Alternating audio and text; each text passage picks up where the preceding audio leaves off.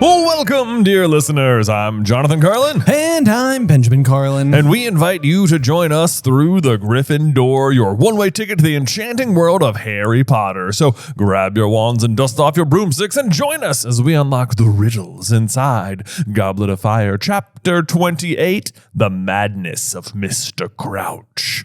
All right. We're starting to get into some real like end game situation. We are absolutely getting there. The last three chapters have all been, or including this one, have been very like exposition, lore dense, heavy, lots of information. Just it's almost like a game of overwhelming the reader with possibilities. Yes, absolutely. Like and it's wild to me to think like what because the experience of the first time reader is something that I think that all of us who have like lived inside of this universe for so long, it's almost like you covet that opportunity to like go back and not know. But like there's no way on your first pass to be like marking it all up so aggressively. So it's right. like I think a lot of times it's easy to just sort of like skate right on past all of like the little breadcrumbs that are being left, all the little misdirects that might be sort of like shifting your attention this way or that way. Mm-hmm. But then it's what's even more interesting is like how then when you are going through it with like the fine-tooth comb, just how well executed it all is. I know. It's like it's very nicely done. Yes. It's like very neatly mapped out. Nothing ever. I mean, we talked a little bit like in the last chapter about how like Sirius just directly telling you that Barty Crouch Sr.'s son like died while he was in Azkaban. Like, it's kind of like, well, that throws you off the scent right there. But it's like he had reason to believe that may have been the case. That was true. He's like, I saw it with my own eyes. Right. Yeah.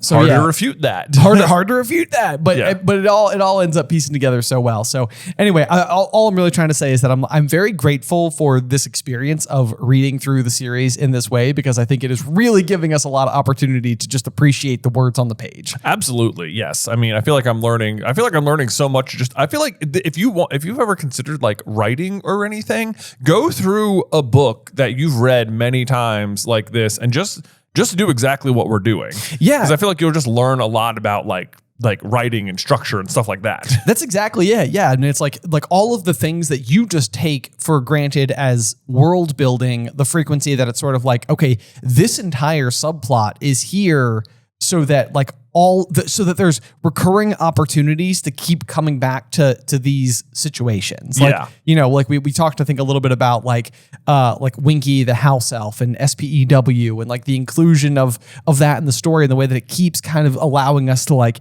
hail back to, Winky and Dobby and like all of these other strange little situations. It kind of keeps Barty Crouch Sr.'s relationship like as like a through line to where it's almost like, like if he's not showing up for the tournament, it's sort of like all of a sudden it's just like, why do we even care about this character then? Exactly. Like, what does it even matter? What's the importance? But we have an emotional stake in it because it's been established that one of our main three, Hermione, cares deeply about house elves, and he dismissed his house elf, and that ends up being such a prominent aspect of everything else. So it like vilifies him, but like in a way that the other characters aren't taking seriously. Exactly. Right. Exactly. Yep. So it's just fun. So anyway, that being said, speaking of Winky, that is going to be what we get for our chapter art. Yes, we are. A very good depiction of a house elf here. Yes, indeed. And it's honestly it's kind of like an adorable little illustration I think that we've got, because you can tell that Winky has just been completely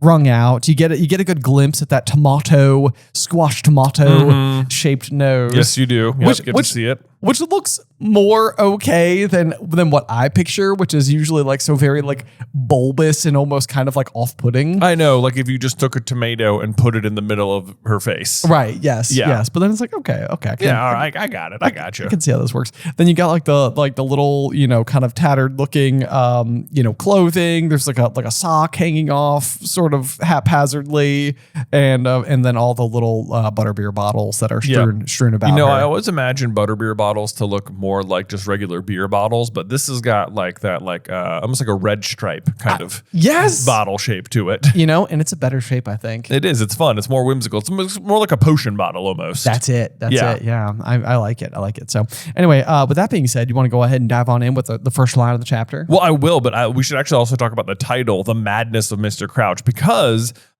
this title in particular is actually a historical, it's like a nod to it's a historical reference, being a play on the madness of King George, because it is believed that King George III of the United Kingdom suffered from, and I'm just reading this there, porphyria,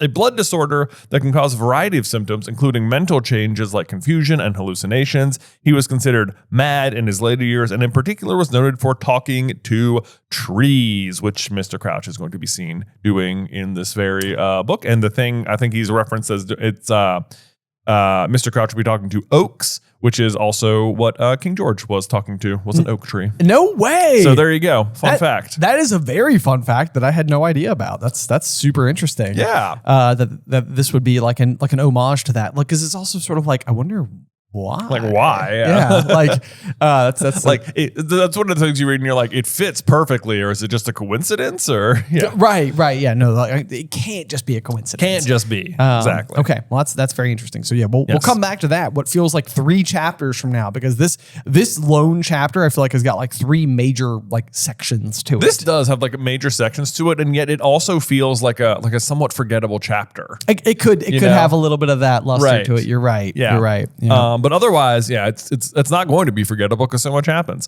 Anyway, let's see. We have Harry, Ron, and Hermione went up to the Owlery after breakfast on Sunday to send a letter to Percy, asking him, as Sirius had suggested, whether he had seen Mr. Crouch lately.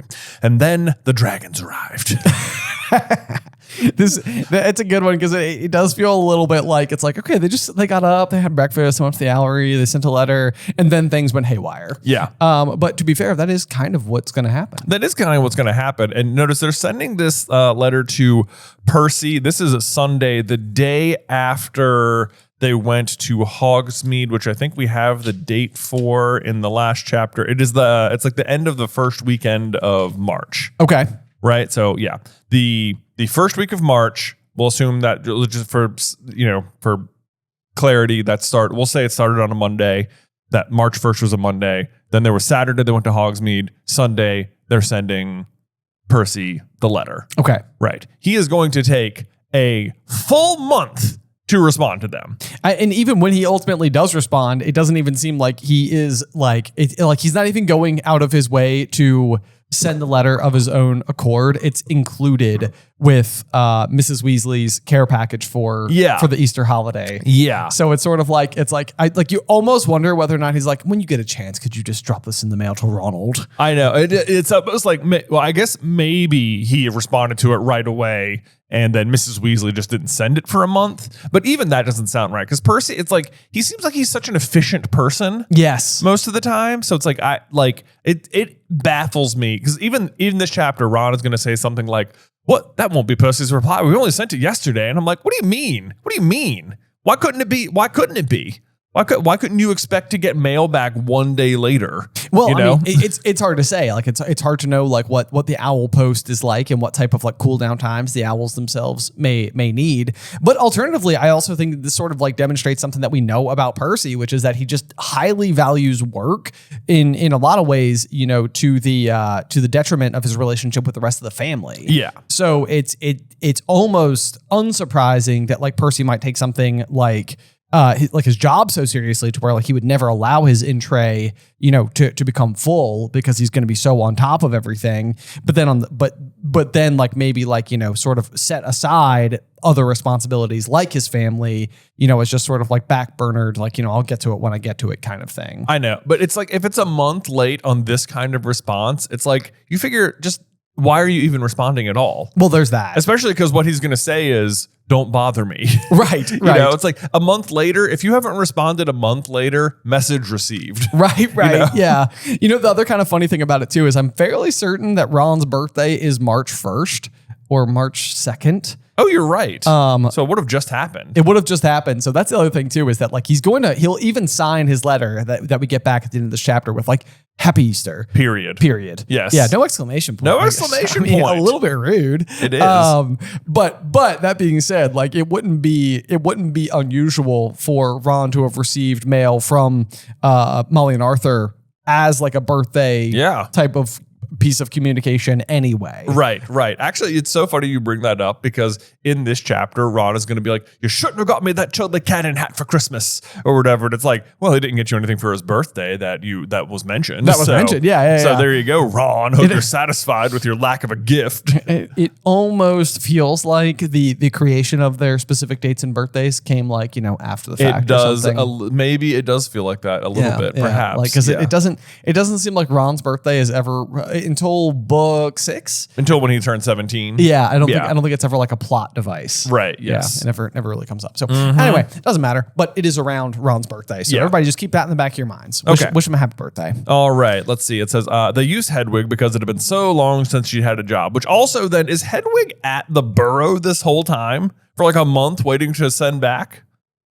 Or do you think she like drops the letter off and then like leaves? Has to leave. Must leave. I mean, you figure Hedwig hanging out at the burrow is probably pretty great. I've never, it does sound really great. I've never really considered this before though, but like it also must be the case that it wouldn't be like uncommon, even if you didn't own owls, to have like owl food and or like treats and pellets and stuff like that. That's true. Because if you ended up receiving a delivery from like a loved one who lives kind of far off, like you probably would be expected to house the owl long enough for them to like recover. I guess so. Yeah, that's true. Yeah. I mean, I guess the wizarding world would also go so far as to say is that all owls are possessions of wizards. That's true. There are no wild owls. There are no wild owls except for Pigwidgeon. Yeah, which is almost has to have been stolen. Almost certainly. Yeah. Yes. But I mean, I guess if any owls are ever found in trees, I guess they could just be owls that are just like sort of like doing like hunting of their own accord. Like, we know that Hedwig can do that. We knew Hedwig does do that for sure. Yeah, so maybe not a huge deal either way. But so anyway, Harry is hot on paying back whatever favors he's agreed to do everyone because they're heading down to the kitchen so that they can give Dobby his 365 pairs of new socks. Yes, which we only get specific descriptions of 2, but we can rest assured that he's got like a wheelbarrow. Wheelbarrow. He's just going through the castle. Right. Yes. Yeah. It's like socks. Got my socks. Malfoy almost certainly saw him doing this. Said, "What's up with all the socks, Potter?" And he's like, "Going to give them to your old house elf, Malfoy." They all laughed raucously. Saucously. Even better. Yeah. Yes, no doubt. But they get down there. They get the very cheery welcome. Dobby is ecstatic about his present, which I feel like is probably an understatement, if I'm being honest. I feel like it should probably read like, Dobby literally exploded. Yes. Due to joy and happiness, and decided that he could now ascend because he had peaked. Exactly. Peaked in life. It says, Harry Potter is too good to Dobby, sir. Wiping large tears out of his enormous eyes. Man, I wish Dobby was just my actual friend. Like, it seems like, can you imagine having a friend who is just so excited to see you every time? Every single time. All the time. Yes. That'd be so great. Yes. And then so Harry says something like interesting here. He says, "You saved my life with that gillyweed, Dobby. You really did." And I'm like, well, I mean, not actually. You just would have been really embarrassed because you couldn't do the task. Well, unless failure to be able to like even compete because you didn't learn how to compete would have killed you via magical binding contract. That's exactly it. Okay. Right. Yeah. I mean, that's what I mean. That's the way I'm reading it. Okay. Yeah. That certainly must be how Harry feels. Right. Or perhaps you just would have died of embarrassment. Yeah. Or that. Yeah. I mean, the Slytherins were already laughing before he even fell into the water. Look at Potter standing in water. Who's laughing raucously now, Potter? Exactly. Anyway, I thought this was kind of funny because the next line is literally, no chance of any more of those eclairs, is there, said Ron, who was looking around at the beaming and bowing house elves. And so I had highlighted this and wrote in like the line from the movie, which is Hermione being like, will you stop eating? Yeah. And then literally the next line is Hermione saying, you've just had breakfast, said Hermione irritably. And I'm like, wow. It's like this is a good transfer from page to film. Right. Yeah. It works out really well. Right. Although in the movie, it seems like she's upset with him just for eating. Whereas this, I think she's upset with him because he's asking the house elves to do things. Yeah, that's fair. That's fair. But then Harry does chime in. He's sort of like, we should get some stuff to send up to Snuffles. So they're actually using code names very effectively. I know. Now. I was like, you can remember to say Snuffles without being like Snuffles or serious Snuffles. Snuffles. I mean, yeah. It's hilarious to me that he has to use the code name Snuffles as well when Sirius already has the code name of Padfoot. You know, that's a really, really good point. It's like we could just call him Padfoot. We can just call him Padfoot. No one knows what that means. No one's gonna know what that means. Right. Don't think so. But I like that Harry is immediately like, gotta repay the favor to Dobby, get him the socks. Immediately have to follow through on getting Sirius more food. Right. Like he is like good at his like friendship commitments. Yes, exactly. Like he left these appointments yesterday, and he's like, okay, I got things to do. I got things to do. Then Ron's taking a leaf out of Harry's book, and he's like, good idea. Give Pig something to do. And it's like, man, giving Hedwig something to do was my thing. Like not 10 minutes ago. What are you doing? Stepping in, trying to steal give my owl something to do glory. Exactly. Also, rich of Ron to think that his tiny little owl is going to be able to carry any amount of food to Sirius. That's exactly right. Especially because I think what they end up getting is a literal ham. A full ham. A full ham. Yeah. And as far as we know, this owl is like roughly the size of like a tennis ball. A tennis ball. Yeah. A Scops owl. It's a simple matter of weight ratio. It could grab it by the husk. The old ham husk. The old ham husk, as they have them. Then Hermione chimes in asking, where is Winky? And Dobby is like, Winky is over there by the fire, miss. And then Hermione's like, oh dear.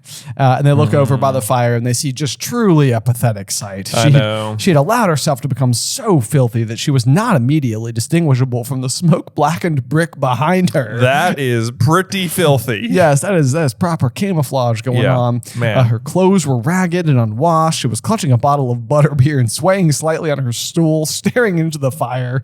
As they watched her, she gave an enormous hiccup. Yep. Hiccups that I'm going to have to tell you, I could not even... Like, I opted to not listen to this chapter alongside reading it because I hate the hiccups. This is not a great chapter for audiobook listeners because not only will you have Winky talking through hiccups, there's also the return of the booba tuba push Finnegan. Yeah. Yes, I know. Spoken by Ron this time instead of Professor Sprout, which is a little bit better, but like what an opportunity, why let a phrase like booba tuba puss go to waste? Yeah, exactly. When you could just bring it up. When you could just bring it up. Yeah. I think I will literally have a note on my page. It's like, where's Sprout when we need her? I know. But yeah, so this would go into my, what is it like for Star Wars, like the machete order, like the way in which, so my machete order for listening to the Harry Potter books is to start on chapter 1, book 1, all the way through book 4, chapter 27, skip chapter 28, pick up with chapter 29 and continue through to the end of the book. That's it. Skip this chapter. Skip this chapter audiobook wise. Just pick up the book, and so it would be hilarious if people just had these like books that were like the spines were like perfectly smooth and everything except for chapter 28, which is it was like, okay, I got no one read that one. Yeah, exactly. Yeah, exactly. Winky is getting through 6 bottles a day, Dobby whispered to Harry. And then Harry goes like all fraternity on him. He's like, well, it's not that strong, that stuff. He's like, bro, I go through like a case a night. Ron and I do a case race whenever possible. I know. No, I'm just kidding. But also then Dobby shook his head. 'Tis strong for a house elf, sir, he said. This reminds me a little bit of like kombucha. It's like, I don't think, there is hard kombucha, but then there's also just like regular kombucha, which is like extremely mildly alcoholic. I think that's like what butterbeer must be like. Yeah. must be just like barely anything. Like some fermentation, like for the process, but that's it. Yeah. That's kind of it. Yeah. Winky hiccuped again. The elves who had brought the eclairs gave her disapproving looks as they returned to work. Yeah, they're all rather ashamed of Winky's existence in their midst. That's exactly right. Yes. Yeah. It seems like there's a direct correlation with house elves in the pride in the work you're doing, or like your state of happiness and your state of clothing. Like Dobby and Creature and Winky here. Like Dobby when he's working for the Malfoys are all like, and Creature when he's working for, Sirius, I guess. Right. Yeah. And Winky here when she's not working for Mr. Crouch, all just completely filthy, like have blended into the scum around them. Exactly. Yeah. And then once like Dobby is happy, boom, he takes immaculate care of his clothing, and when the Creature is happy, he takes immaculate care of his clothing. Yes, I think his ear hair is described as like cottony white. Right. Yeah, yes, and it's like ooh, he's really put himself back together. Good for him. And by clothing, I mean whatever they're currently determining are their clothes. That's wearing as clothing. Tea cozy, towel, pillowcase, these things. But yeah, so what we're learning though is that Winky is having a very difficult time adapting to Hogwarts life. It's been like 6 months now too. It's been a beat. It's been a beat. Yeah.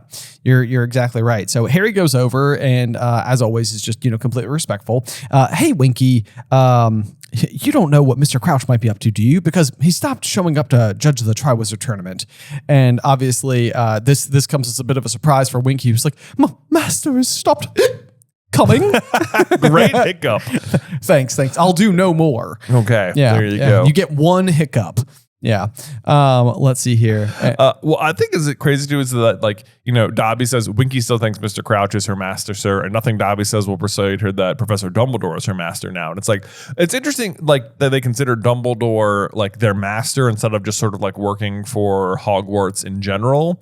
Like it is down to a single person. But we are going to see later on in Half-Blood Prince that Dumbledore goes like out of his way to question the house elf Hokey, who used to work for Hepzibah Smith, about the locket. And it's like, man, I cannot believe Dumbledore does not come down here and try and question Winky. It is very shocking. It is because very shocking. like we know that he's up in the Pensieve. That's going to happen in the next chapter. Like looking at the trials of Karkaroff and Bagman and Crouches, and he's like got Crouch under consideration and stuff as well. Right. It's like you have Mr. Crouch's house elf, and she's not doing well, and it's like you absolutely could have gotten more information out of her, or at least gone in to check on her, because I don't know. It seems like the Dumbledore thing to do. It does seem like a Dumbledore thing to do, but I could also see a world where like Dumbledore is willing to possibly like even like respect Winky's desire to keep her master's secrets. Because it seems like something that's very important to Winky and Winky's own like culture, I suppose that's true. But he's still just kind of letting her go to the dumps here. It is true. It's a good point. And the big mystery, I suspect, is probably the fact that even Dumbledore would be under the belief that Barty Crouch Jr. is gone. Well, that's for sure true. And so it's like we know, we have the privilege of knowing exactly what Winky's secret is. Yes, we do. But anyways, yeah. So let's keep getting forward. So basically, this all keeps kind of contributing to the idea that like the reason that Barty Crouch Sr. is having such a difficult time is because Winky is missing. And like it's kind of hard to know like how much he actually would have been impacted had he not basically immediately been placed under the Imperious Curse and basically turned into just like a mindless puppet by his own son. I know. It's very difficult to know because we don't actually get to spend that much time with Barty Crouch Sr. as like a high functioning, efficient member of the ministry that he's known to be. Exactly. Like we meet him at the Quidditch World Cup. That's when he's actually, himself. And then pretty much anytime you see him after that, no. No, he's not. Yeah. Exactly. Yep. Let's see here. But then we do learn though, and I'm curious if this at all would potentially lead to, at the very least, like a higher level of respect that Barty Crouch Sr. may have had for his house elf, in that he certainly was entrusting Winky with more than just housework, which is what Winky is telling us. Like, Winky is not only doing housework for Mr. Crouch. Master is trusting Winky with the most important, the most secret, and obviously she's unwilling to say what these things are. But I think that's the part of the way that like Dobby might operate, on behalf of Harry at times, where it's sort of like Harry isn't trusting Dobby like with tasks that are actually contributing to greater goals. Right. So, I mean, I guess there's a little bit of that. Yeah. Clearly this is why Winky loves Senior so much. Right. Is because that not only was she like enlisted, but also being trusted. Being trusted, being given like important tasks. And like, I guess from Winky's point of view, she thinks, or from like, if you're Harry, Ron, and Hermione, you're like, I don't really think it's that big a deal. Like, he can handle, cleaning his house without you. Right. But of course Winky knows that I wasn't just doing that. I was managing, keeping our prisoner under wraps. Exactly. Stopping him from breaking through the curse, which maybe Winky was starting to see that maybe he was getting like closer and closer to like breaking through on or something. Right. Yeah. But then let's see here. She accuses Harry of nosing. You is nosing, you is. Yes. And then I love this response from Dobby because it reminds me so much of Dumbledore talking to the Dursleys in The Hut and the Rock, where he's like, never insult Albus Dumbledore in front of me. Oh, yeah. Because Dobby chimes in. He's like, Winky must not talk like that to Harry Potter. Yeah. Harry Potter was brave and noble, and Harry Potter was not nosy. my note on that was like, all can be true. He can be brave and noble and nosy. It's like he was nosing. It's like, well, yeah, he is. A little bit. Yeah. Winky does have a point here. Yeah. But it does seem like the fact that Winky is emphasizing that she has such an important secret to keep is also otherwise just a massive red flag towards the Crouch household. I know. Well, because you've just come out of the chapter where Sirius is like, oh, I know Barty Crouch all right. He's the one who sent me to Azkaban without trial. And you're like, this guy sucks. Oh, man, don't like this guy sentenced his son to Azkaban. Didn't give Sirius a trial. Now he's got a big secret sneaking into the castle at night. Right. Yeah. There's something askew with this man. That's for sure. Let's see here. Then Winky passes out. Yeah. And then you're just like, you know what? That's too bad. Not getting any more information out of it. And then all the house elves are like, oh, okay, let's just cover that up real quick. We don't need you guys seeing that. We don't want you to judge us based on her. We is hoping you will not judge us all by Winky, sirs and miss. I do love though that it says that they covered Winky with a large checked tablecloth and tucked the ends in neatly. Yes. It's just kind of like adorable because it's like I feel like the rest of the households are like a little bit like ashamed of like Winky's behavior, but then even the way that they like cover her up is like tidy. Yeah, it has to be tidy. Everything tidy all the time. Right. Yes. But then Hermione's like, she's unhappy. Why don't you try and cheer her up instead of covering her up? I know. Yeah. Oh, then they're trying to explain it to her, saying, "Oh, but house elves has no right to be unhappy when there is work to be done and masters to be served." And then Hermione, that's like the breaking point for Hermione. She's like, "Oh, for heaven's sake, listen to me, all of you. You've got just as much right as wizards to be unhappy. To be unhappy, right? It's like you're allowed to be unhappy, right? Which is true." It's true. It's true. That's just a piece of advice that people are allowed to have. You're allowed to be unhappy. You're allowed to decide. It's okay to cry. That's right. That's right. Yep. Yeah, you've got rights to wages and holidays and proper clothes. You don't have to do everything you're told. Look at Dobby. And Dobby's like, whoa, hey, no. I am a weirdo, okay? Like, even I know that, all right? No, please don't. Dude, don't. Let's not make a fuss out of me right now. Yeah. Malsols are like, we have your food, now leave. Yeah. They have a large ham, a dozen cakes, and some fruit. Right. Some. Here, have a handful of strawberries. Now get out. Yeah. A handful of strawberries. Do you think that's what it is? I don't know. Like 6 strawberries. Like 6 strawberries. Here you go. Go. Here is some fruit. It's such a weird dynamic because like Hermione has like their best interest at heart, but she's going about it like so poorly. Like she wants what she thinks is best for them, and what she thinks is best for them is for them to be like to get the same things that witches and wizards want, which is like education and wages and stuff. And she's like so unwilling to consider their point of view and what they would want in freedom. It's probably not the same thing. That's exactly right. Like it's maybe like a tone issue where it's like she's insisting what they should want versus asking what they want. Yeah.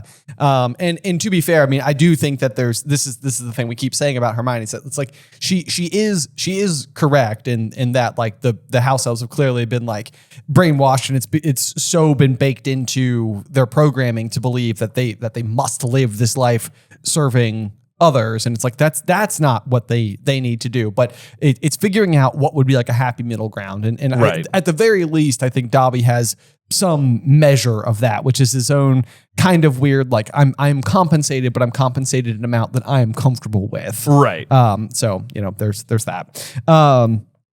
Anyway, so yeah, moving on from that though, they are forced out of the kitchen, and then Ron is sort of like, you couldn't keep your mouth shut, could you, Hermione? And it's like, it is like a funny line for Ron because he's like, we could have tried to get more stuff out of Winky about Crouch, and then Hermione's sort of like, you only like coming down here for the food. Yeah. And it's sort of like we don't get any more closure to the rest of this conversation, which surely continued on. Surely it did. I wrote this against Aaron. I was like, you know what? Both can be true here too.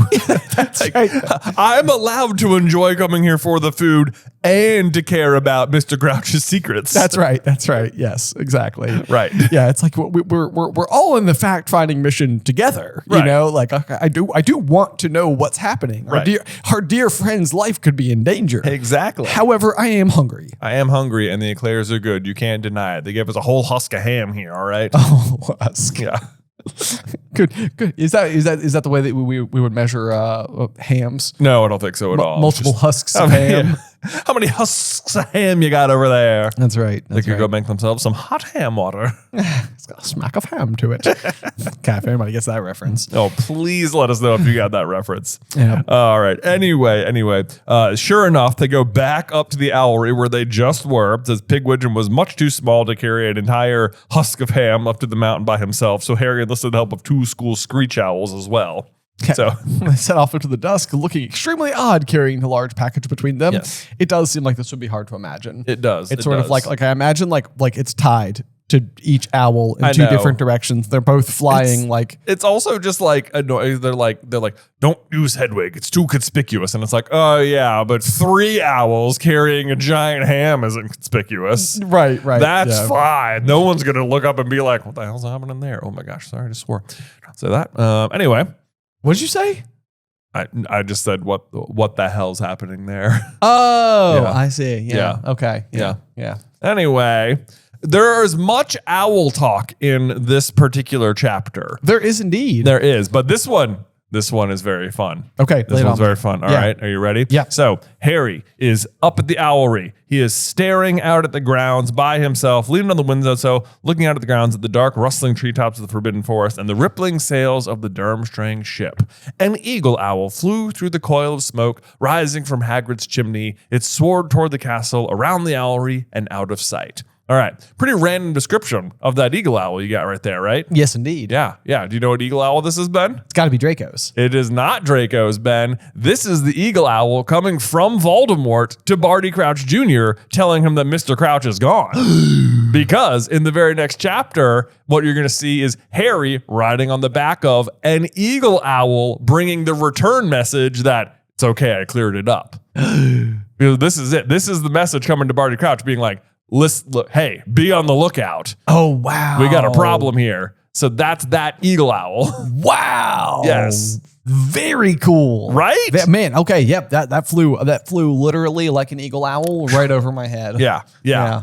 I was like, what on earth is with the eagle owl being mentioned here? That was exactly what I thought. I was trying to remember if it was like the first couple of days at Hogwarts this year where it says that like Draco's eagle owl landed on his shoulder with his usual box of sweets or whatever. And I couldn't remember which book that was in. I was like, is this because this is like when we're learning that he has an eagle owl and that's like of importance? Because he does. Draco does have an eagle owl, but this one in particular, I think, is Voldemort sending the message to Barty Crouch Jr. that Barty Crouch Sr. has escaped, and be on the lookout because he might be trying to make his way to Hogwarts. Love it. And that's why he's like staring at the map so intently later on. And sure enough, he spots his dad and he's like, uh-oh. Right. Yes.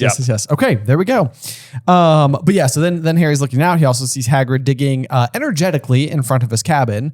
So Hagrid's excited about this. Yes, he is. But you know what? Digging is fun. Yeah, I mean, digging is fun. So he's basically setting up for his Niffler class the next day. That's exactly right. Yes. Then we also see that Madame Maxine has emerged from the Beauxbatons carriage and walked over to Hagrid. She had tried to be engaging him in conversation, but Hagrid did not seem keen to prolong their talk because Madame Maxine returned to the carriage shortly afterwards. So yeah, jig is up. The jig is up at this point in time. This is your classic, like, you know, the relationship with Hagrid was yielding all sorts of useful information about the Triwizard Tournament, and now Hagrid is the one who is responsible for growing the hedges for the maze for the third task. And for supplying some of the beasts. So Madame Maxine is now trying to cozy back up to Hagrid after being incredibly rude to him during the Yule Ball. Yes. And Hagrid is just not having it at all, which I would say good for Hagrid. You know, like way to have that measure of self-respect. Exactly.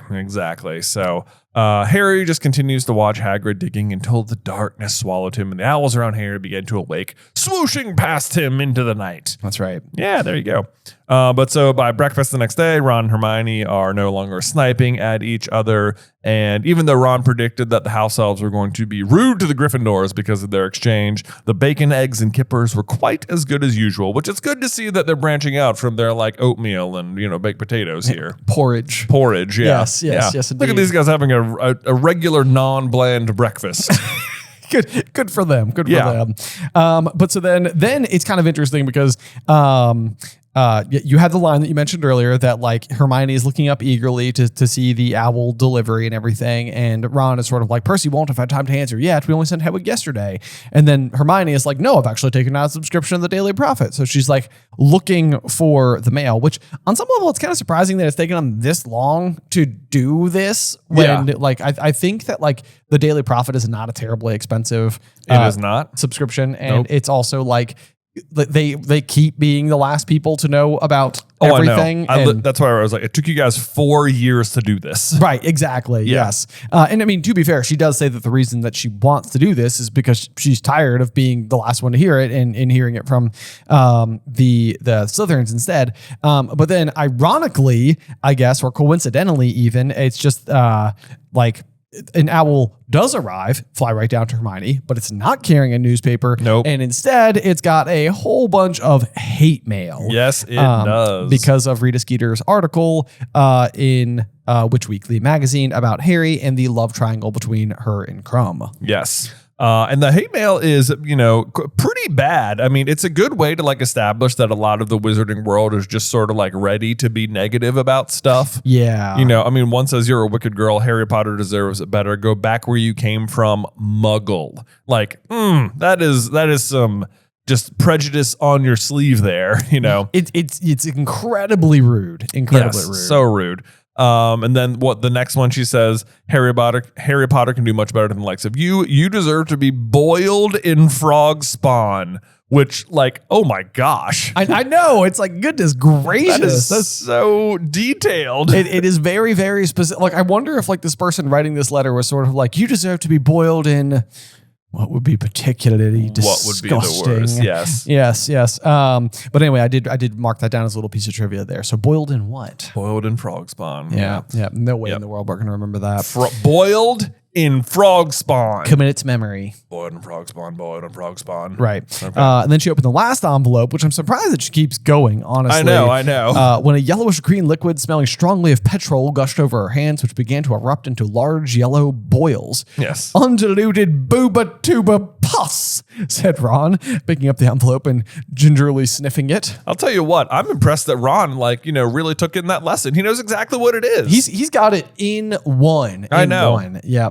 No issues whatsoever. Yeah. And then Hermione's hands just immediately start to get horrible, it sounds like. Yes, they Her do. fingers were now so thickly covered in painful sores that it looked like she was wearing a pair of thick, knobbly gloves. Ouch. Which reminds me of the wart cap powder that is in the snuff box here in Order of the Phoenix that gets over Sirius's hand. Oh, you're right. And he sort of like looks at it curiously. He's got like a like a gross glove hand. glove going hand. on. Yeah.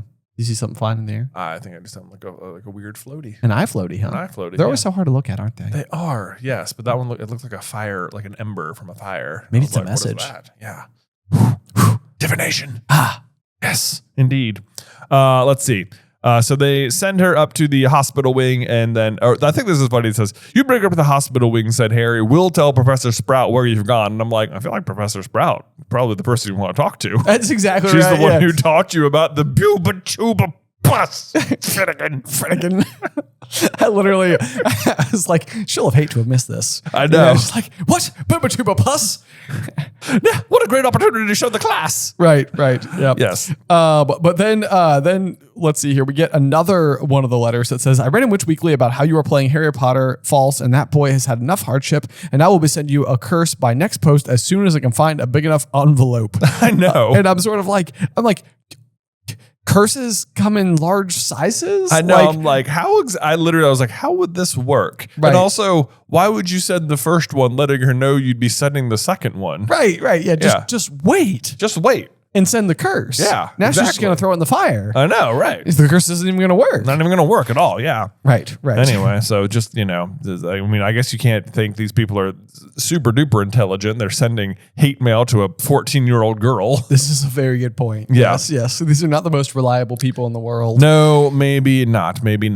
But in any case, Hagrid, they head down to Care of Magical Creatures, where they finished unicorns, and Hagrid has a supply of open crates at his feet, where it's Harry's heart sank. He's like, oh no, not more Scroots. But actually, it's awesome. This is like one of the best classes they ever go to. Yes. It's Nifflers! Yay! Oh my gosh. And it's so great too now that like Fantastic Beasts has given us like a visual depiction of Nifflers, because it's like, back when this came out and, however long ago, however many years ago now, it's like we didn't really have like a great idea for what these platypi looking creatures could possibly look like. But the description ends up being super spot on. It says their front paws were curiously flat like spades, and they were blinking up at the class, looking politely puzzled at all the attention. Yep.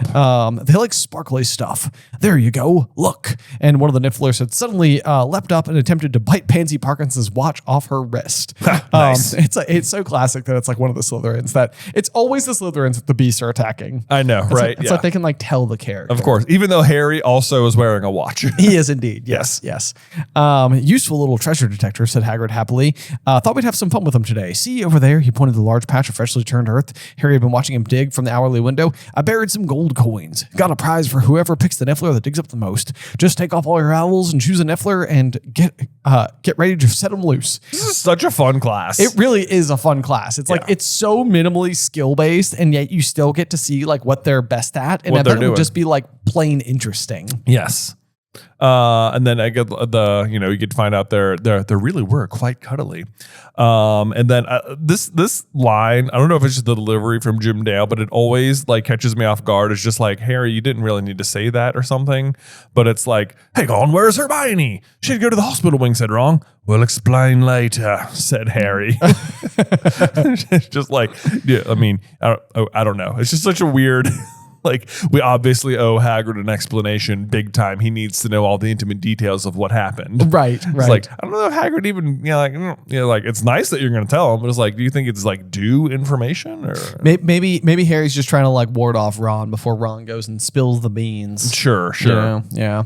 But yeah, either way, it was easily one of the most fun classes they ever had of Care of Magical Creatures. Ron's Niffler was particularly efficient, and it soon filled his lap with coins. And Ron sort of like, can you buy these as pets, Hagrid? And it is because it is like one of those things where it's like when you hear the subscription, it's like, man, I would love to have one of these. I know. I'd be all about having a Niffler, right? And then Hagrid's sort of like, your mom wouldn't be happy, Ron. Let's see here, because I guess they go through and they would typically like wreck houses because they just keep looking for more and more. I can't believe Malfoy was not like, the Weasleys haven't got anything shiny in their house. It does seem like you would say that. Yeah. Good moment for a Draco cut in there. Right, yeah. What was that? Were you guys having a conversation over there? I just wanted to be listening in. Harry, you talking, Harry? You want to say anything, Harry? Right. Yeah. I have a thing to say because I always do because I'm Draco and I'm in love with you. What? Yes. What? I didn't say anything. Somebody said himself. Yeah. So that anyway, Goyle is trying to pocket a couple of the coins, and Hagrid speaks up and says, "There's no use doing that. It's leprechaun gold. Vanishes after a few hours." To which I'm like, this never make. I mean, obviously it's a setup for Ron to feel upset about the Quidditch match from earlier in the book, but like. Why would you use leprechaun gold? One, where did you get it if it vanishes after a few hours? That was exactly my question. How too. do you get it? And then two, like, weren't you burying these last night? Like, it seems like a really dumb idea to hide a vanishing thing as part of your class. Because like, what if you buried it and then they just disappeared and the Niffler's like, we can't find it, and it's like, maybe I shouldn't have used things that disappear. Right. Yes, it's like the invisible book of invisibility. Right. Yes, exactly. It's like they're around here somewhere. They're around here somewhere, except they're not. They're not. Yeah. But no, it's also, I think, like a little bit of a setup because it's just to like very, very, very gently remind you that this is a thing. Like we're gonna have the whole situation with Ron feeling like a little bit like frustrated with like their own family's income and everything, and his sense of being poor. But then it's also because like Fred and George have been sort of like... We're also paid in leprechaun gold. They were paid in leprechaun gold. So just as like a reminder that this vanishes. Well, this isn't even a reminder. This is when you're learning about it. Oh, yeah, true. Yeah. That's a good point. Like, but up till now, you just assume that, Ludo Bagman actively paid them out. And like, you would have no reason to doubt any of it. So you wouldn't be able to connect the dots yet. That's a very good point. Yeah. And now the answer comes, 24 chapters later in a different setting. Man, this is so silly because I feel like, yeah, you're right. It's like you would think that would be the other thing is that like Fred and George clearly like killed it with their bet. Yeah. And so maybe the fact that they've been like, selling all of these like random inventions of theirs, you're sort of like, oh, look, see, they're putting the money to use. Like that's what they're using it for. Yeah. But then also it's sort of like, yeah, okay. Yeah. I feel like we should be better at sussing out what's going on with them. Right. Because they don't have all this money all of a sudden. Right. Which they otherwise would. Yeah. Either way, Ron wins the challenge for the class, and Hagrid gives him an enormous slab of Honeyduke's chocolate for a prize. And I don't know why describing chocolate as an enormous slab makes it sound so much better, but it does, and I want it. I want it. Yeah. I want just like a brick of chocolate that I just chisel pieces off of, Yeah, which is so funny because like I remember as a kid, I think for Mother's Day one year we got Mom one of those like comically large like Hershey's Kisses. Yeah. And it like which is essentially like a slab of chocolate, and it was the worst. Yeah. It was so hard to like bite anything off of. It's like you like hold it up and you're like you cut like little teeth marks. Yeah. But like when you go to like an Indian restaurant or a Greek restaurant and they've got that big that slab of meat on the spinning, like the stick thing, and they shave it off to put it on your gyro. Yep. That's what I want, but chocolate. I want a big, just like slab of chocolate on a stick that spins, and I've got a little hammer and a little chisel, and I just go. It does sound pretty great. Yeah, right. That's what I want. That's what I want. Right. Okay. Where do I get? Right. Yeah. Well, I don't know. Maybe we invent them. Yeah, but it has to be. Then the thing is, it has to be like tempered chocolate, so it's not just like melting, in the middle of the day. That's a very good point too. Yeah. It's gotta be good chocolate. Good chocolate. Anyway, Anyway. let's see here. Then we have a little bit of a conversation because Hermione has made her way down there. Her hands are all wrapped up. Hagrid's sort of like, oh, what's going on? And then basically he's like, oh, don't worry. He's like, I got some of those letters after Rita Skeeter wrote about me. Like, you're a monster. You should be put down. Your mother killed innocent people. And if you had any decency, you jump into a lake. What? Your mom killed people, so you should jump in a lake. Right. Yeah. It's also interesting that the responses that Hermione was getting is that you should be boiled in frog spawn. Right. And Hagrid's is jump in a lake. Jump in a lake. It seems like people are much more upset about Hermione playing with Harry's heart than Well, I think by jumping in a lake they mean go like drown yourself. I do follow, but there's a piece of me that just sort of thinks it'd be funny to see Hagrid totally. You haven't got any decency and go for a nice swim. Cannonball. Boy, I bet he makes some big splashes. A hearty splash for sure. A hearty splash, yes. Yeah. But Hagrid has some sage advice. Just as they're just nutters. Don't open them. Chuck them straight in the fire. Which I was just like reading this and I was like, this is like Hagrid would be a great YouTuber. Just don't read the comments. Don't read the comments. Don't read the comments, Yeah. I mean, honestly though, it's like one of those things where it's like you gotta at some point in time just be like, yeah, there's gonna be someone out there who's gonna say something negative, and you just gotta know that it's. That's them. You can't hold out for universal popularity, which is basically what Dumbledore tells Hagrid, and now he's telling Hermione. And that's it. Yeah. Yes. So at least he took the advice. Exactly. Exactly. Yeah. Now he's passing it on, and that's not to say we do not read all of our comments. It's just that we get a lot of comments, and eventually you can get very toxic. I'm sure you know exactly what we're talking about. Yeah. I don't think you have to explain to people on the internet that comments. First rule of the internet is don't read the comments. Right? Yeah, Everyone knows that. Everyone knows that. Yeah. Anyway, let us know at the end of this episode what you thought about the show. Yeah, down in the comments below. Please tell us. So then though we kind of have the situation where Ron looks really preoccupied with the chocolate that Hagrid has given him, and then Harry's sort of like, what's wrong? Wrong flavor? And Ron's sort of like, no. Why don't you tell me about the gold? And wrong flavor. It's chocolate. It's chocolate. So certainly it's chocolate flavored. Chocolate flavored, exactly. It's like, yeah, I prefer 80% cacao. Yeah. It's just Hagrid's got the percentages all wrong. I finally win and I can't eat. I wanted 70%. I can't pair it with that Chardonnay. Yeah. Don't you pair chocolate with Chardonnay? I think chocolate and red wine go together. Yeah, that's a good point. Yeah. Okay, so I really beefed that one. Yeah. Ham husked it. You really hammed that one up, bro. That's right. But anyway, so Harry is just completely oblivious. The gold I gave you at the Quidditch World Cup, said Ron. The leprechaun gold I gave you for my Omnioculus in the top box. Why didn't you tell me it disappeared? And that's like, Harry's just sort of like, I don't know. I never noticed it was gone. I was more worried about my wand, wasn't I? Yeah. Not great tact here. I also think it's rich of Ron to feel like this countered is paying him back when gold was raining from the sky and Harry was collecting it too. That's true. That's true. It's like yeah, well. Like Ron, I also picked up some. I also picked up some gold. Right. Yeah. But I mean, yeah, for Ron, this would be very challenging. Where it's just sort of like, it must be nice to have so much gold that a pocket full of galleons goes missing, which is also very interesting because it's like they keep referring to it like as gold coins, but like then it also seems like it's galleons, and it's like, I know, is it galleons? Is that what they're making? They're like, are galleons based because they're like naturally occurring creatures? Certainly. Are they able to craft their gold to make it look like galleons, or are galleons based on leprechaun gold, or is it just sort of like, yeah, gold is gold? Gold is gold, right? Yeah, exactly. So it's like it's the same size as a galleon, and it's also made of gold, so like it exchanges just the same. Yeah. Anyway, so I don't know. I don't know either. All right. But yeah, I do think that it also demonstrates, though, I think that Harry doesn't have like a very close relationship with his wealth is kind of like the other aspect of it, like in the same way that I feel like Draco would make it like all about money. And it's sort of like, I think Harry's just sort of like he has all of this money, but I don't think that he ever really like flaunts it. Shy of that first time on the train where it's like, we'll take the lot. Yeah. And that was like the benefit, Ron. Yeah. It's just they're going to share it. Yeah, it's going to be great.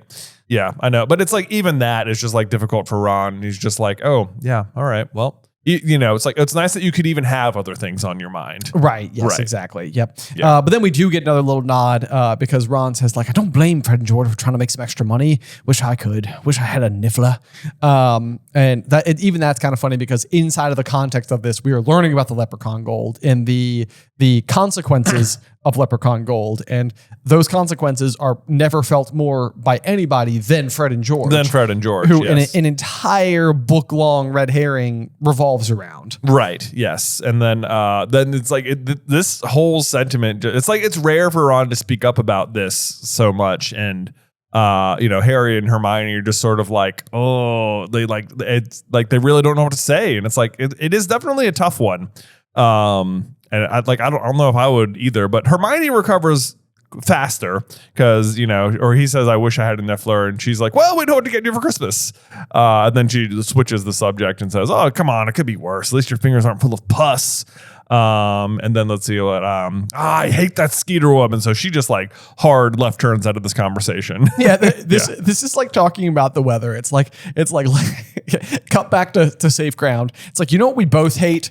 That Rita Skeeter woman. Yeah. Let's talk about that for a second. I know. I'll get her back for this if it's the last thing I do. I'm just like, yeah, yes, you will. I know. And I crossed out get her back. And so now my copy reads, I'll imprison her in a jar and blackmail her for this if it's the last thing if I do.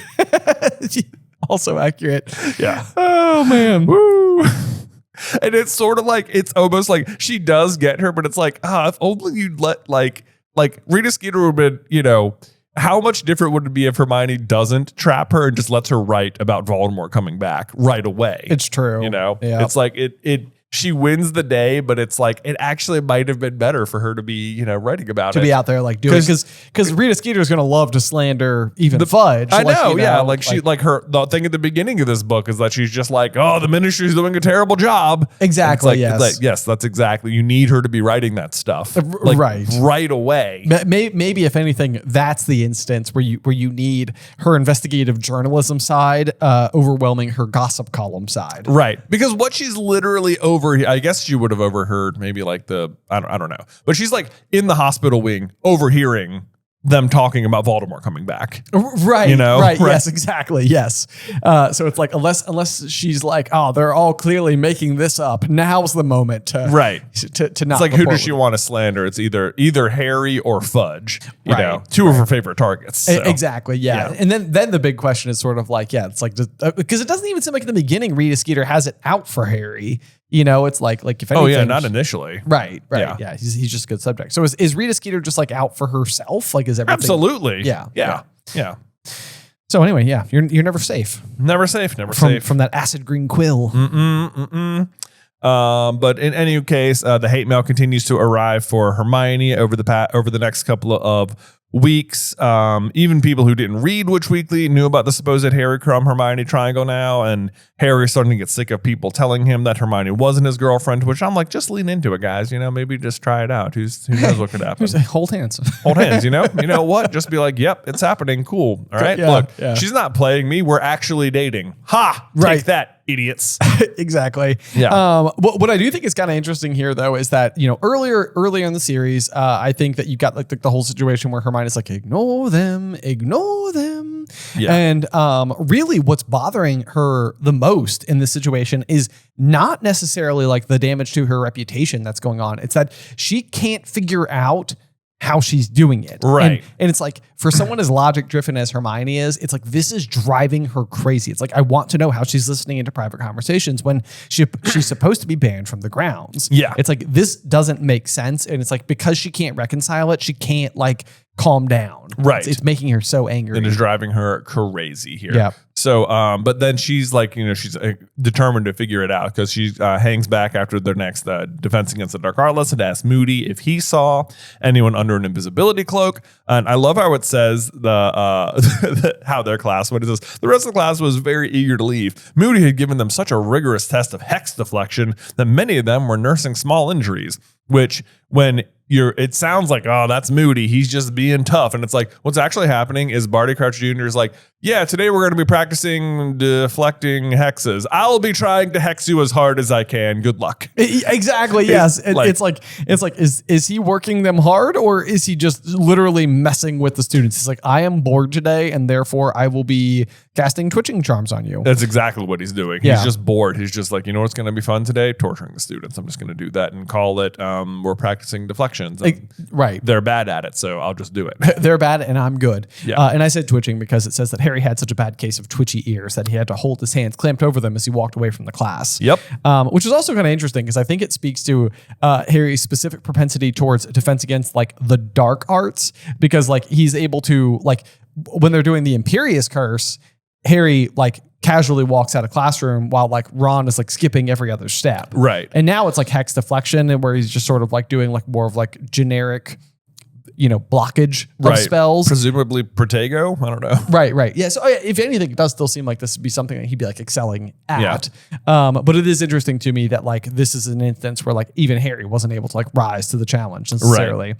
Right. But anyway, either way, Hermione stays back to ask Moody whether or not he's seen anything, and Moody tells Hermione that she's definitely not using an invisibility cloak because he didn't see her anywhere near the judge's table at the second task or anywhere near the lake.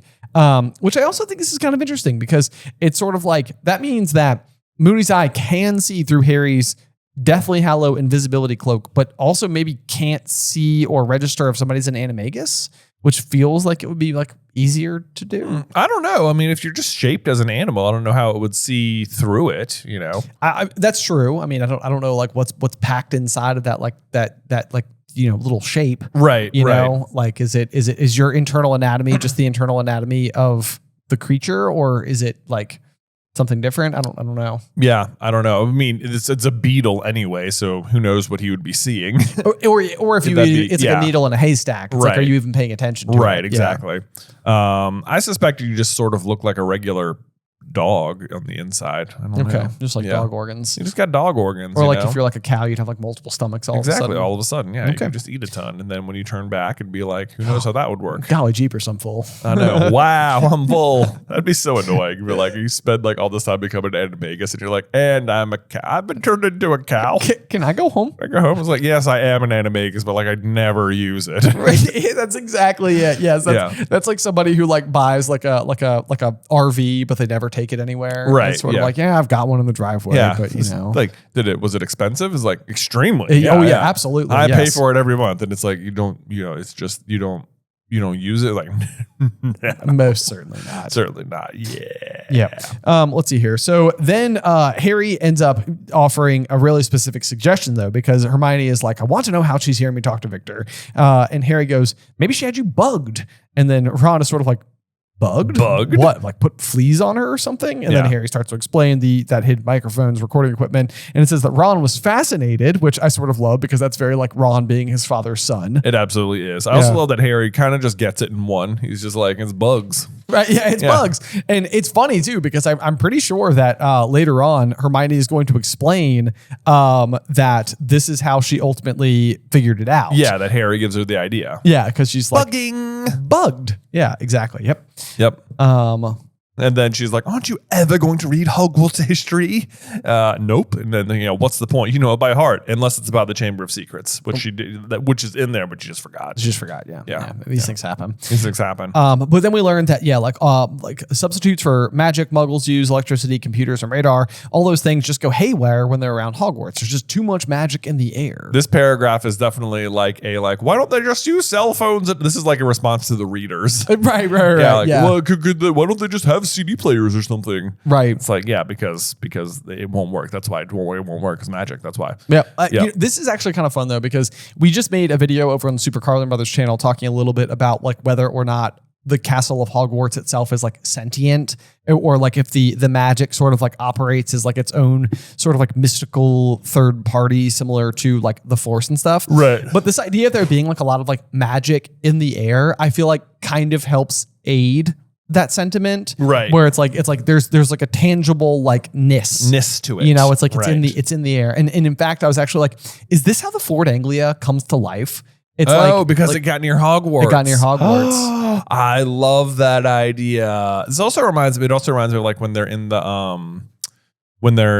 the cave looking for the Horcrux locket, and Dumbledore's just sort of feeling around, like when he finds the chain on the ground, he's just sort of like, and he like pulls it out of the air. Yep, like certain brands of magic all like leave a trace. Yeah, and it's like, I could just sort of feel it here. It's just sort of like, oh, whoop. Yep, there is a chain. There it is. Yep, exactly. Yes, and then I love the end of the sentence too. It says, if I could just find out what it is. Ooh, if it's illegal, I'll have her in a jar.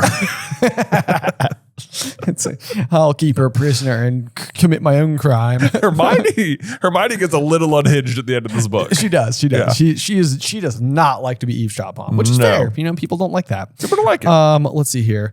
But then Ron is sort of like, haven't we got enough to worry about? Like, do we have to have a vendetta against Rita Skeeter as well?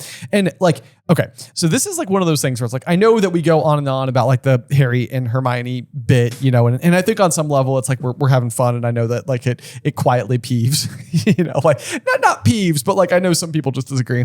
But like, shouldn't this be bothering Ron more? What, the eavesdropping? Not the eavesdropping, like everything to do with like the Rita Skeeter Hermione situation. Because it's sort of like perpetuating this idea that Hermione has these like two boyfriends, neither of which like he can fully confirm. He's, I'm sure he's fairly certain that Hermione's not quietly dating Harry right next to him. Yeah. But like it seems like if you're Ron here, you're sort of like, what is up with this? Or even like leaning into the possibility that like Rita Skeeter is telling the truth and then holding that against Hermione, which would be an immature thing to do. Yeah. But like Ron at this stage is kind of immature at That's times. for sure. Yeah.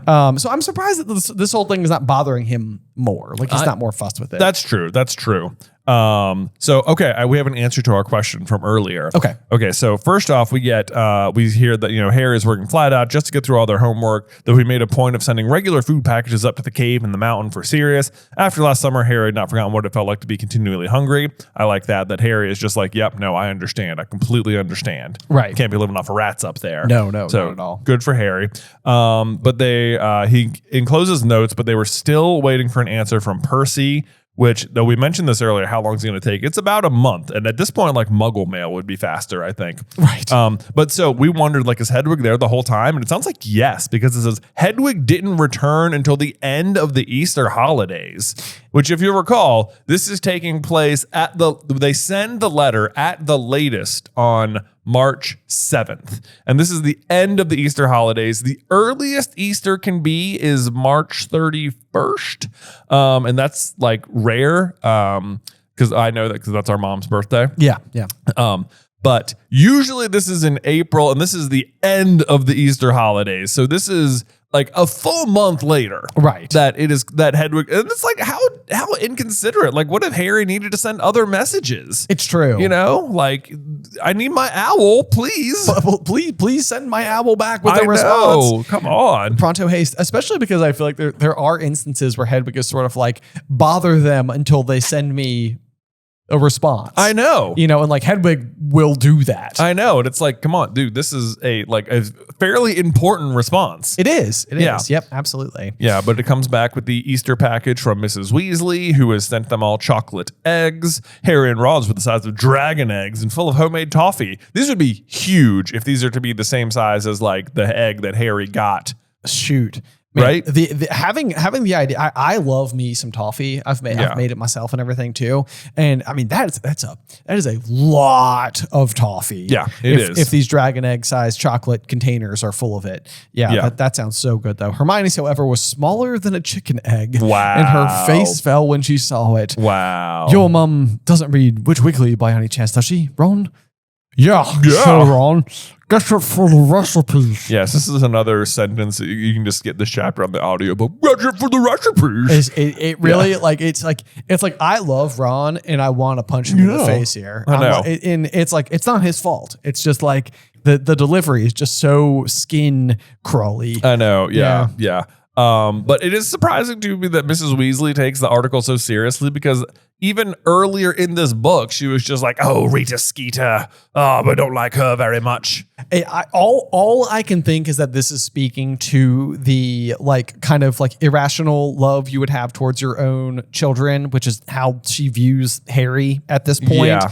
And it's just sort of like it's one thing to have Rita Skeeter like insulting her husband and her frustration with that. But then like if it is leading her to believe that like someone who she sees as a son is being mistreated, she's like, I no, like I can't, it's like, I can't stand for that. Like this is a situation where I will not be rational about things. Right.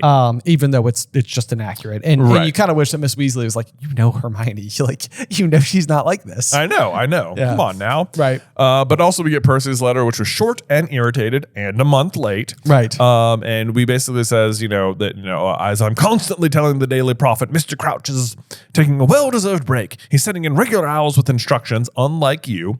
No, I haven't actually seen him, which okay, right. Red flag. But I think I can be trusted to know my own superior's handwriting.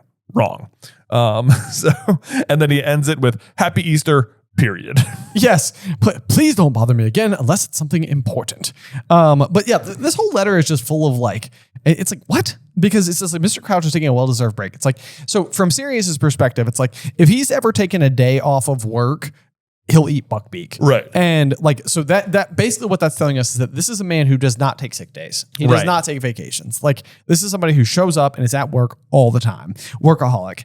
And it's sort of like at this point in time, it's like taking a well-deserved break. It's like for months, this has been a long time. I know. And he's just apparently at home with nobody. Right. Yes. Yeah. Right. He's just at his house all by himself. It's sort of like, come on, Percy. Like even you must realize that this is getting weird. And what's even weirder is that he waits this long to send the letter. And as of this point in time, Senior is officially on the loose. Because he's now broken free. Right. This is after we had that eagle owl earlier. Yes, exactly. Yeah. Which again would also be over a month ago. I mean, it looks like when he gets there that he's been walking basically from his house to Hogwarts right. In very disheveled, crazy person state. Right. Yeah. Yes. Yeah. So I mean, it's really remarkable that it even makes it that far. Yeah, it is. So there's that. I'm laughing at a note that I wrote here because I forgot doing it, but it says Happy Easter. And I wrote, I don't think he means it. I don't think he means it. Yeah, I don't think he does. I don't think he means it. He's just like, oh yeah, I guess I should do this. Yeah. So then anyway, we get a little page break here and it says the start of the summer term would normally have meant that Harry was training hard for the last Quidditch match of the season. And I'm like, the start of the summer term here? Yeah. Isn't this the spring term now then? You would think so. Yeah, I think that's a misprint. Right. I think it should say spring term. Because you don't go to school in the summer. Right. Yeah, you're right. It's just a weird choice of phrasing. It's just after Easter. This is absolutely spring now. It's spring because June does. I'm sorry. Summer doesn't officially start until June 21st. June 21st. Yeah. So it's we're definitely not in June 21st territory. We're definitely not. Yeah. So weird. Anyway, but then if you remember, we started this chapter at the latest on March 7th. We just got to the end of the Easter holidays. And then in this paragraph, we're going to say Harry also had to prepare for the Triwizard Tournament for which but he still didn't know what they would have to do. Finally, in the last week of May, Professor McGonagall held him back at Transfiguration, which oh my goodness. This chapter has spanned from the first weekend in March to the last week in May. Yeah. So some serious passage of time going on here. This page jumped from the first week in April to this page alone jumped 8 weeks. Okay, so now it really is starting to get bonkers because Senior has been gone for a long time. Long time now. So that's even crazy because we have long had the theory or the possibility in the back of our minds that Percy himself could be under the Imperius Curse. Yeah. And it almost seems like that must just be the case here because if he's no, I haven't actually seen him, but I'm getting regular owls with instructions. But it's you haven't been getting regular owls for a minute. Yeah. If that eagle owl observation is correct. You know, it almost makes it seem like Percy is reaching, he is only responding to this letter when he's in his own state of denial or something, or otherwise he is just being openly misleading of his own accord. Right. Yeah. He's just lying about it. Right. And so I think I can be trusted to know my own superior's handwriting. And it's like, even that line makes it sound like if like it's not his handwriting at this point, though. It's got to be like Wormtail's, you know? Right. Yes. Yes. You either have your doubts or you are being forced to say this. Yes. Yeah. You're getting letters from your old rat now. Right. Oh, weird. That is so true. Hey, Percy, it's me, Scabbers. Yeah, he is being manipulated by his own former pet. That is so weird. Oh my gosh. That's honestly, it's kind of great. That is. Okay, sorry. So let's see here. So now, yes, but now the third task is upon us. We're getting the instructions that he needs to go out to the Quidditch field at 9:00 tonight. Why 9:00? It's like we're going. It's got to be sundown. Oh, I know. Yeah, at 9:00. You're right.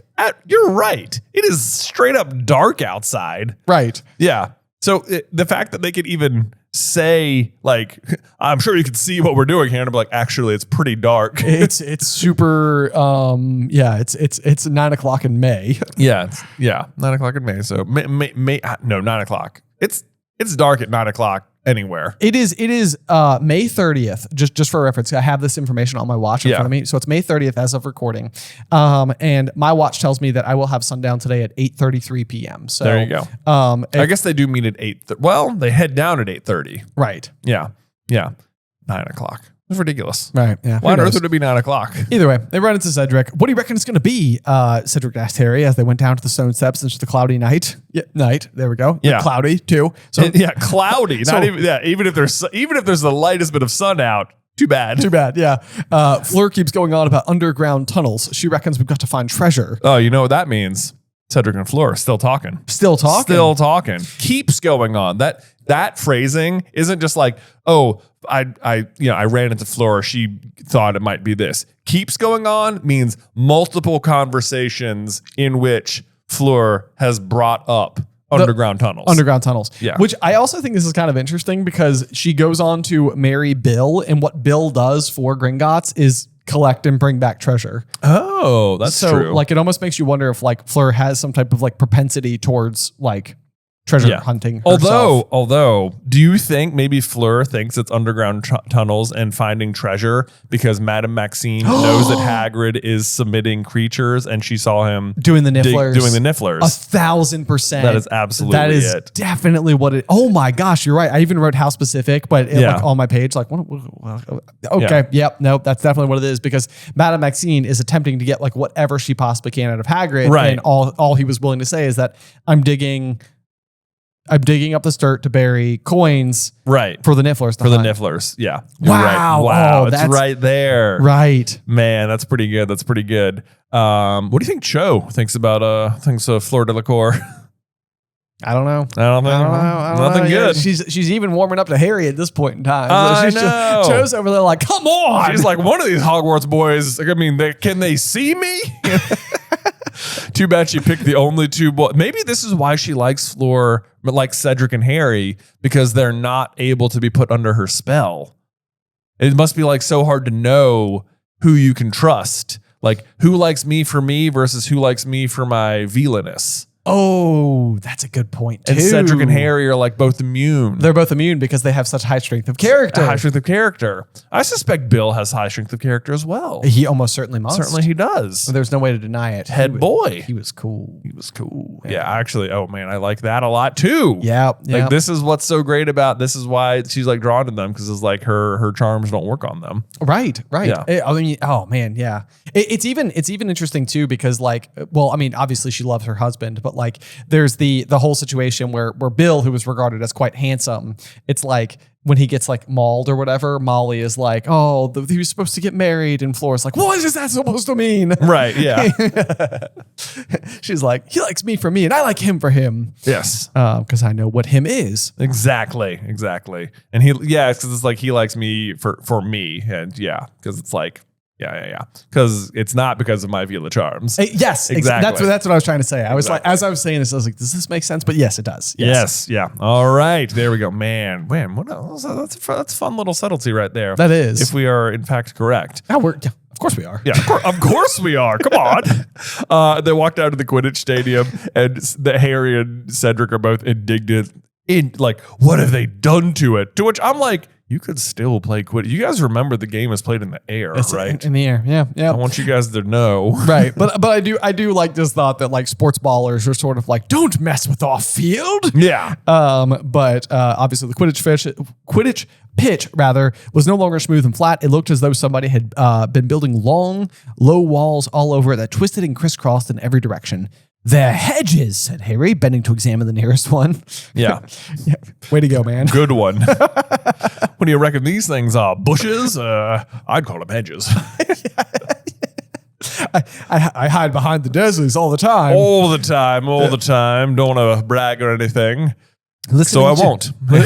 So I won't. That's the end.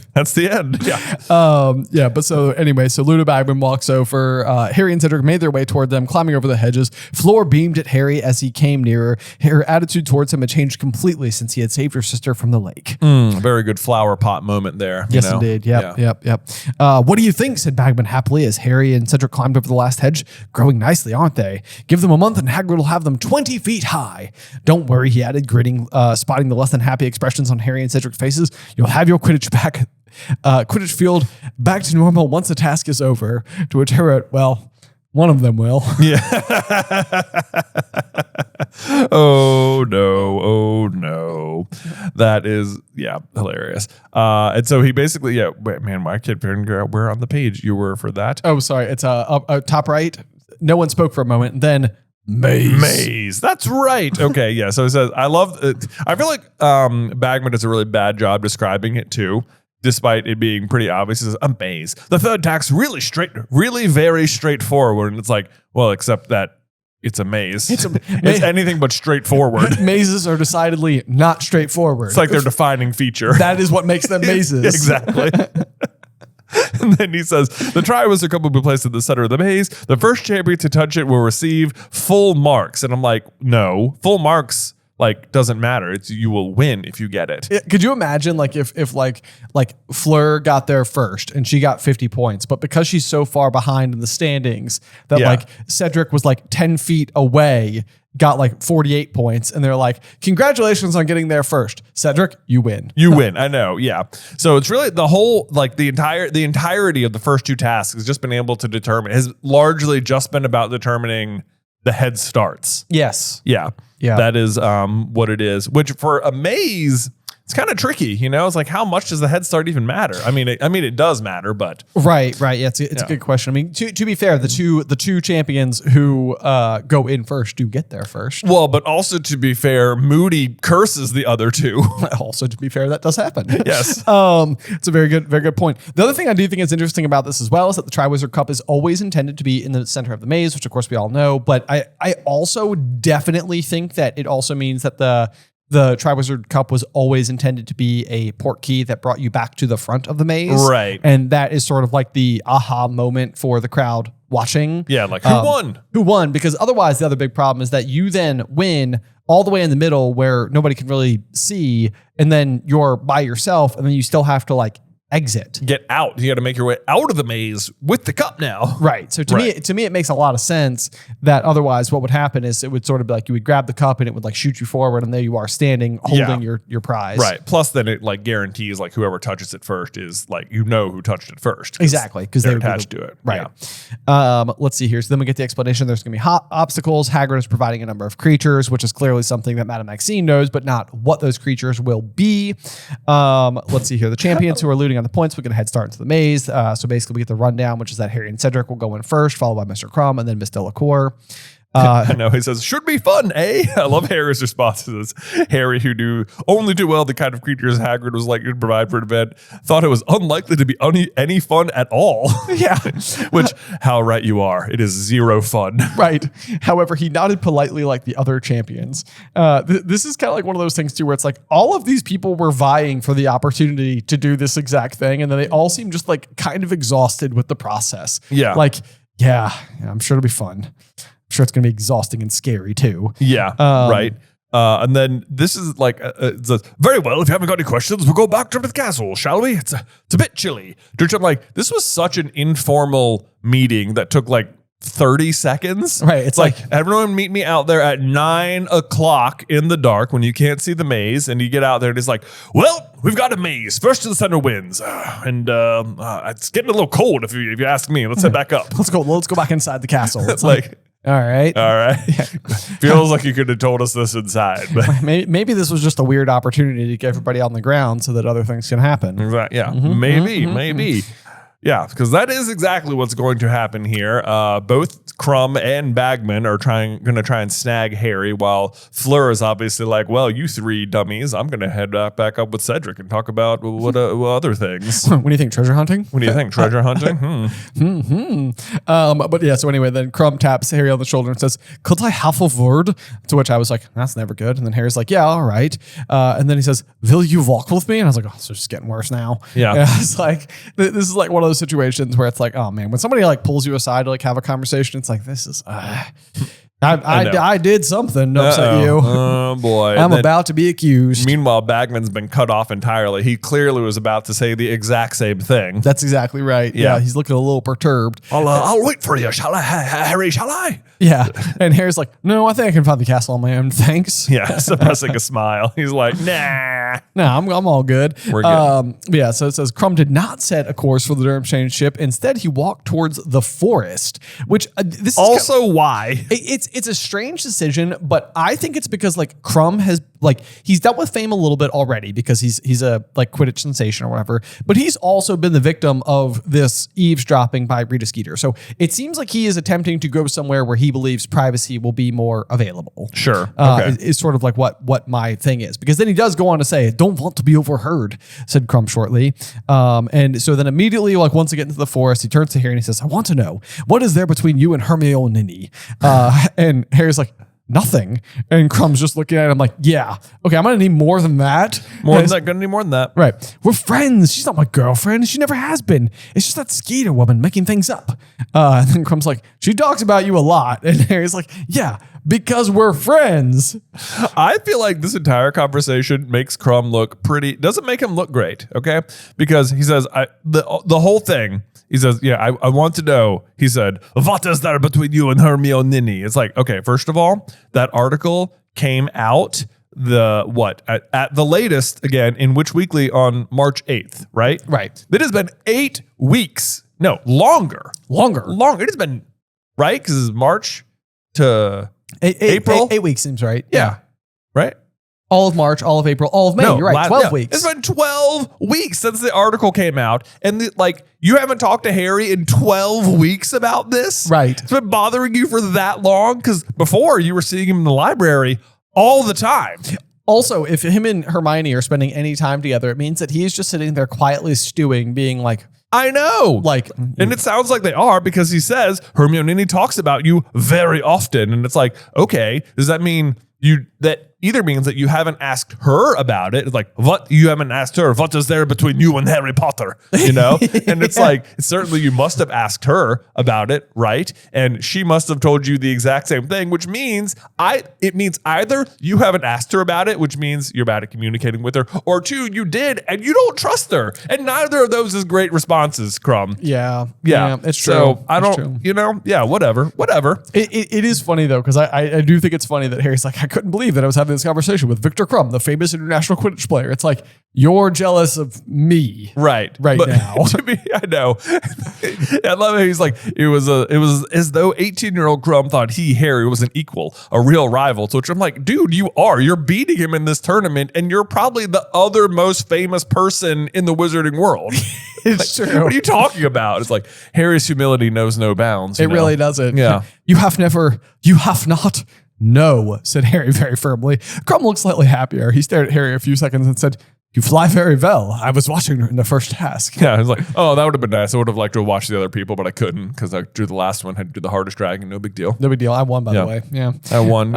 Yeah. I saw you at the Quidditch World Cup, the Bronski feint. You really, and then all of a sudden something moved behind Crumb in the trees. I know. I'm so sad this conversation doesn't go further. It could have been like, oh, they're about to be friends. How great would that have been? Yeah. It's like, man, maybe he's like, I'll teach you sometime. Why don't you come and visit me in Bulgaria with Hermione? Yeah, Hermione. Leave that other kid behind. He seems like trouble. He seems irritable. I'm not going to lie. He doesn't say that Hermione. Yeah, he doesn't seem like he's concerned that Hermione's talking about Ron an awful lot. That is true. That's true. Maybe she's not. Maybe she's not. Maybe she's not. Yeah. But maybe that's also her like, keeping her cards close to her I chest. know. She's like, I can talk about Harry because I don't like him, but I don't want to talk about Ron because I actually do have feelings for him. That's exactly right. That's Yeah, exactly yeah, it. yeah, Yeah, you're right. Relationships 101. Yeah. All right. So let's see here. Then something moved behind him. Yeah. So Harry, who had experience of this sort of thing that lurked in the forest, instinctively grabbed Crumb's arm and pulled him around. So this is even kind of an interesting like scene to imagine because again, we just established that you got 14-year-old Harry and 18-year-old Victor Crumb, who is just a proper adult. Yeah. And like it's Harry who's sort of like guiding Crumb in this situation. Yeah. And it does not seem like Crumb handles any of this very well. Like he seems like kind of spooked. Yeah. But suddenly a man staggered out from behind a tall, wait for it, oak. Nailed it. For a moment, Harry didn't recognize him. Then he realized it was Mr. Crouch. He looked as though he's been traveling for days. If not months. If not months. Yeah, it is. It has been a while. If the owl was that owl. If the owl was that owl. Yeah, Yep, that's right. Which I think it was. Yeah, there you go. His strange appearance, however, was nothing to the way that he was behaving, muttering and gesticulating. Good word, by the way. Mr. Crouch appeared to be talking to someone that he alone could see, which is kind of interesting because like earlier in the story back at the Quidditch World Cup, like when he's like digging through the bushes, there actually is someone else there that nobody else can see. Right, It's you're his right. son. That Yeah, is funny. You're right. Not really an homage because I think at this point he is just literally going insane. Oh, absolutely. Yes. Yeah. But it says he reminded Harry vividly of an old tramp he had seen once when he was out shopping with the Dursleys. That man, too, had been conversing wildly with thin air. I only bring that up because when there's like always this conversation about like who like Dumbledore says Voldemort reserved the making of his Horcruxes for particularly significant deaths, but then like the list of people he actually killed is like doesn't seem significant, right? But one of them is a Muggle tramp, right? Yes, and it's like, well, here we go. Here's a Muggle tramp. Right. Then you have to wonder, it's like, what is this? What is the potential significance of this Muggle tramp? Right. Like what does that mean? Yeah, no idea. Yeah, so kind of specific there. But you're right. That's a good catch. Just like the potential for that to be like, wait a second. Was that somebody of significance? Did they die? Right. Or if they're, because it says they were conversing wildly with thin air, and it's like, well, was said person like under the Imperious Curse or something? It seems very possible. Right. Yeah. Especially to bring it up in a moment like this, where it's like we're getting this like weird little aside about like Uncle Vernon and how he went on this long rant about what he would like to do with beggars and vagrants, and it's like, is now the moment to have a throwback to the Dursleys? Vernon just catching strays here. Yes, exactly. It's like it's like a weird like time to bring them up at all because it's like we could easily get away without that reference. Right. So it does seem significant in that way. It seems out of place. Right. It does seem out of place. Yeah. Yeah. But so then Crumbs, he's sort of like, isn't he with your ministry? And this is something that I think is kind of interesting because it seems like it seems like throughout the course of these exchanges, Barty Crouch Sr. is almost like blurring realities a little bit. Yeah, he will be speaking sentences for sure that take place in like 2 places or 2 points in time. 2 points in time altogether. Yeah. And so I have a suspicion that Weatherby may in fact have been a former assistant. Literally wrote down the same thing. No way. Yes, I did. I did. Because like this is always like one of those where it's like you clearly think that he's just forgetting Percy's name. Right. And it wouldn't be the most uncommon thing in the world for like a high-ranking official to like have that trope of not knowing their own assistant's name. Right. But we're going to have a moment here where it says, and when you've done that, Weatherby, send an owl to Dumbledore confirming the number of Durmstrang students who will be attending the tournament. Karkaroff has just sent word there will be 12. So this is clearly information that would have been communicated in the summer since Percy graduated from Hogwarts. Right, because we know Percy knew about the Triwizard Tournament. We knew that Percy knew about the Triwizard Tournament, and this is clearly in direct reference to the event that was upcoming in the school year that's happening now. Right. Because the tournament hasn't happened for 100 years otherwise. Yeah. But then when we cut over to the next page, we're going to have another line from it that says, "Thank you, Weatherby. And when you've done that, I would like a cup of tea. My wife and son will be arriving shortly. We are attending a concert tonight with Mr. and Mrs. Fudge." Yes. So it's like, this means that he is talking to a Weatherby that would have existed before Barty Crouch Jr. was ever accused of being a Death Eater, was ever sent to Azkaban, because once that happens, the family is completely torn apart. Yeah. This wife and son concert attending situation must have happened before any of that took place. Yes. And back then, the assistant's name was also Weatherby. Right. So whether this is just like a throwaway name that he's assigning to his assistants, or it's like he's confusing Percy with Weatherby? with the real Weatherby. It feels so unlikely that, yeah, I can see that. Like maybe Weatherby was his assistant for like a very, very long time. And now his name is Weasley and it's just so similar that he's just getting it wrong. Yeah, right. Exactly. Right. Yeah, that could totally be it. Because otherwise, because otherwise he's saying, "Thank you, Weatherby." And it's like, it's easy. I mean, he could very easily just be mixing up, like he's kind of like losing his mind a little bit here. Right. So it could be, easy enough to think that he's just mixing up the timelines and he's talking to Percy about something that happened way before Percy worked for him. But when he mentions the other thing, and when you've done that, Weatherby send an owl to Dumbledore confirming the number of Durmstrang students who will be attending the tournament. Karkaroff has just sent word there will be 12. Like that, everything he says there is like perfectly accurate information. It's just like out of place. Exactly. Yeah. Right. Because even the next line, it comes up again with the Weatherby situation. It's like basically send another one about a Maxine. So it's like he's even got like all the names of all the other people correct. Right. And basically it's just sort of like we might want to let her know that Karkaroff has made it around dozen. So it's like all of these details we know to be factual. To be factual. And it sounds like these are conversations that sounds like a genuine conversation he actually had. So if you can take, if that was a genuine conversation and the next one is also a genuine conversation, then like Percy wouldn't have been around then. So he wouldn't say Weatherby unless his assistant used to be named Weatherby, which would then make sense why he keeps confusing Percy's name. Exactly. So there you go. Mini theory, Mr. Crouch's old assistant actually was named Weatherby. Exactly. Boom. Boom, bam. But so then we start to see like blips of lucidity coming through with Mr. Crouch. His eyes are rolling inside of his head, and they're trying to figure out like what's going wrong. And then he starts to kind of like shout like Dumbledore, I need to see Dumbledore. I've done a stupid thing.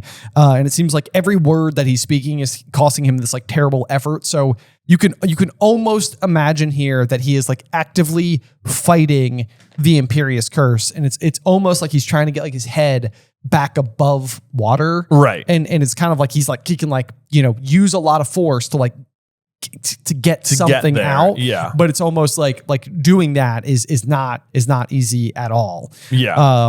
And so Harry's obviously very confused. He's just like, "Get up, Mr. Crouch, get up. I'll take you to Dumbledore." And then you get this line. It's like Mr. Crouch's eyes rolled forward onto Harry. "Who? You?" he whispered.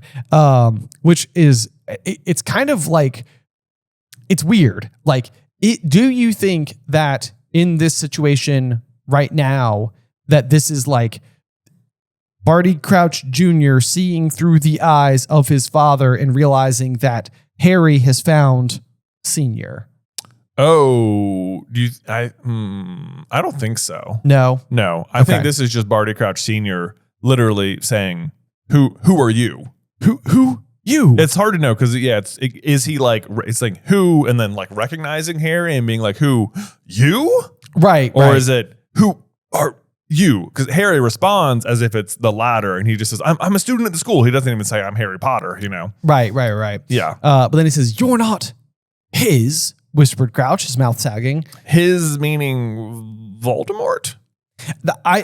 Exactly my question. I was like, I don't know what that means. Yeah, I don't know either. I circled that, and I mean, he's supposed to be kind of unintelligible now, so maybe it's just nonsense. But right, I guess Voldemort is who he's going for, because he follows up and says Dumbledore's, and he says that's right.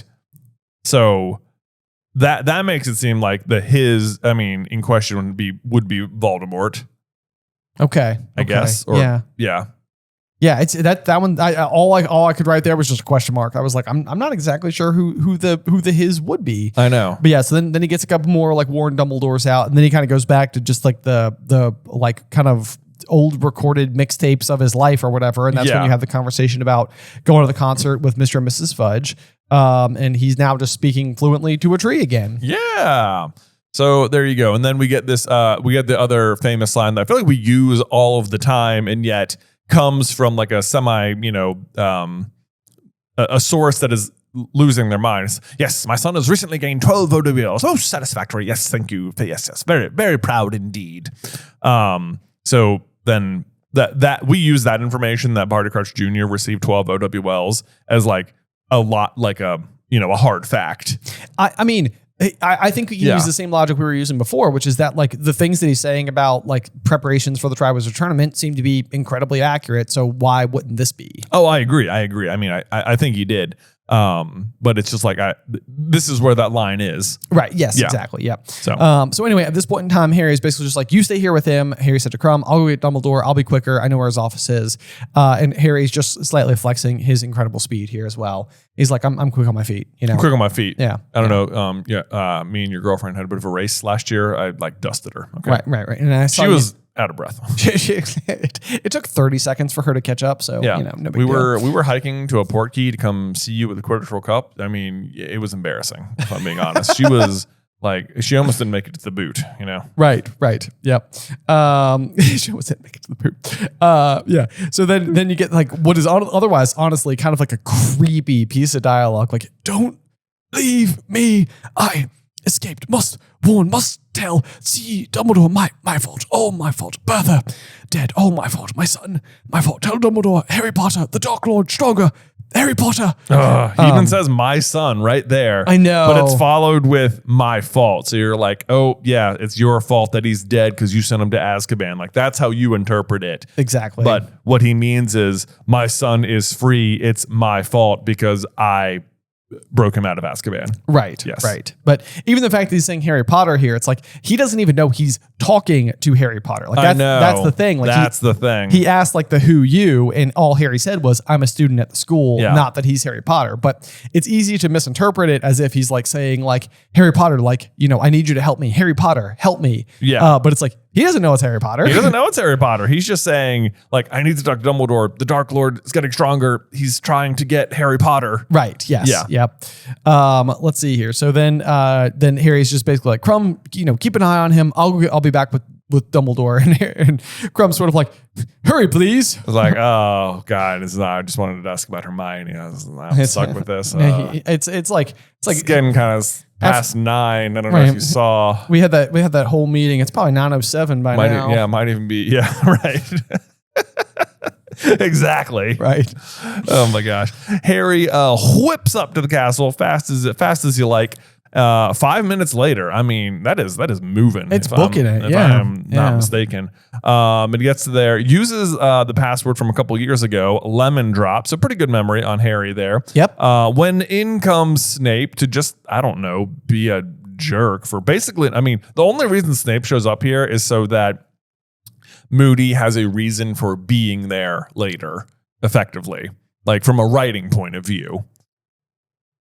Say that again. So like Moody is going to show up at the forest later and he's going to say, I ran into Snape. Because he's watching on the map all this stuff happen. Right. And so he's going to like, it's a convenient lie that he can say, I ran into Snape and he told me what's going on because he can just assume that's what they talked about. Right. But otherwise Snape is just there to be like, Potter. And he's like, I love that Harry is like pretty candid with Snape here. He's like, whatever beef we have, that needs to be set aside right now. Like at this moment, I just trust that Dumbledore trusts you. Mr. Crouch, he turned up, he's in the forest, he's talking, but Snape doesn't take that note himself. Which honestly surprises me because like there's the scene in Order of the Phoenix where like Harry is being held in Umbridge's office and he's kind of like seen like the scene with Sirius and everything, and like Snape shows up and Harry is like attempting to like communicate with him, and he's sort of like, it's like the Padfoot. They've got Padfoot. Yeah, you know, and in the moment, Snape is acting because he can't like let Umbridge know that he knows what this code word means. But he then does go and alert the Order of the Phoenix, who then shows up to help to save everyone. Yeah, exactly. But so it's like Snape surely knows that Barty Crouch Sr. is behaving strangely. Absolutely. And he's finding Harry out of breath, looking for Dumbledore, and he's like, I just found Mr. Crouch. It's like, and he's like, what is this rubbish? And it's like, come on, man. Like, why would he? Yeah. It's like you ran into him by happenstance. Like, it's not like he's trying to like talk. It's not like he's not like weaseling his way out of something here. It's like he led with exactly the truth right away. And then he pretty much just starts lying to him for the sake of taunting Harry. He's like, the headmaster is busy, Potter. And it's like, you don't even know what he's doing. He's about to walk out of his office by himself. Exactly. Yes. Yeah. It's like, I've got to tell Dumbledore, didn't you hear me, Potter? But look, Crouch isn't right. He's out of his mind. He says he wants to warn. And then the stone wall behind Snape slides open, and Dumbledore was standing there wearing long green robes and a mildly curious expression. Oh, look at this. Is there a problem? He said, looking between Harry and Snape. Professor, Mr. Crouch is here. He's down in the forest. He wants to speak to you. And Harry expects Dumbledore to be like the classic adult in all of Harry's exchanges, which is sort of like, I'm sure Snape is right and you're just being weird. Right. But to Harry's relief and to ours, the reader, Dumbledore is just basically like, lead the way. Lead the way. You know, and all I can imagine is that Snape in this situation is just positively seething. And he's like, what on earth just happened here? Yeah. I do love Dumbledore in this moment, because it's like, I think this is a situation where Dumbledore is sort of like, all politics aside, all everything aside, despite the fact that Snape is your teacher, despite the fact that he was definitely just giving you a hard time, it's like, let's just get down to business and go do the thing. Well, so Dumbledore has been worrying and like wondering what's the deal with Crouch and stuff, and that he's been like looking into the Pensieve, which, Harry's going to come and discover next chapter, right, or whatever. And he, like, Dumbledore has been worried, like trying to figure this out. And now Harry is like, he's here. Something's going wrong. Dumbledore's like, been waiting for this. Let's go. Let's go. Of course it was you, Harry. Of course it was. Of course. I'm not even surprised. Yeah. Yeah. So basically they're running, and Harry's trying to give like, the full rundown. He mentioned his son and Bertha Jorkins and Voldemort, something about Voldemort getting stronger, and hilariously doesn't mention the fact that he brought up Harry Potter. Yeah. Doesn't bring that up. Right. Yeah. Dumbledore's like, indeed, maybe we should hurry up. Yeah. Hurried out into the pitch darkness. I think that's the reason for the 9 p.m. meeting, just so that this could be like even spookier, because it's all happening in the woods at night. Yeah, I know. And then I want to know what you think about this, because Harry tells him that I left him with Victor Crumb, and Dumbledore says, you did? And he began to take longer strides still. So do you think in this situation, Dumbledore is like worried about Crouch or about Crumb? I think it's a good question, because I feel like Hagrid is going to show up and sort of be like, what would you doing running around with Ruddy Crumb, eh? He's from Durmstrang. Right. And so Hagrid clearly doesn't trust him. I think Dumbledore knows better. I think Dumbledore is worried for Crumb. I think you're right. I think that's my take too. Because I think Hagrid is dealing with his frustration towards Madame Maxine. Yeah, absolutely. And so he's lumping all foreigner type people into the same group of like untrustworthiness. Agreed. Which is, it's just his emotions getting the better of him. Which is also ironic, because Hagrid was just on the receiving end of a bunch of like unjustified like bigotry. Yes, exactly. Yes. Precisely. So anyway, so they make it out into the woods, where now it's important to know that Harry and Crumb are on first name basis. Victor. I know. It sounds weird. Call me Crumb. Please. Crumb is fine. Yeah. Mr. Crumb, in fact. They were here, Harry said to Dumbledore. They were definitely around here somewhere. And honest to goodness, I have to say, thank gosh that they find something, because if Harry had gone in on this whole charade and Snape doubted him, and then they got out into the forest and found nothing, it would have just been like, I can't believe that Snape didn't come. I can't believe Dumbledore didn't tell Snape to come with them. I am also surprised by that. Yeah. I'm also surprised by that. It's true. But so Dumbledore doesn't seem to be tossed at all. He casts Lumos and they start looking around. And then his light falls on a pair of feet. Harry and Dumbledore hurried forward. Crumb was sprawled on the first floor. He seemed to be unconscious. Yep. So what has basically happened is that as soon as Mr. Crouch arrived on the scene, Barty Crouch Jr. was already watching the map, basically waiting for this to happen. Saw Harry and Crumb go down there, took the map with him, watched Harry run back up to the school, re-imperioused his father, had his father stun Crumb, kills his father, transfigures him into a bone, hides him in the newly dug up earth from the Nifflers. Yep. Then hides and watches Dumbledore and Harry come back, and then doubles back and returns, says he ran into Snape because he saw Harry run into Snape, and it then pretends that he's just there to help. Yeah. Yeah. So he has been busy in the 5 minutes or the 10 minutes that Harry's been gone. Well, and so this is a curiosity of mine as well, because there is something strange here that I think kind of goes unexplained. Okay. And so basically, like we're trying to figure out what's going on. Dumbledore bends over. He realizes that Crumb has been stunned. Harry's sort of like, should I go and get somebody? And Dumbledore's sort of like, no, stay here. And then he raised his wand to the air and pointed it in the direction of Hagrid's cabin. Harry saw something silvery dart out of it and then streak away through the trees like a ghostly bird. Yeah. This is Dumbledore sending his phoenix-shaped Patronus to Hagrid with a message, the same way that Kingsley sends the links to the wedding. Dang. Yeah. Dang. Should have had that. Yeah, that's what I think this is how we know that his Patronus is a phoenix. Yeah.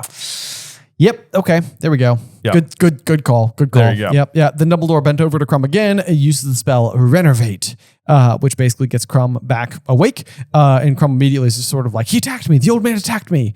I was looking to see where Potter had gone, and he attacked me from behind. And Dumbledore's trying to calm him down.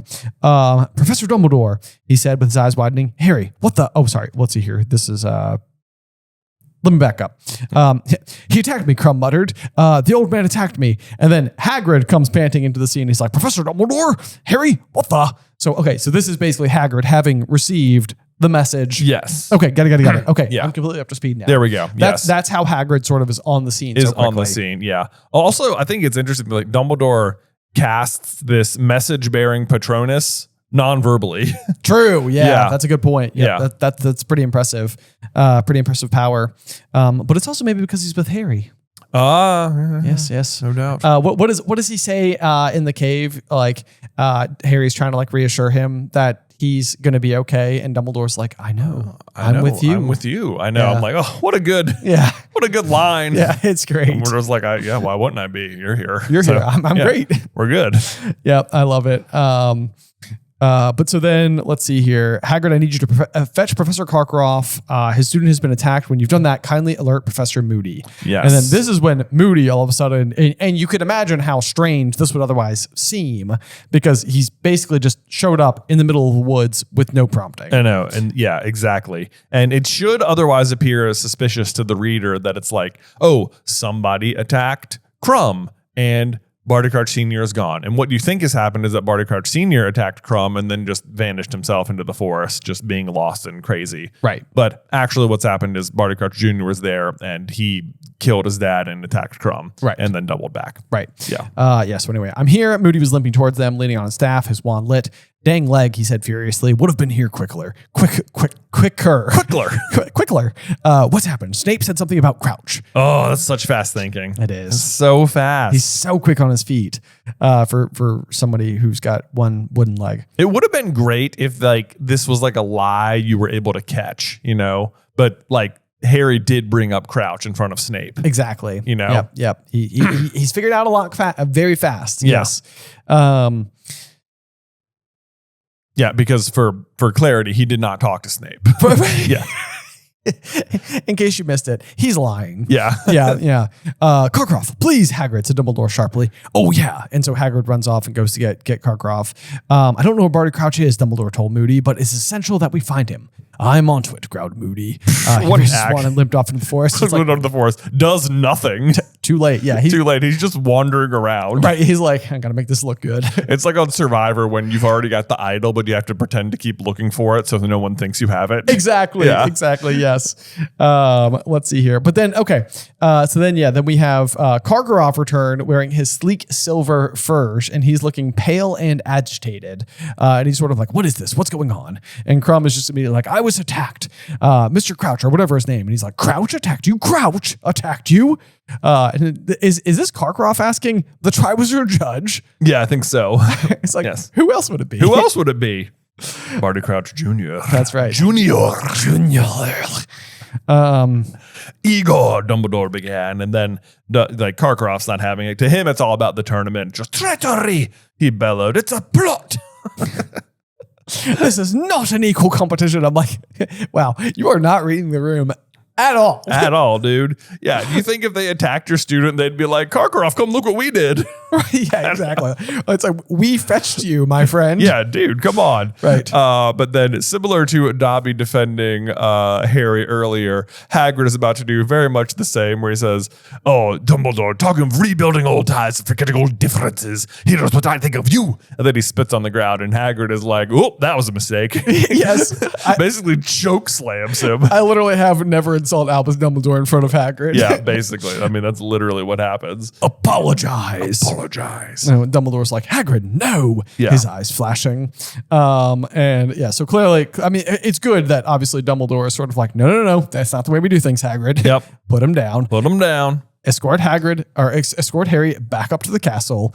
And Hagrid's sort of like, maybe I better stay here, headmaster. And he's like, you will take Harry back to the school, Hagrid. Yeah. Take him right up to Gryffindor Tower. Harry, I want you to stay there. And he's just immediately like warding off all the things that Harry's obviously going to do. Yeah. Any owls you might want to send, they can wait until the morning. Do you understand me? Well, he basically knows exactly. He's like, do not like I understand. He knows he's going to send Sirius an owl. Yes. And he's yes. like, don't do that. I know specifically. Right. And then Harry says, He keeps going up. How had Dumbledore known that in that very moment he was thinking about sending Pigwidgeon straight to Sirius to tell him what had happened? Legitimacy. Because he can read your mind. You can read your mind, dude. And he does it. It's like, you want to think he wouldn't just do that to people, but he clearly does. Right. Yes, Yeah. indeed. Yep. Let's see here. So then, yeah, Fang stays with the headmaster. Obviously, they march in silence past the Beauxbaton carriage and up towards the castle.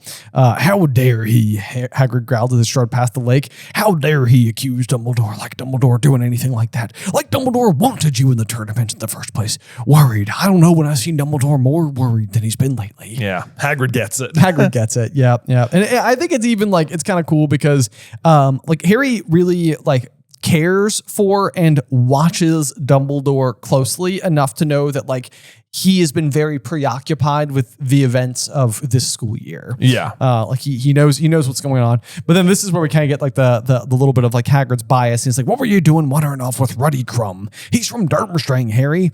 And it's sort of like, I think Harry has the better take on this, which is that he's like, Crumb's all right. Like Crumb is not the problem here. Right. Crumb's all right. Right. He wasn't trying to talk to me. He just want to talk about Hermione. And then Hagrid's like, I'll be having a few words with her and all. Said Hagrid grimly. And it's like, Hagrid, yeah, like going off the rails here. Right. Unless you have to do with these foreigners, the happier you'll be. You can't trust any of them. It's like, you were getting all right with Madame Maxine. I'm like, oh, snap. Oh, the clapback. It's like, Harry, are you bringing that up right now? Like, the guy's fuming. Mm-hmm. Don't you talk to me about her. I've got her number now. Trying to get me to tell her what's coming to the third task.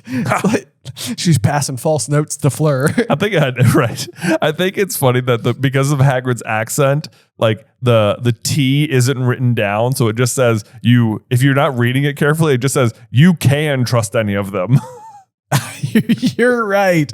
Yeah, that's exactly what it looks like. Yeah, but it's can apostrophe. So it's like, you can't trust any of them. Right. Yeah. Right. Yep. So then Hagrid was in such a bad mood. Harry was quite glad to say goodbye to him when they got back to the fat lady. Harry clambered through the portrait hole in the common room and hurried straight for the corner where Ron and Hermione were sitting to tell them what had happened. Yeah. And boom, that brings us to the end of chapter 28. Goodness. I know, but it was a thick chapter. Thick man. chapter. We have the Winky meeting, the Crumb interaction, Barty Crouch going crazy. All sorts of stuff happening inside of this chapter. Yeah, big one to kind of break down, but lots of fun in there as well. I thought as well.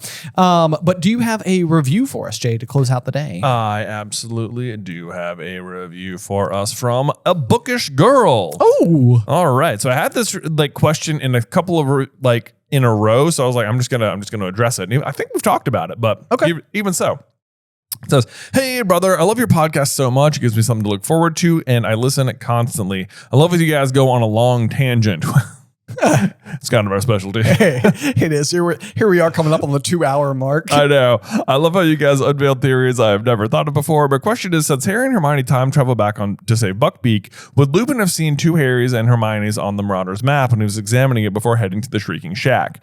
So to answer your question, he could, yes, there would have been 2 instances of Harry and Hermione on the Marauders map that he could have seen.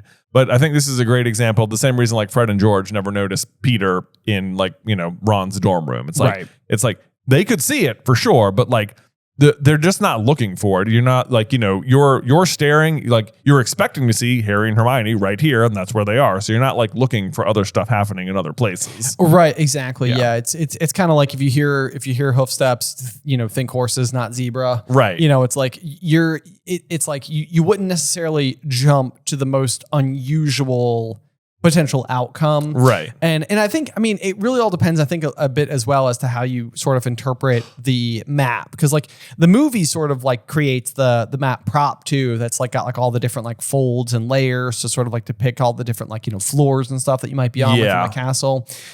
Especially, I think that would make it way harder to sift through. The map is incredibly informative, but also it's not like you can just search find all instances of this Harry, of this thing. Yeah, it's not like he's going to see Harry and Hermione the first time and be like, well, before I act, I better check to see if there's a second copy of them anywhere. Exactly. Yeah. So, but otherwise, I think that at any given point in time, the same would be true all year while Hermione is using the time turner. It's she is in 2 places at once. Right. So she should be on the map twice, yes. Yeah, because the map never lies. Yes. Yes. So it would otherwise just be very confusing. Yes, it would. But yes, no, I absolutely think what was probably the most interesting about the map is the fact that it doesn't have the suffix for Barty Crouch Jr. I know. That really would have tipped some people off. That would have done it. It's so interesting that they have the exact same name, and that ends up being such a problem because it doesn't solve anything, and we just assume it's Barty Crouch Sr. Right. And then sure enough, here he is again, a couple months later, wandering through the forest, and you're just sort of man, what's this guy doing? He's acting so erratically. I know. And it's even funny too, because that's the other one. If people were to ask about Goblet of Fire, when I'm not as fresh on it, I would say that the major red herring the whole book is Ludo Bagman. Right. It's he feels like the one who's trying to help Harry in the tournament, and Fred and George keep trying to talk to him, and he's hanging out with the goblins, and it's what is he doing here? And it's oh, this is also weird. Yeah. But this time I'm man, it really seems like Barty Crouch Sr. is starting to become the one who's most suspicious, because you're just what is he doing? What is he doing? Why is he at the castle in the middle of the night? Why is he showing up crazy? Why is he coming to the tournament? Right. Yes. Yeah. All sorts of unusual and weird behaviors coming out of him. So anyway, but yeah, I think hopefully that answers the question. Yes, there would be 2 Harry and Hermiones. There would be 2 Harry and Hermiones, and I think he wouldn't see them. He could have seen them, but he didn't, or maybe he did, and he's just yeah, well, something's happening. Right. But he would know about the time turner. So, I think. He would probably know about Hermione's time turner. He'd probably know about Hermione's time. So he'd just be like, yep, something's happening. Better get out there. Right. You know, the other thing I think could potentially contribute to this as well is we sort of have the theory that the way that Fred and George are able to make such a specific bet against Ludo Bagman is the possibility that they actually stole Percy's time turner because Percy got 12 OWLs, which almost certainly means that he was using one as well in order to get those OWLs because he was taking all 12 classes. And obviously, if Hermione's are all overlapping, then it must mean that both Barty Crouch Jr. and Percy's were doing the same thing as well. But Fred and George would have had the map for such a long period of time that they also potentially could have been seeing two Percy's. Which, you know, like, because I could see a world where Percy was not like forthright with the fact that he was using one. Well, I can absolutely see that. And then Percy is someone you specifically be looking for on the map anyway, because he'd be a prefect who might be wandering the castle. You might be like, let's find Percy's dot. And he'd be like, he's here. Wait, he's here? Right, yeah. Exactly. Right. It's like, well, that's not good. Yeah.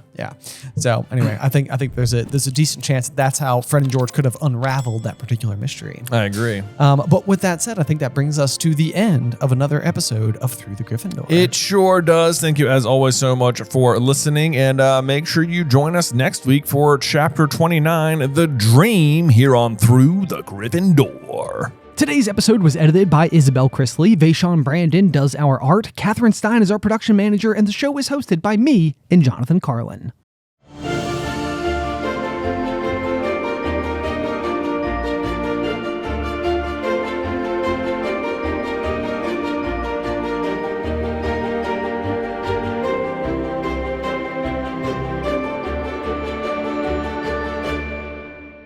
Welcome, dear listeners. I'm Jonathan Carlin. And I'm Benjamin Carlin. And we invite you to join us through the Griffin Door, your one-way ticket to the enchanting world of Harry Potter. So grab your wands and dust off your broomsticks and join us as we unlock the riddles inside Goblet of Fire, Chapter 29, The Dream. Oh boy, howdy! We get to look at the eagle owl here that young Harold James is just riding over the countryside on. I have to say, this chapter art, it's a little corny, I think. It is a little corny. I would say it is topping the list of kind of corny chapter arts that we've had so far. It's not the first task bad. It's not bad in that kind of way. It's just a little corny is all I could say about it. It's a little like the way that Harry is sitting on the owl looks like he's riding like a merry-go-round. A little bit. And like not only that, like he's not that thrilled about it. Yeah. And she's like, ooh, I'm on an owl. Yeah.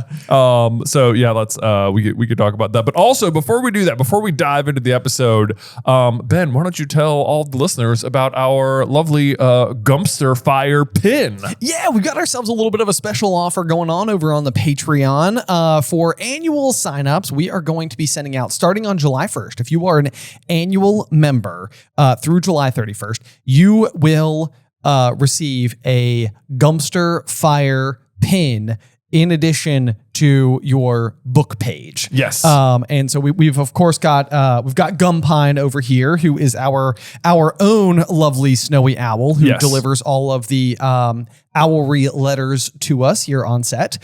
So in case you're unfamiliar with Gumpine, he's really kind of like a national treasure, I like to think. I know, like this is so if you're already a patron, of course you already know who Gumpine is because he delivers the owls every week in the owlery. That's right. Yes. But if you don't, you can see him in every episode, just poking his head out right down there. He's just a little guy. If you're watching on YouTube, and you can see that the letters have started to spill over into the other parts of the set now. they are a little bit of everywhere for sure.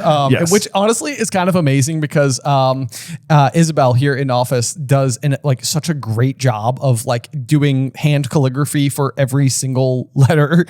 So they're all handwritten. They're all on this kind of like parchment paper. It's all super fun. But anyway, Gumpine does all that work for us. And as all pets, seem to eventually have a nickname, Gumpine's became Gumpster Fire. So we kind of have like a really great dumpster fire themed pin for Gumpine. It's kind of a big one. one. It is kind of a big one. It's a really fun looking pin. It's a great pin. Yeah. All of the information is available over at Patreon. It's just like a public post. So even if you're not a patron already and you want to go and like get more information, you can do so at patreon.com/Through the Griffin Door. So if you want to check it out, links in all the obvious spots, or just type it into your browser bar as people do. Keyword search. Get the exclusive Gum Pine Gum pin. That's, oh, hey. I can't believe we got this far without thinking of gum pin. Gum pin. I love it. All right. Anyway, so back to the chapter. The Dream. The Dream. It's interesting that this chapter of all chapters gets the title The Dream, because Harry has many dreams throughout the series, and this is apparently the dream. I know, and even though it is very short. It's very short. By comparison standards. But especially like chapter 2 of this book is Harry waking up from what he believes to be the dream, which is otherwise the events at Godric's Hollow. And not Godric's Hollow. I'm so sorry. The Riddle House. The Riddle House. Yes, thank you. Little Hangleton, or Major Hangleton. It's because, like Little Hangleton, I think, is where the Gaunts live, and this is like Hangleton proper. Hangleton proper. Yeah. Don't they have it? It's like Little Hangleton and like Upper Hangleton or something. I think there is. Is something it like up? that. Yeah, it's something. Yeah. Anyway, it doesn't matter. But it just seems like that chapter 2, especially because it predates chapter 29, could have been the dream, but instead chapter 2 is the scar. But I guess that makes sense. But is this, no, I was going to say, it's like, it's not even the first time Harry's scar hurts. Well, it's the first time it is hurt without Voldemort being nearby.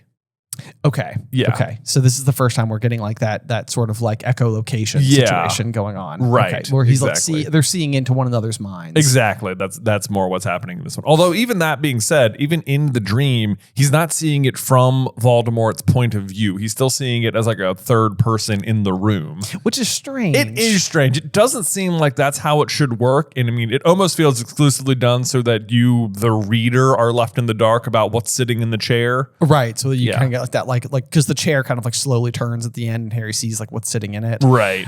This one is also kind of strange because Harry's going to be like on the owl going like into a scene. So this is, I don't know. Like we made a video that was talking a little bit about whether or not like Hogwarts is alive or like magic is almost like the Force, from like Star Wars, where like it's its own mystic entity that like is sort of like also involved in the decision making about like how the world achieves balance. And so part of our argument in the theory video that we made was that like somebody like Trelawney is like the perfect person to like send these telegrams through because she's otherwise kind of like completely harmless. It's like she's not somebody who's going to be able to like take this information and do anything with it. She doesn't even remember them.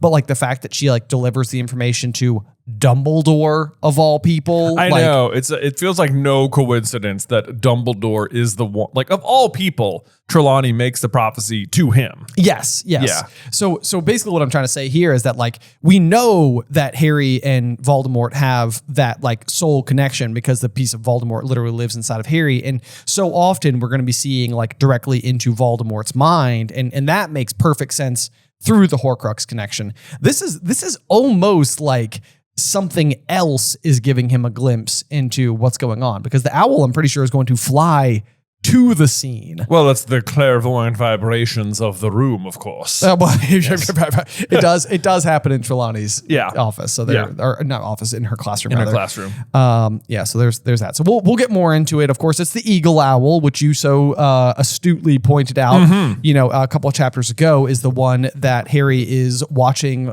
fly through the smoke rings of Hagrid's hut. Yeah, I mean I'm guessing there, but it's like, why even bring attention to this owl? I know. Eagle owls are brought up exclusively in association with Draco, who has an eagle owl, and this particular eagle owl, which really can't be connected in any way to the Malfoys, because like when Lucius is summoned to the graveyard, it's like that is his first realization that like Voldemort's back. So exactly. The Malfoys can't be involved. This can't be their owl that's like helping. Right. I mean, like we had that theory earlier in the book that maybe the Malfoys are the ones who like technically own the Riddle House, but even if that's the case, like they clearly don't know that Voldemort is staying there. Exactly. Or is using the house. Right. So unless they just like have an owl there because, but even that seems like a stretch that I don't think so. I don't think they're connected. Yeah. The only other thing you could possibly pull on here would be like the outside chance that like eagle owls tend to be associated with like dark wizards.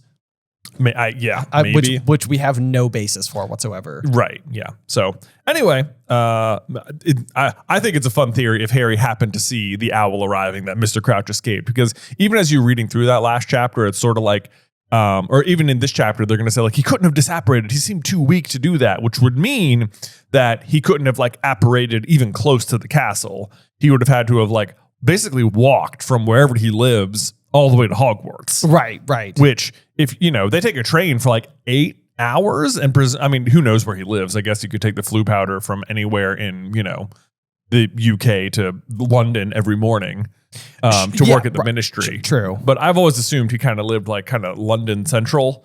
So if it takes him, and this would be like if you're crazy and out of your mind, it might take you 12 weeks to walk the distance to Hogwarts. Yeah, just think about any other, like long distance hike. Yeah, it's going to take a long time if you're like geared up and ready and doing it intentionally. And this is somebody who's actively trying to overcome an Imperious curse the whole time. Yeah. It's like, who knows how malnourished he is? Who knows how well he can care for himself or make this journey? But we know that it's been about that long because that chapter where Harry witnesses the owl arriving, which we presume is the one letting Barty Crouch Jr. know from Voldemort's camp that his father had escaped, that Senior had escaped their containment. And then that's the beginning of March, right? Right. When he's looking out. And now we're at the end of May. End of May, because we're a month out from the third task, which is June 24th. Right. So yes. So May 24th zip code is when the rest of this is happening. I know that we're jumping around on dates a lot just to like try to get the timeline in mind. But it's curious if he's been missing for 3 months. It's a long time. This again goes into that sentiment that like it almost must be the case that Percy is not of his own wits. Or just so pompous and self-important that he's just sort of like, I'm doing the job. What's crazy is both seem equally likely. They really do. When you put it like that. Yeah. All right. So anyway, let's jump into the chapter itself. We'll start with our lovely first sentence with, it comes down to this, said Hermione, rubbing her forehead, and then the dragons arrived. So who knows what it comes down to? This feels like one of those classic, like Sirius attempting, and hilarious. It also has to do with dragons.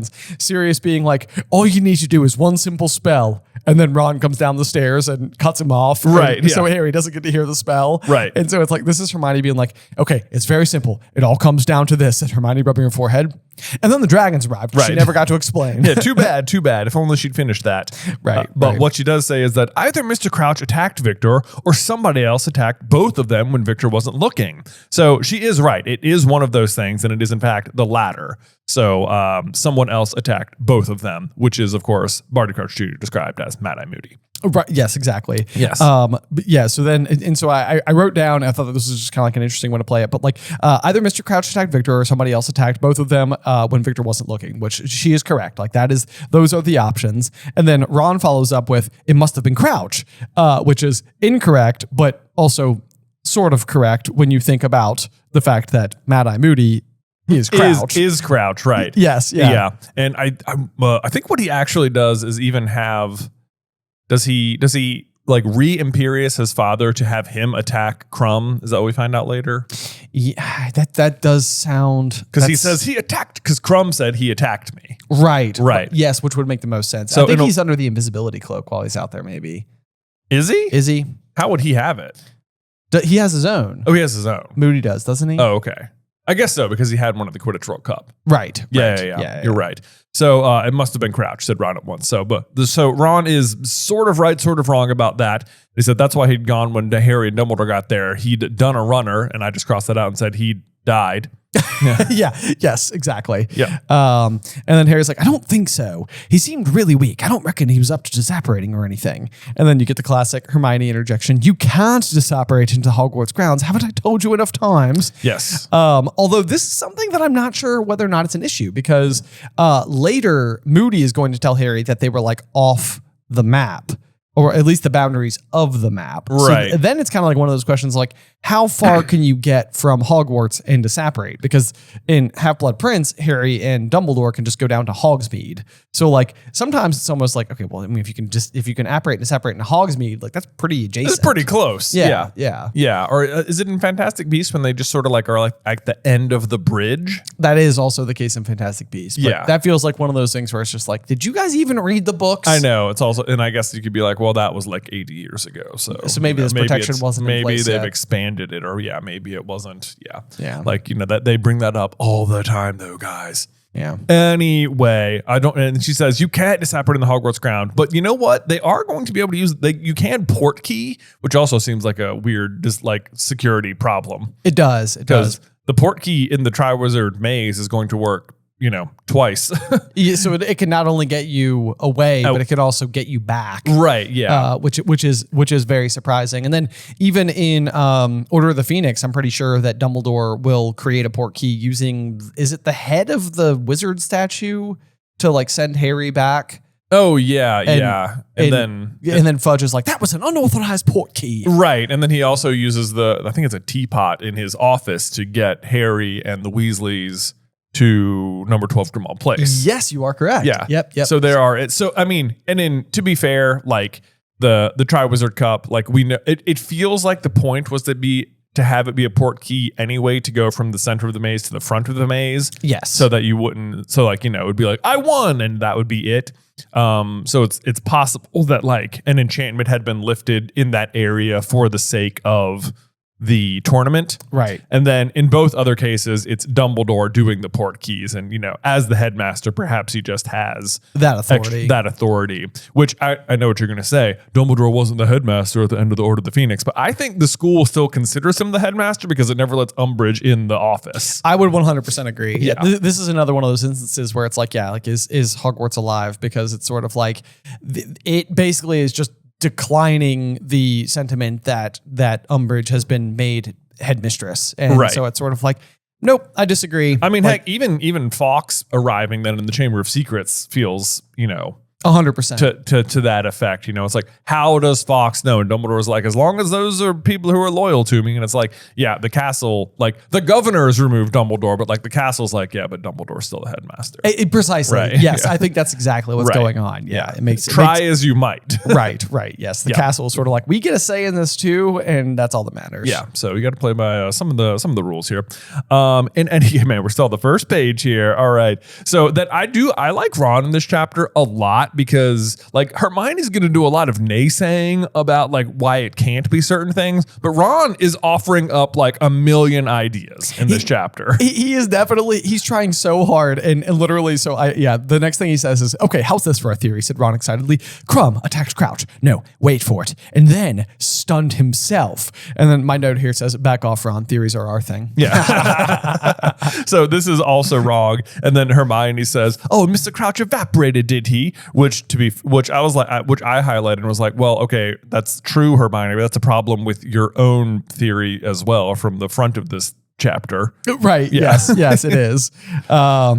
Oh, yeah. It was daybreak. Harry, Ron, and Hermione had crept out of the dormitories very early and hurried up to the Owlery together to send a note to Sirius. So I guess now that it's the next day, because this is the very thing that Dumbledore told Harry not to do. Yeah, he's like, wait until tomorrow. And they're like, it's technically tomorrow. Yes. And then while they're up in the Owlery, they're kind of given like the rundown of like, kind of just thinking out loud again. Like, okay, let's go through the paces again. What did Mr. Crouch actually say? And he said, and Harry's just like, I told you he wasn't making any sense. He definitely mentioned Bertha Jorkins and seemed to think that she was dead. And which she is. Which she is. And again, this is a piece of information that like all the way back in chapter 1 of this book, Harry himself would have learned. I know. It's like if he could just remember Bertha Jorkins from the first chapter. I know, it makes such a big difference. But especially because he's saying and he seemed to think that she was dead, which is offering so much like distance between Harry's own knowledge that she is dead. This whole page is going to be like, hey, remember all those cryptic things? Let the characters interpret them for you so you don't think too hard about it. That is exactly and what's they're happening. going to do a bad job at it. Right. Yes. It's like we respect them enough to think that they have good problem solving skills. However, they don't. They don't. Yeah, they just don't have it. At least not in this chapter. He kept saying stuff was his fault. He mentioned his son. Yeah. Well, that was his fault, said Hermione testily, which you know, it's like, man, that's like a moment too, like where it's like the emotions are kind of like, they're blurring lines for you, the reader, as well. Yeah. Like Hermione's frustrated with him for not doing a better job as like a parent. And right. You know, it's like, what if they hadn't learned this stuff from Sirius? Like if you remove that conversation and he just said, my son, my fault, what would they think? Exactly. You know, yes. Then like if you don't have that information, because they're interpreting it as my son, my fault. Like, oh, they think what he's saying is he's come to his senses and I shouldn't have sent my son to Azkaban to die. That was my fault is what they're interpreting it as. Right. And I think this even works well for a discovery that we made in the last chapter as well, which was Harry goes on to say, he was out of his mind. Half the time he seemed to think his wife and son were still alive. And he kept talking to Percy about work and giving him instructions. And he never specifically says Percy. What he keeps saying is Weatherby. Right. And so the big thing that we were saying here is that Weatherby must have been a former assistant of Crouch's, because in the instances where he is talking like in the past, Weatherby is also there.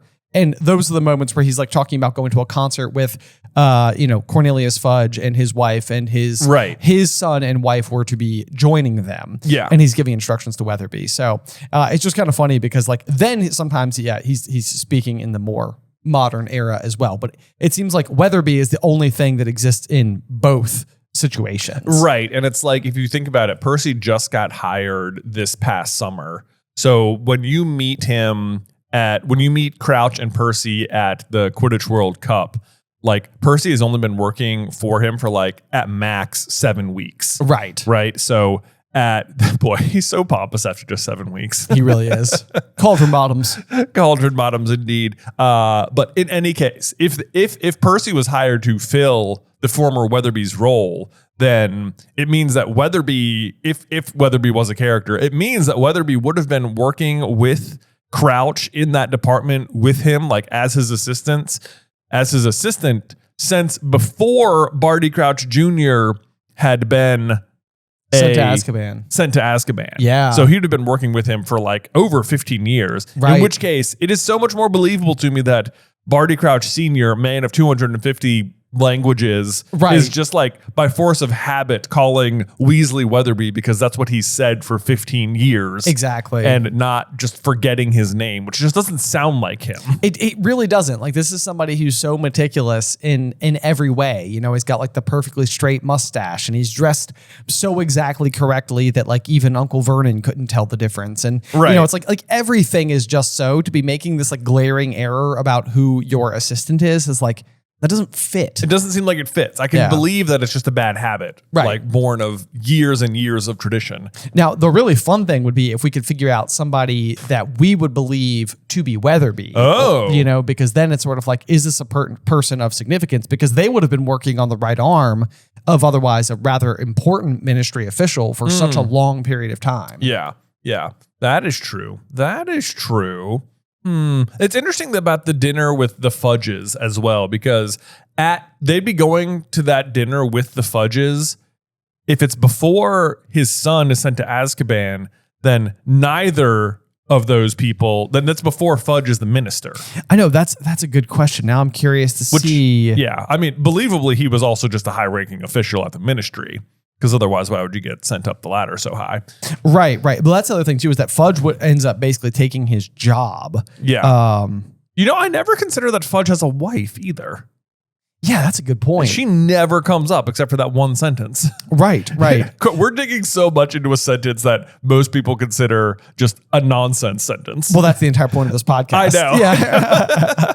But yeah, so it does not. And I was like, oh, crap. Like, what if it refers to him as the minister in that scene, because then that would really start to throw a wrench in how much we can trust anything he's saying, because he wouldn't have been made minister yet. It's not until after Barty Crouch Jr. goes to Azkaban that Fudge is made minister. So, but it does say, thank you, Weatherby. And when you have done that, I would like a cup of tea. My wife and son will be arriving shortly. We are attending a concert tonight with Mr. and Mrs. Fudge. So they must just be co-workers at this point. At that point, if he is in fact having a lucid thought. Yes. However much we can trust that. And and everybody's like, guys, it's just, who cares? I do care. I want to know. Right. Who is Weatherby? Who was Weatherby? Because it's such, it feels like the point of the whole Weatherby thing is just to make fun of Percy, which I still think it is, but it's like, it doesn't necessarily fit with Crouch, and this would make more sense to me. It absolutely would make more sense. Yeah. Yes. And then if it's no mistake that there was a former assistant Weatherby, then it's important to us to know who that is. Yeah. Who was it? Right. Who is he going to be? Did he die? Who's to say? I mean, Bertha Jorkins would have gone missing at around the same time.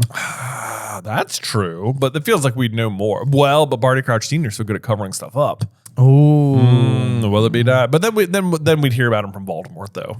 That's a good point. Yeah. That's a good point. He would be bragging or something. He'd be bragging. He'd have something to say. He'd come out of the wand, or I don't know. That would be so funny if it's like you're getting the regurgitation of all the witches and wizards, and we've heard all about Bertha Jorkins and Cedric and Harry's parents and the whole nine, and then there's just and Frank Bryce, and then there's I'm Weatherby. That'd be such a funny reveal if you were like, oh my gosh, what? That's been the joke the whole book. Right. Okay, so obviously Voldemort didn't kill Weatherby. Whoever he is, maybe he's just enjoying a nice, quiet retirement. A holiday in Albania. A holiday. Yeah. Maybe he was trying to take Bertha Jorkins on like a romantic trip because of his retirement. Yeah. And she basically stiffed him and just never showed up and chose Peter Pettigrew instead. It's Weatherby's fault. Well, look, you guys heard it here first. Weatherby is real, okay? Yeah, he's a real guy. He's a real guy. He's a whole separate character. And that's the new headcanon of the podcast. So exactly. Yep. Okay, so then let's see here. So half the time, he still didn't think his wife and son were still alive and kept talking about Percy, giving him instructions. And remember what he said about who, said Ron tentatively. And remind me what he said about who, said Ron tentatively. I've told you, Harry repeated dully. He said he's getting stronger. And it's sort of like, definitely believe that, guys. Yeah. Yes. Pull that part's true. Yeah. And then Ron's trying to be like, well, that's probably the part we shouldn't trust, right? Of course, if anything he said, that part can't be true. Right. Ron ignoring the obvious writing on the wall. I know. But he was out of his mind, like you said. So Never half mind. of it was probably just raving. Never mind Harry's dream at the beginning of the year, or the Death Eaters at the World Cup, or the Dark Mark, or anything like that, or Harry's name with the Goblet of Fire. It's probably not Voldemort. It probably, yeah. This is like one of those where it's like, is it impressive how much they figure out, or is it shocking how little they figure out? Oh, yeah, right. Maybe. Like if you're living in this world, it's like, guys, there's clearly something afoot right now. Right. Yeah. Yeah. Clear. I know. Of course, we're sitting here with, hyper hindsight. Yes, exactly. Yeah, that's also true. Yeah. He was the sanest when he was trying to talk about Voldemort, which I don't think is necessarily true. It seems like maybe that's when he was having like a really difficult time getting the words out. It's like when he was the most present. Exactly. Yeah. Yes. But that's maybe that's what Harry means. It's almost like he was really fighting to try to communicate those words. But my interpretation of it is that is probably when he would be the most creepy. Like he's just barely getting important, pertinent words out one after the other. Right. Dumbledore, my fault. It's sort of like, right. Whew. My son, brother, dead. Harry Potter, Dark Lord, stronger. Yeah. Bench press. Baldy's just been working out. Yeah. By stronger, I mean muscular. Yeah, that's right. Yeah. That's so it included with our Gubs Through Fire pin. We come up with Swole Voldemort. Swoldemort. That's a joke. We're not doing that one. Well, maybe. We'll see. I don't know. We got Hot Hagrid. We got Swoldemort. I know. Yeah. Sign up for our 2026 thirsty calendar. Where the most unlikely Harry Potter characters are. Oh boy. Ooh, yeah. Okay. Oh geez. Yeah. Good times. Good times. Yep. Anyway, so then Harry recounts that he just kept saying that he wanted to see Dumbledore. Wanted to warn Dumbledore. Yes. Yeah, I feel like Harry phrases that a little wrong there. But then of course, this is another like clever trick. He starts blaming Snape. Oh, if Snape hadn't held me up, we might have gotten there in time. And it's like, that makes you blame Snape for the situation rather than Moody. Not that you're likely to be blaming Moody in the first place, but it definitely like places your blame somewhere else. Exactly. And then of course we have to come back to the common solution, which is accusing Snape. Maybe he didn't want you to get there, said Ron quickly. Maybe, hang on. And here goes another theory alert. How fast do you reckon he could have gotten down to the forest? Do you reckon he could have beaten you and Dumbledore there? Not unless he can turn himself into a bat or something, said Harry. And, it's so funny that he chooses bat. I know. Because it's like, come on, for real? Like it could, like any other fast creature could have worked here. But Snape is so vampire-like. The fact that Harry reaches for bat, it's kind of like, maybe he can. Maybe he can. Maybe he could. I know that this is sort of like one of those details that's sort of like been disproven, but I do kind of keep like a quiet little headcanon in the back of my mind that Snape's got like a little bit of vampire blood. Yeah. Well, the other clever thing about this little bit here is that this is exactly what Moody did do, was beat Dumbledore and Harry back down there. This is true. Right. And like, they're like, well, they definitely couldn't have happened unless you're really fast or something. And like Moody, of course, has his peg leg. And yet that is what happened. That is what happened. Yeah. And then hilariously, Hermione's immediate reaction to all of this, while they're suspecting Snape, is, we need to see Professor Moody. We need to find out whether he found Mr. Crouch. And of course, like he would tell you. Yeah, exactly. That's so true. I know. It's like, we need to go ask the teacher for top secret information. Yeah. Maybe they'll just share that with us. Yeah. The thing is, of course, that he did find Mr. Crouch, and he's definitely not going to tell you the truth. Yeah. It's kind of like the reverse of what happens at the Quidditch World Cup, where his dad finds him in the woods. Right. You know? Yes. Oh, that's a good point. Yeah. Yeah. It's sort of like this like, I've never noticed that before, but it is sort of like a mirror discovery situation. Yeah, pretty much. Yep. Let's see here. So then Harry points out, if you had the Marauders map on him, it would have been easy, said Harry, unless Crouch was already outside the grounds. And that's because it only shows up to the boundaries, doesn't it? And so that kind of goes back to the point that Hermione was making, where it's like, well, you can't apparate in or out of Hogwarts, but it's like, if they were outside of the grounds, then you could, right? Yeah. I guess, yeah. I mean, not that it matters, because it doesn't actually like play. That's not what happened, but right. But like maybe Hermione's not totally correct. Yeah, we just don't know where the apparition lines are around Hogwarts or anything. Right. So, but then it's like, he says, if he had the Marauders map on him, it would have been easy, and he did have the map. Right. He did. Yep. But of course, it's like, this is like, you think Moody's looking for him, and he's not. He's just puttering around, putting on a show. He knows exactly what's happening. Yes. Yep. Absolutely. Yeah. And then the scene is interrupted because somebody was climbing up the steps of the Owlery. Harry could hear two voices arguing, coming closer and closer. And it's, of course, Fred and George. And we overhear, that's blackmail, that is. We can get into a lot of trouble for that. We've tried being polite. It's time to play dirty, like him. He wouldn't like diminish her magic knowing what he did. I'm telling you, if we put that in writing, it's blackmail. Yeah, and you won't be complaining if we get a nice fat payoff, will you? Right. So I think fun little delineation here. It is George who is concerned about the blackmailing, and Fred who's like, we got to blackmail. Yeah, it's like that's where we're at. This is the line apparently between Fred and George, and where they each individually feel like breaking the rules is allowed. Fred seems to be willing to go one step further than George. Oh, right. Okay. Yeah. So we know that Fred is a little bit more of a risk taker. Yes. Yeah. There you go. All things being equal. Yes. Which hopefully that doesn't cost him anything. Oh no. I can't start making Fred is dead jokes. That one hurts too bad. That's so much worse than Cedric. It's way worse. It's dead Fred is way worse than dead Ced. Yeah. Yes. They all rhyme. Do you think that's important? No. Lupin doesn't rhyme. I'm trying to think of a way to rhyme. But dead Ted Tonks rhymes, right? He dies, right? Dead Ted? Dead Ted. Yeah. You got dead Ted, dead Ced, and dead Fred. Oh dear. If your name rhymes with dead. Yeah. Anyway, okay. Look out. The owl door banged open. Fred and George came over to the threshold, then froze at the sight of Harry, Ron, and Hermione.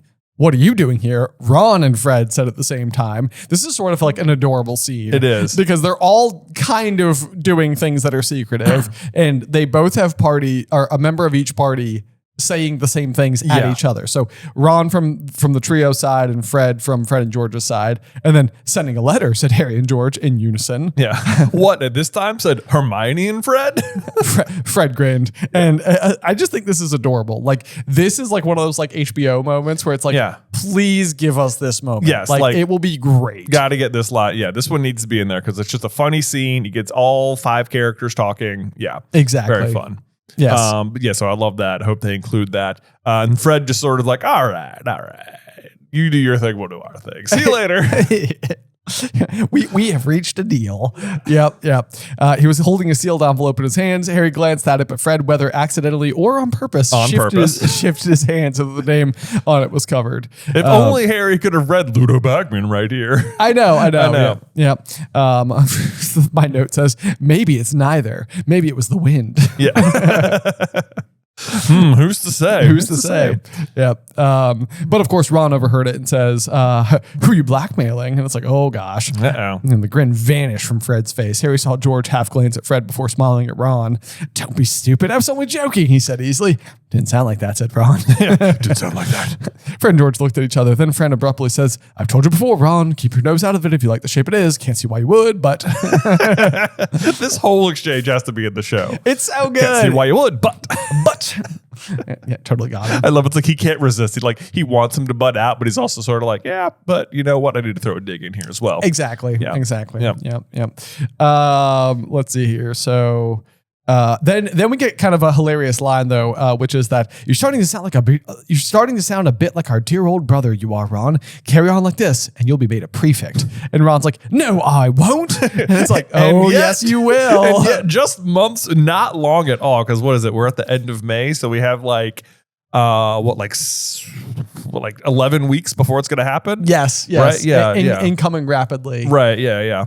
It is basically in the mail, you know, as far as I can tell. Right. And to, not to Harry, which is going to such a kerfuffle that's going to be. I know. Yeah. I know. Oh boy. Anyway, can't wait for that scene. So yes, Ron will become a prefect in the very next book, despite his misgivings about it. Right. Yes. And it works out for him because then he gets to join the Quidditch team. That would be interesting if Harry had gotten the prefect one, because then Ron wouldn't have gotten the reward for becoming a prefect and might not have had a broom to try out for Quidditch. Oh. In which Cormac McLaggen probably would have been the keeper. Oh. Wow. And then Hermione and him just end up together and sail off into the sunset. Wow. Probably not. Yeah, probably not. Yeah. I'm not a big McLagmione. Yeah. No. Yeah. Cormini? Oh, that's better. Yeah. Yeah. I don't think anyone's shipping that, right? No. Hopefully not. Hermac. Hermac McLaggen. Yes. Hermac. That's it. Hermac McGranger. Hermac McGranger. There we go. Yeah. Do you think Lavender would have selected Ron if he wasn't playing Quidditch? Ooh, good question. I guess so, because she comes to the tryouts just to like cheer him on. That's true. Yeah, That's true. never mind. Yeah, maybe who's to say. Yeah, Ron's still desirable. Yeah, right? Yeah. He's so tall. Exactly. He's so tall and gangly and freckly. Exactly. People love that. He's a prefect. His hair Maybe clashes. she only likes him because he's a prefect. Oh, that's a weird choice. I know. Yeah. What does that say about Lavender? Percy has really slandered the good prefect name. I hasn't he? know. Yeah. For Rod, like Hermione's a prefect. Well, that just makes sense. It just makes sense. That Yeah, just makes yeah. sense. Good for her. But then Draco becomes a prefect. What is Dumbledore doing? What is he doing? Why is he like, you know what I'm going to do? I'm not going to choose Harry. I'm going to choose Draco. Do I see any problems here? Nah. Nah, It's going to be fine. It's going to be fine. I love playing with fire. It would have been great if Dumbledore was like, and it goes to Crab. That would have been hysterical. Yeah. Draco's like, excuse me? What? Can't even read. Can't even read. No, you can't. If you're going any slower, you'd be going backwards. Yeah. Anyway, sorry. Let's see here. Let's see. So Fred and George make their way past them, basically do a very speedy job of sending their owl, and then they leave, and the trio are left wondering, you don't think they could know something about all this, do you? Which don't see why they think this could somehow be related, but I don't know. I guess it's just because they're like in the midst of like trying to solve some type of like weird criminal-ish seeming behavior, and then these two show up and they're talking about blackmailing somebody. And it's sort of like, wow, that's weird. 2 crimes in one day. Yeah, I suppose so. Of course, this isn't the same day. It's months earlier. Right. But I think Harry's got the good read on Fred and George at the end of the day, which I think really is what it comes down to with Fred and George. It's like, as much as they joke, it's like they do still end up being members of, the Order of the Phoenix, and they do still fight in the Battle of Hogwarts, and, they're very heroic people. And so Harry's assessment here is like, if it was something that serious, they'd tell someone. They'd tell Dumbledore. Ron sort of like contests it, and he's sort of like, I don't know if they would. They're like obsessed with making money lately. I noticed it when I was hanging out with them when, he tries to skirt it, and Harry's just like, when we weren't talking. Right. Continue. Don't be so awkward, Ron. Exactly. But yeah, like the joke shop, I think it's all continuing to like muddy the waters about like what Fred and George are up to. And more importantly, it sort of keeps like the Ludo Bagman conversation, like as it's sort of like misdirect. Yeah, exactly. While everything, because you really just have 2 different plots going on. Right, exactly. And that's the main thing. Yeah. But then I think this is such an interesting read here where it says, it's this joke shop idea they've got. I thought they were only saying it to annoy Mom, but they really mean it. They want to start one. It's like, it is funny. It is interesting to me that Ron was not taking them seriously at all. Yeah. It seems like that's just him failing to recognize like the actual efforts they've gone to, the fact that they're selling stuff. Like, it's like, it seems fairly evident that they're for real about it. I know, but he's like, I thought they were only saying it to annoy Mom. It's like even Ron, who is spending time with them and who knows them, especially well, like doesn't think they're being serious, which then kind of makes you feel like it's like, maybe like, I mean, Fred and George are so likable and so funny and so great all the time, but it's like, I wonder if they have like a little bit of like a lonely existence where like literally nobody takes them seriously. It's a good question. Yeah. Like, I mean, and it's like when push comes to shove, I think that like even Molly herself ends up being very pleasantly surprised by how much like flair for business that they've got and how successful they've become. And like they even then spoil her rather lavishly and buy her like really nice presents and stuff like that. Like, it's definitely something where I could see a world where maybe they were like a little bit frustrated that like they had this deep interest and it was never really properly like supported.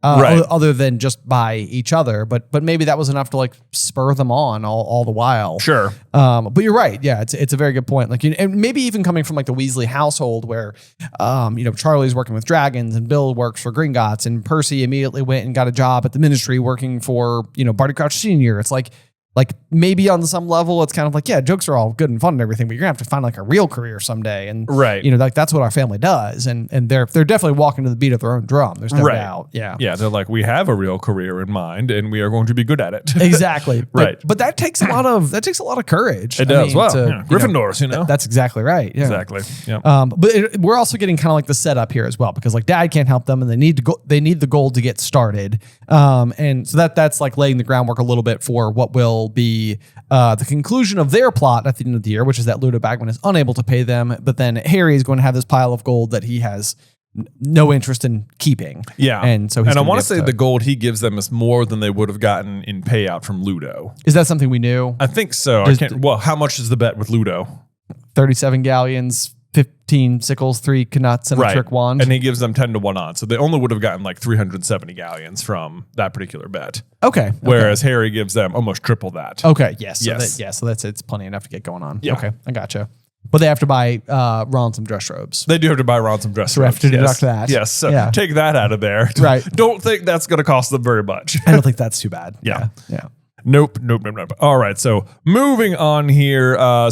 They are talking about like, would they do that? Would they blackmail somebody? And Hermione's like, I don't know. That's the law. That's like, this isn't some silly school rule, which I think is funny because it just sort of shows Hermione's growth, where in year 1, she's like, you're going to get us killed or worse, expelled. Where it's like silly school rules are the absolute letter of the law to first year Hermione. Right. But now 4th year Hermione's like, school rules, I mean, they're breakable all the time, whatever. Yeah. we do that. That's who we are. That's who we are. Kind of our brand. I like to think she like knocked a little dust off her shoulder after that one. Some silly school rules there, Ron. Right. This is the law. But the law. The letter of the law. It's so funny that she says that too, when next year, Umbridge's method of attack will be to create laws. It's true. Yeah. It's true. Yep. Yeah. And at that point, Hermione's like, screw that. We're going to be breaking some laws. It's fun, isn't it? Yeah. No, what does she say? Yeah. It's kind of exciting, isn't it? breaking the rules. Who are you and what have you done with Hermione? What a moment. I know. That What was a a good moment. one. Yes. Oh man. But yeah, then Hermione suggests like, Ron, maybe you'd better tell Percy. And I'm just like, I disagree. Not for any reason ever. No, don't do that. Yeah. No. Yeah. Are you mad? Tell Percy he'd probably do a crouch and turn them in. Likely. Yes. Yeah. Probably would. Yeah, and Harry's like, "What?" Or no, let's see here. Then we get the kind of a pace change. Yeah. Do you think it's too early to go and see Professor Moody? Hermione said as they went down to the spiral staircase. Yes, said Harry. He'd probably just blast us through the door if we wake him at the crack of dawn. He'll think we're trying to attack him while we sleep. Let's give him till break. Yeah. I guess that means he sleeps in his office, right? It must be Must be the case. Like I feel like when they go and visit Slughorn and Half-Blood Prince, that's also true. Yeah. So yeah. maybe they all have like there must be like a sleeping quarters. chamber off the office or something. Right. Yeah. Right. Yeah. Right. Yeah. Nothing like walking out of your bedroom directly into your work office, you know? Yeah. Good times. Yes. Separation of work and, personal space. Oh boy.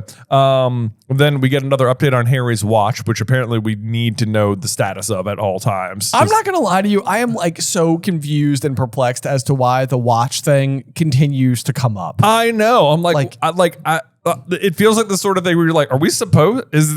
Am I missing something? Like, is there a reason that we need to know Harry's watch broke? Right. Yes. Like it's happened so many. Yeah. So he loses it stops working when he goes down in the lake in the second task. And so that's sort of like, okay, I don't know how much time I have left because my watch broke. That totally makes sense. Then he forgets to take it off for some big stretch of time. And when he's talking to Sirius in the cave, he goes to look at it, forgetting that it broke while he was in the second task. And now finally we also get History of Magic had rarely gone so slowly. Harry kept checking Ron's watch, having finally discarded his own. Great to know. It's like it does not matter. Right. I know. Like, I would love for there to be some tiny payoff, like, oh yeah, because Harry didn't have his watch, but no. Yeah. But Ron's was moving so slowly, they could have sworn it stopped working too. Ugh. Watches just don't work like they used to. Why not? I feel like, Ron was in the lake too, That's true. Yeah. Maybe McGonagall was like, Ronald, before you go down, you better take that off. I'll take that watch off. Right. Yeah. Oh man. But even Hermione wasn't taking her usual notes, but sitting with her head on her hand, gazing at Professor Binns with her eyes out of focus. Wow. Even Hermione can't be bothered to take notes in this class. Goodness. Which at this point, how much more can there even be to be told about Goblin rebellions? You know, I really don't know. Right? Yeah, it seems like such an ongoing thing. It does. Did you know that we discovered, and we maybe have already discussed this, I can't remember, but that we always go on and on about Florian Fortescue in book 3 telling Harry about Goblin rebellions, and but it's actually witch burnings. It's actually witch burnings, and we've made the joke like 1,100 times, and we've been wrong every time. We got Mandela affected, We really did. At one point, it was Goblin rebellions. It had to be. It had to be. Yeah. We all remember it that way, don't we? Exactly.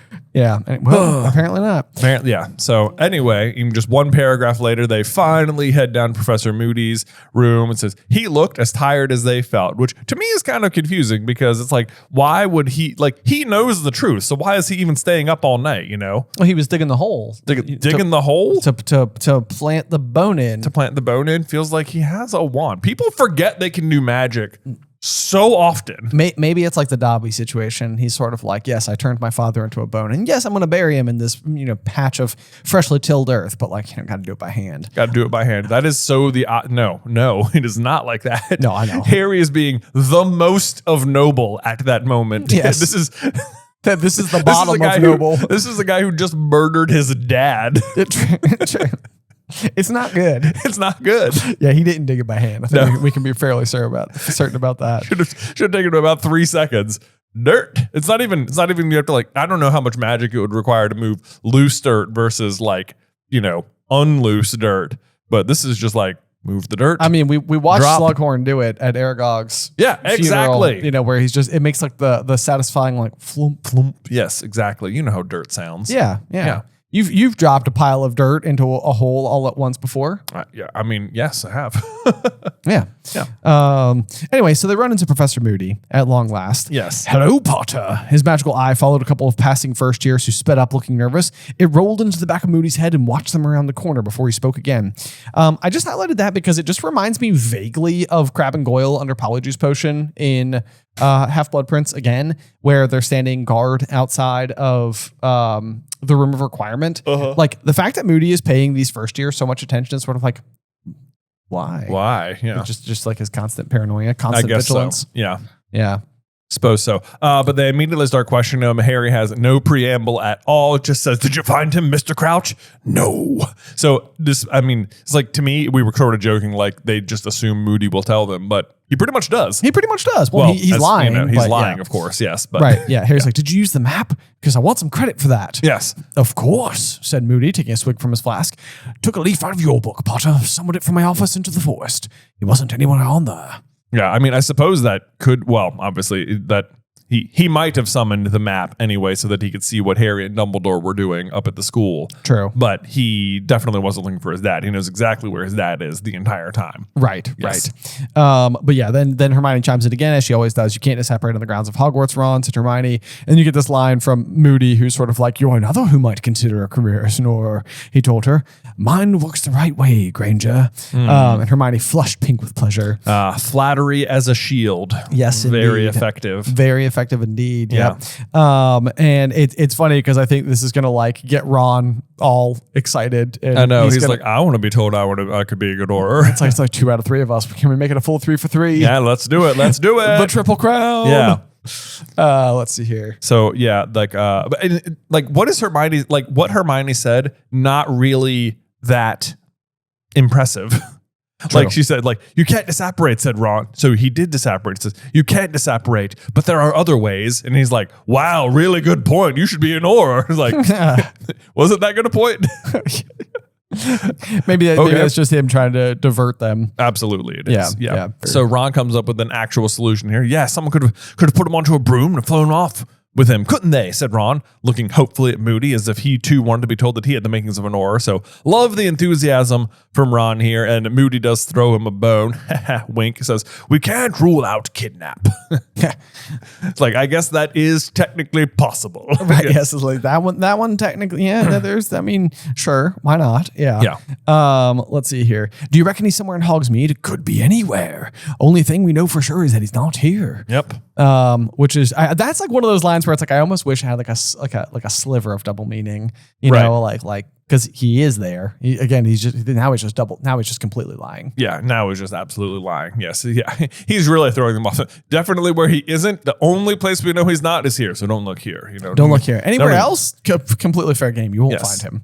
Right. But here, well, Nah, don't worry about it. Yeah. Not that you could even, like, it's almost so, well, I always think it's surprising, like, why'd you choose a bone to transfigure him into? But then, like, the part of the actual plot of the end of the book is going to be Voldemort stealing a bone from his father to resurrect himself. yeah. So part of me is like, oh, Barty Crouch Jr. is like setting up his own resurrection story here. got He's like like, I got to leave that opportunity open. Exactly. Yeah. He's got like his own little like, oh man. It's like, well, was he planning to make a Horcrux or something? Could have been. Could have you know? been. I mean, wouldn't Yeah. surprise me at all. No, none whatsoever. Yeah, No. he's definitely pretty dark. Yeah. But Who's what- to say he didn't? You know, who's to say he didn't? is Moody just? Oh, not is Moody. Is Barty Crouch Jr. still alive out there? I waiting? mean, well, all we know is that we know his soul is sucked out, but like, you know, his if he has a Horcrux, another piece of his soul could be somewhere else.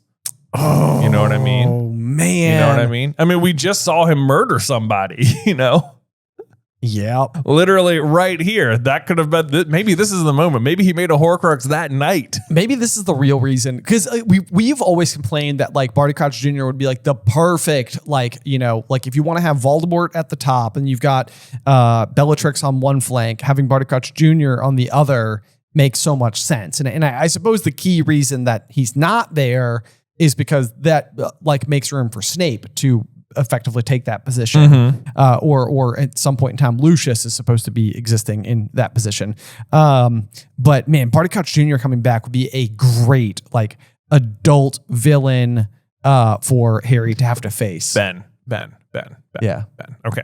If he made it right here this night, there's only so many things it could be, right? Okay. Okay. If you fast forward to Order of the Phoenix, when the Order is picking him up, Moody is having trouble with the eye because it says it hasn't fit well since the imposter It's the had it in, eye. but maybe it doesn't fit well because there's something new to it.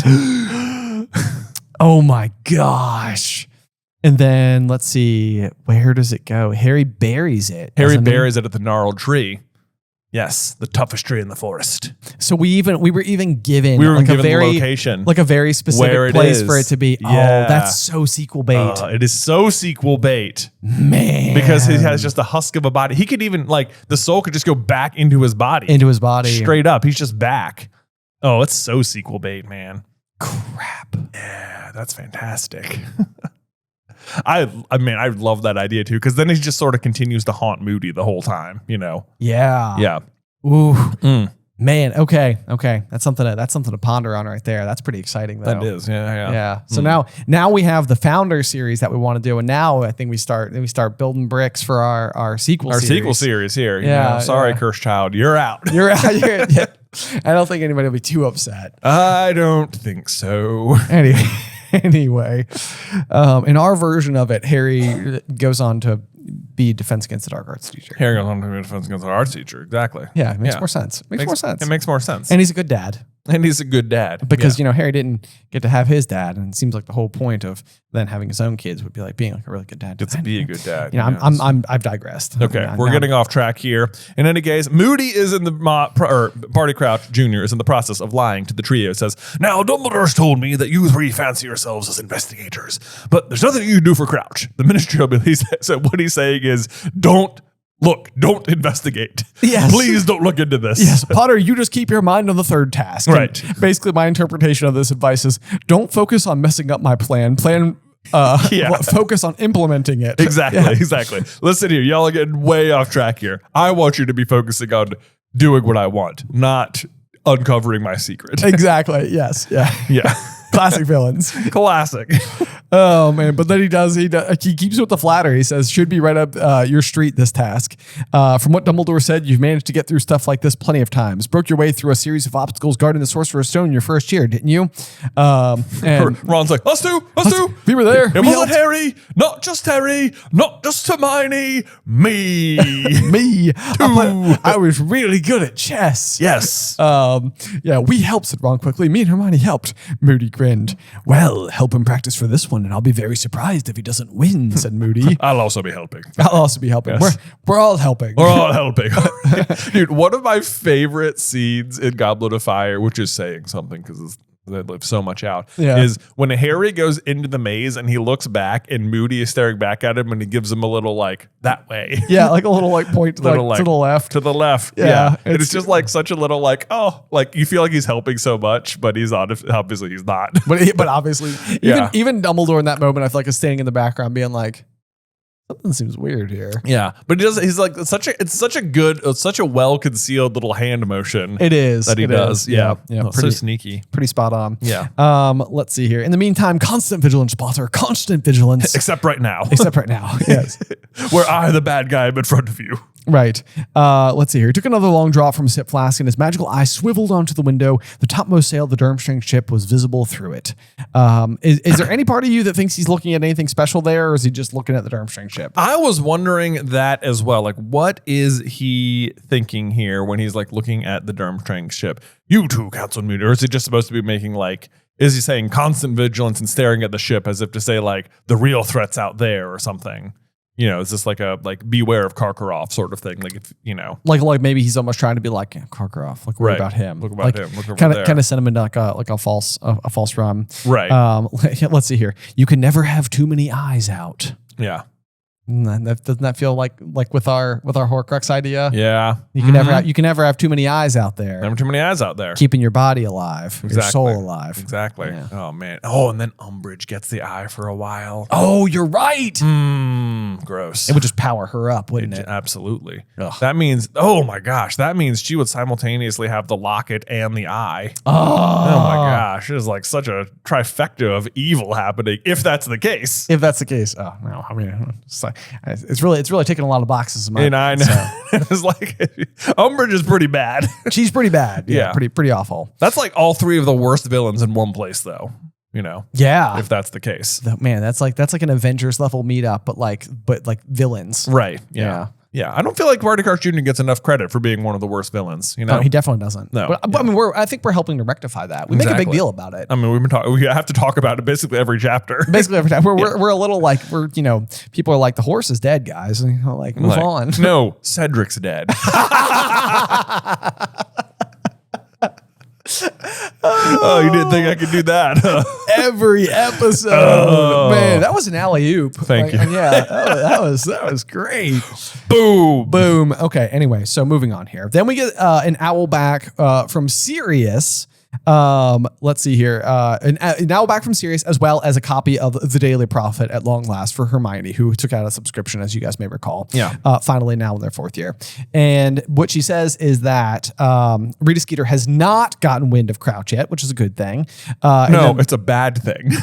Yeah, good point. It's a bad thing. And It's like Hermione's happy about it, like, haha, she hasn't got wind of it. But actually, it would be good if she did. Right, that's Yes. true. But what is she doing right now? I don't know. Yeah, why is she missing all of this stuff? All the good things. All the good things, I know. She's like spying on people at the wrong time. She's going to be up at North Tower later. Why on earth, if you're Rita Skeeter, are you hoping to get a story by overhearing Harry's divination class? Who knows? I know, right? Like, I mean, she does get one, but Right.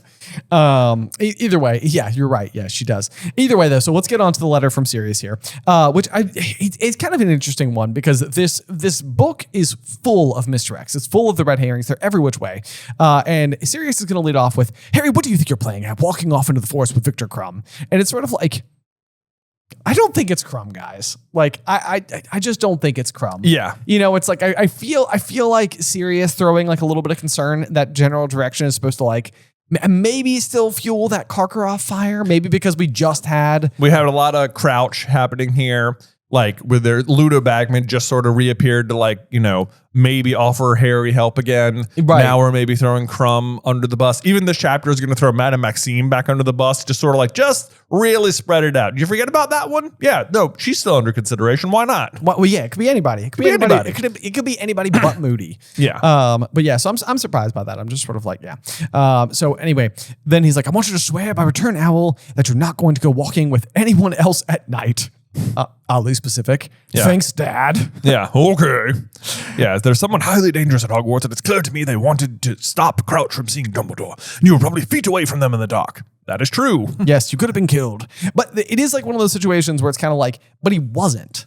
Like he could have been, but he wasn't. But he wasn't. Yeah, you got to think about that. I mean, Harry's going to bring that up. He's going to be like, no one's tried to attack me. Like, Yeah. why wouldn't they have if they're trying to kill me? Right. And it's like, because that's not the plan. That's the genius of the whole plan, is that everyone thinks the plan is to kill Harry, which eventually it is. Right. It's just like not in the way they think. Right. Yeah. He even is going to go on to say that like your name didn't get to the Goblet of Fire by accident. If somebody's trying to attack you, they're on their last chance. And it's almost like he's right and wrong at the same time, because it's literally like the end of the tournament. The success of winning the tournament is what will put him in the most danger. Right. So it's really like the thing that immediately concludes winning the tournament. Right. Yeah.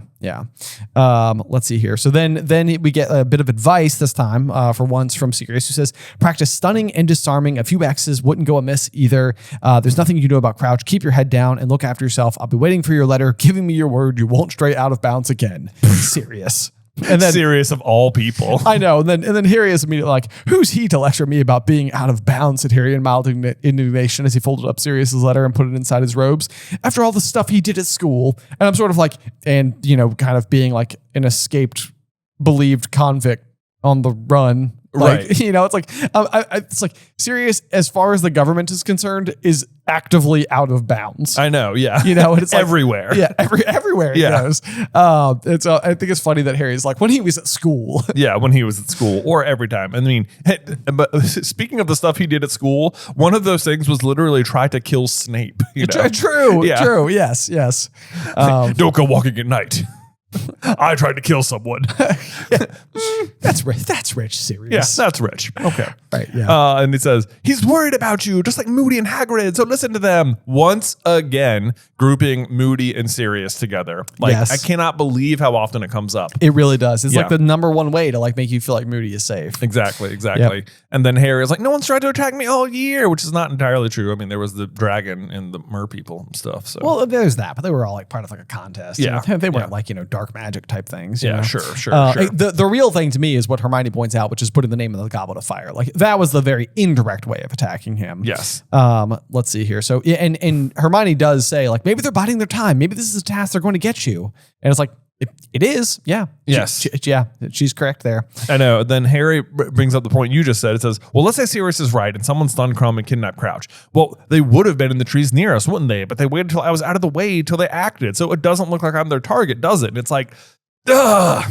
That's such a good point. It is a very good point. It is confusing. It's like if Harry is the target and like they did put his name in the Goblet of Fire and he is the target, but then why wouldn't they attack him when they have the chance? Right. Yeah. And so, then Hermione's like, well, maybe they're just trying to make it seem like an accident because like, if they murdered you in the forest, like that would obviously seem like a problem. But if you died during a task. Right. But then he's sort of like, but they didn't care about attacking Crumb. Like, Right. like, why didn't they just polish me off at the same time? They could have made it look like Crumb and I had a duel or something. And it's like, and Hermione's just like, cause stop making good points. I don't know. I don't understand it either. And I love both of you so much. I know. I don't know if we're in a love triangle, Harry. Yeah. Poor. Then look, here it is again. I don't like it. Moody's right. Sirius is right. Yeah, you've got to get training for the third task straight away. Yeah. That part of me almost just feels like this is like the characters on the page are sort of like, yeah, I know that there's very important things going on, but we need to start convincing everybody that we need to focus on the third task. Like that, Right. That's really starting to be a problem. Right, Yeah. right. So it's like they have this thing they could start worrying about, but they have this other very pressing thing. It's like when you want to do something, but you have to pee. And it's like, Yes. It's like, God, I really just want to focus on this mystery. I guess I better go finish the task first, though. Like that is going to be a problem if I don't do it. Yes. Got to pay that some attention. So anyway, in their free time, they start looking up hexes or else empty classrooms in which they sneak to practice. The trouble of practicing these particular spells, though, is that it required some sacrifices on Ron and Hermione's part. And Ron's like, can't we just kidnap Mrs. Norris? Having just been stunned and reawoken by Harry for the 5th time in a row. Let's stun her for a bit. Or could you use Dobby, Harry? I better do anything to help you. Yeah. I'm not complaining or anything. He got gingerly to his feet, rubbing his backside. But I'm aching all over. And Hermione's like gaslighting him. Yeah, she's like, well, you keep missing the cushions, like it's Ron's fault. I know, yeah, because you have so much control when you're being stunned. Yeah. It's like just try and fall backward, and Ron's like, well, once you're stunned, you can't aim too well, Hermione. Yeah, he's why don't you take a turn? She's like, I think Harry's pretty much got it. I don't think we need to take. I don't say why I would have to take a turn. Why would I have to take it? Harry's done it 5 times, pretty much master now. Right. I like to look at this one. She said, the impediment curse should slow down anything that's trying to attack you, Harry. We'll start with that one. And it's crazy to think that this is like the first time that Harry's learning about the impediment curse, because this is the one he's going to use like a lot. Oh, it's crazy to think this is the first time I was learning about stunning. Also true. Also true. Yeah, these are going to become some serious bread and butter spells moving forward. Right. Yes. But in any case, they start working on some of those, but it's funny to me that they're doing this like in the middle of the day too, like between classes, they're doing training. Right. But the bell rings and Hermione has to go to arithmancy, and Harry and Ron head to North Tower for divination. Yes. Where apparently it is sweltering hot, and the vibrations are just so perfect in this room on this day. But part of me thinks like she says it must have been these things that were like triggering it, and I'm like, she might be right. No, I know it really is like another one of those like Trelawney is always right situations, because like she clearly is like making her room such that like she believes it will help with her clairvoyance or whatever, and then sure enough, like Harry falls asleep and does see like images, things he's not supposed to be seeing. Right. So it is rather kind of like unusual timing. I also think it's really funny because like they're talking about how it's going to be boiling in Trelawney's room because she never puts out the fire. And then Harry gets like all settled in, and he opens the window like an inch or so and settled into the chintz armchair so that a soft breeze played across his face, and says it was extremely comfortable. And I was just like, just the description alone made me want to take a nap. Oh, I know. I was like, man, I want to be in that chair chair with the breeze and the fire and and the chintz. good. The chintz, exactly. But apparently this is just exactly but it like this is also where Trelawney has the second prophecy about Wormtail, like reuniting with Voldemort, is in her tower. It's true. You know, so it's like absolutely. maybe it makes me feel like there is something to the way she has done the room. Right. Yes. And even what they're doing in today's class, it says they're going to be looking at like a model of the solar system. And she says, today, however, will be an excellent opportunity to examine the effects of Mars. Yes. For he is bringer of battle. Yes, exactly. Yes. For he is placed most interesting at the present time. And it's sort of like this is what Ferenz is saying in The Forest in year 1, where he just keeps saying like Mars is bright tonight. Oh, is it Friends? Yeah. Yeah. They all keep saying it. They all keep saying it. Yeah. Okay. Yeah. Mars is bright tonight. And, Yeah, we've heard. But this is exactly what ends up happening in The Forest again in book 7 is, you know, it's like Mars, the position of Mars is finally like coming to fruition. But the fact that she's zeroing in on Mars right now is actually pretty insightful because Voldemort is about to come back. Like the Second War is about to begin. I know. It says it's making a fascinating angle towards Neptune. And I'm like, I wonder what like I am positive that whatever Neptune stands for and the angle it's making with Mars is relevant to the plot. Oh, most certainly. Yeah. Yes. Yeah. It's something we should dig into. I know. Well, like Neptune's usually like the god of the sea and stuff, and like Mars is the god of war. So I'm not sure why the sea would have to do anything with this, but Yeah, no, that's a good point. Yeah. But anyway, so then let's see here. Oh, then we get the Rita Skeeter note here where it says, the heavily perfumed fumes washed over him. The breeze from the window played across his face. He could hear an insect humming gently somewhere behind the curtain. That's Rita Skeeter. Yes. You're wondering. Yes. His eyelids began to droop. And then while I was reading it, I literally yawned. Oh, nice. While reading it. It sounds so cozy. It really does. It Yeah. really does. He was riding on the back of an eagle owl. So again, that's the eagle owl that we believe we saw before. Yeah. And again, this is the interesting perspective, like to be delivered because it's going to fly to where Wormtail and Nagini and Voldemort are. Right. But right now we are quite removed from that scene, and yet somehow magic is still allowing Harry to have this perspective. Right. Yeah. Clear blue sky toward an old ivy-covered house set high on a hillside. Where do you think they are? I think they're at the Riddle House. You think they're at the Riddle House? Okay. Yeah. Okay. Ivy-covered house set high on a hillside. Lower and lower they flew, the wind blowing pleasantly in Harry's face until they reached a dark and broken window in the upper story of the house and entered. Now they were flying along a gloomy passageway to a room at the very end. Through the door, they went into a dark room with windows, with a room whose windows were boarded up. Harry had left the owl's back. He was now watching as it fluttered across the room into a chair with its back to him. There were two dark shapes on the floor beside the chair. Both of them were stirring. Well, see, because like the position of like entering the room and the chair facing away from the door is extremely similar to the description from Frank Bryce. It does seem very similar. Yeah. Yeah. And it sounds like the home is kind of like derelict. Yeah. You know, like with the ivy covered and boarded up windows and stuff like that. I mean, that sounds like the Riddle House. Yeah, especially at like, I mean, I don't know if it, like, were the boards on there when Frank was there? Or I guess. I think it was boarded up. Okay. I believe so. Yeah. Yeah. Okay. There you go. Well done. Yeah, I think they're still at the Riddle House. Because, I mean, they're going to do the thing in like the Riddle, the graveyard in Little Hangleton anyway. That's true. Right. Yeah. Yeah. So Okay. why travel more than they need to? Well, that's a good point. Yep. Let's see. There are two dark shapes on the floor beside the chair. Both of them were stirring. One was a huge snake. The other was a man, a short, balding man with watery eyes and a pointed nose. He was wheezing and sobbing on the hearthrug. "You are in luck, Wormtail," said a high, cold, pitched voice from the depths of the chair in which the owl had landed. "You are very fortunate indeed. Your blunder has not ruined everything. He is dead." Man, it seems crazy to me that they cannot figure out that the he is Mr. Crouch. You know, like, I guess they don't know that Barty Crouch is dead.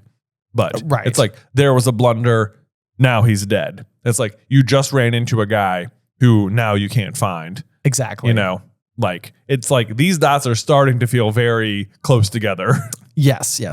And this is sort of like the big question that I was kind of having in my mind though is whether or not they were at the Crouch residence because I guess that's probably where they were keeping him prisoner. I think so, yeah. And if Wormtail messed up, it means at the very least that's where he probably was when he messed up, or however Crouch broke free from his control.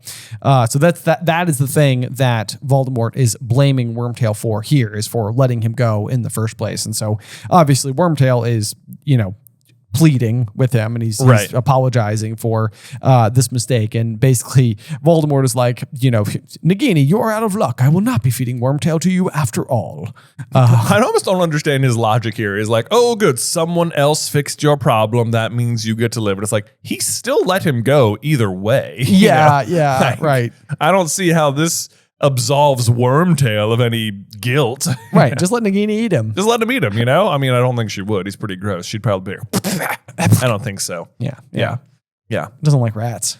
Doesn't like rats. Yeah. I feel like that's the thing. It's like that's the real reason he's not feeding Nagini to him, because he's told her, he's like, why don't you just go ahead and eat Wormtail? And she's like, threaten him all you want, but I'm not touching that. I have to be clear with you. I'm going to be clear with you. I am not interested. No. That is not in my dietary preferences. No, that thing is gross over there. That guy, I don't think so. No.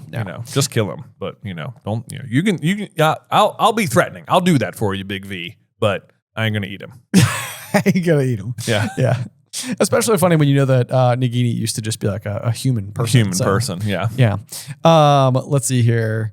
Then Voldemort goes on to torture Wormtail. Torture Wormtail, yeah. Says he's going to feed Harry to Nagini instead. And then Wormtail is indeed not off the hook entirely. He does remind him that, okay, I'm not going to kill you, but I do need to remind you that you are going to be punished for this. And he performs a Cruciatus Curse on him, which sends Harry into a screaming rage way back at Hogwarts in the North Tower. Yes, indeed. Harry opened his eyes. He was lying on the floor of Professor Trelawney's room with his hands over his face. His scar was burning so badly that his eyes were watering. The pain had been real. The whole class had been standing around him, and Ron was kneeling next to him, looking terrified. You all right? He said. And it's just like a good, that to me, that's like a good Ron moment, because it's sort of like Ron knows Harry so well that it's sort of like something just happened to you, didn't it? Yeah. Like Ron knows a little bit more than anyone else in the situation. Although, I'd be so curious if this had happened privately with Trelawney, if she could have actually what she would have explained here, because she's like, what was it? A premonition? An apparition? What did you see? She has an inkling of what happened. Right. And then, she says, you were clutching your scar. You were rolling on the floor, clutching your scar. Come now, Potter. I have experience in these matches. And it's like, I am so curious what she would have said. I know. I mean, that's what I wrote in here. I was like, it really just is too bad that she's not more reliable, because it would have been interesting to see someone else's perspective who has any knowledge about this kind of thing, or supposed knowledge. Right. But then Harry's like, I need to go to the hospital wing. Bad headache. And it's like, Harry, who are you fooling, man? Yeah. Clear lie. Just got to get out of this room. Yes. And then that's where you get the clairvoyant vibrations. Yeah. Yes. My dear, you were undoubtedly stimulated by the extraordinary clairvoyant vibrations of my room. Yeah. Which I feel like is pretty possible. Yeah. Right. Yes. Yeah, exactly. Yeah. If now you may lose the opportunity to see further than you ever have. Yes. And I was like, I bet this is somewhat true. I know. I bet they could get back in the room. Yes. Yeah. Which maybe is useful, maybe not. Hard to say. He stood up. The class backed away. They all looked unnerved, and I could only imagine, it's weird going to this class, especially with Harry. Right. Weird things always seem to happen there. They do. Yep. But then, he says, I love it. Professor Trelawney was wearing an expression of great frustration, as though she had been denied a real treat, which in a way she was, I suppose. Yes. A very unusual opportunity to get firsthand encounter with what she claims to be able to teach. I know. It's it feels like no coincidence that it happened in her room. Right. Yeah. So Harry though is like, nope, I know exactly what I need to do. Sirius told me what to do, and I have to go talk to Dumbledore. That dream was exactly as vivid as the one that had woken me earlier this summer. And he's trying to remember it all, of course, which is hard to do even when you feel like a dream was very vivid. Oh my gosh, yeah, it's so strange with dreams, isn't it? Because I feel like so frequently everything about the dream, while you're there, it's the setting and all of that makes sense, but then you try to explain it to somebody, and all of a sudden it's I don't know why we were in our childhood home and that one person was there and you were technically a glue stick, but it made sense in the dream. Right. It's in the dream, it all perfectly makes sense. You don't question any of it. Yes. And then as soon as you start saying it out loud is when you realize how ridiculous you're it all wait is. a minute. But then, they were, okay. and then it's like you're in the act of trying to recall it. Your brain's just like, dump it. Nope. Yep. Get rid of it all. Don't need it. In the meantime, though, Harry he's recalling everything. He's actually doing a pretty good job too. It's like the owl had brought good news. The blunder had been repaired. Somebody was dead. So Wormtail was not going to be fed to the snake, but Harry was going to be fed to it instead. Right. Somebody was dead. That's Crouch. Yes. Yeah. Then he does make it to the gargoyle that stands guard outside of the headmaster's office, and he tries once again lemon drop because it had been the password from years past, and the gargoyle does not move. And then Harry just starts. He's kind of like a comical moment because he keeps just guessing a bunch of different candies. Yeah. So I love how it goes from lemon drop to pear drop. Yeah. It's like, how adjacent are we with our candies here? Liquor Swan, Fizzing Whizbee, Dribbles Best Blowing Gum, Birdie Bott's every flavor of beans. Oh, he doesn't like them, does he? Oh, can you just open, can't you? He said angrily. I really need to see him. It's urgent. Yeah. Then Harry kicks it. Ouch. He's like, that was never going to work. That was never going to work. Yeah. Chocolate Frog, Cockroach Cluster. The gargoyle sprang to life and jumped aside. Harry blinked. Cockroach Cluster, he said amazed. I was only joking. Yeah. All right. Well, good for you. You got it. I love that he's able to crack his way in just by like brute force. Yes, I know. Yeah. So he makes his way up there and it says, and now he gets to start overhearing Dumbledore and Fudge talking, and it's just like, Dumbledore, I'm afraid I don't see the connection. Don't see it at all. Which just Fudge is so dumb here. And this is just setting you up for the next book as well, where Fudge, or even later in this book, where Fudge is going to quickly become insufferable and just stop listening to Dumbledore altogether. Yes. Just because what he really doesn't want is for his own position to like be threatened in any way. Exactly. Yep. Let's see here. They talk a little bit about Bertha Jorkin being missing, but like, he's like, Ludo says that she's perfectly capable of getting herself lost. And I would have expected to find her by now. And it's like, it's been 9 months. Yeah. It's like, that's way too long. It's way too long. You have a missing person case here. Right. Yeah. Yeah. This is becoming an issue. Yeah. And then it says, as for her disappearance being linked with Barty Crouch's, nothing at all. And it's like, well, you do have 2 ministry people missing, like, inside of a year, and you can't find either of them. Right. And actually, both of them are dead. Right. Yeah. And what do you think's happened to Barty Crouch, Minister? Said Moody's growling voice. This is him like hunting for information. Exactly. Yeah. Either Crouch is finally cracked, more than likely, I'm sure you'll agree, given his personal history, lost his mind, gone wandering off somewhere. He wandered extremely, this is Dumbledore. He wandered extremely quickly, if that's the case, Cornelius, said Dumbledore calmly, which, it's weird. It's like, I don't know why Dumbledore is like screaming I know, in this moment. It seems a little out of He character. wandered extremely quickly, if that is the case, Cornelius. Said Dumbledore calmly. Or else, well, said Fudge, sounding embarrassed. Well, I'll reserve judgment until after I've seen the place where he was found, but you say it was just past the Beauxbatons' carriage, Dumbledore. You know what that woman is? Ugh. It's like, dude. Oh, dude. It's like, come on. Such casual racism by Fudge. And not even casual. It's like, it's just overt. It's just like, overt. You're right. Like Dumbledore is like literally like, presenting him with otherwise information. And he's like, or how about prejudice is the issue? And it's how about, I know, even the one he claims is the more likely possibility that Crouch has finally cracked. It's like Fudge wants to believe that Crouch has finally cracked because because Fudge still sees Crouch as a threat to becoming minister. Yes. In some capacity. He's like, he wants to believe that Crouch, like, oh, yeah, he's cracked. He's not a threat to me anymore. Clearly couldn't handle the job. I was the better man the whole time. Like, right.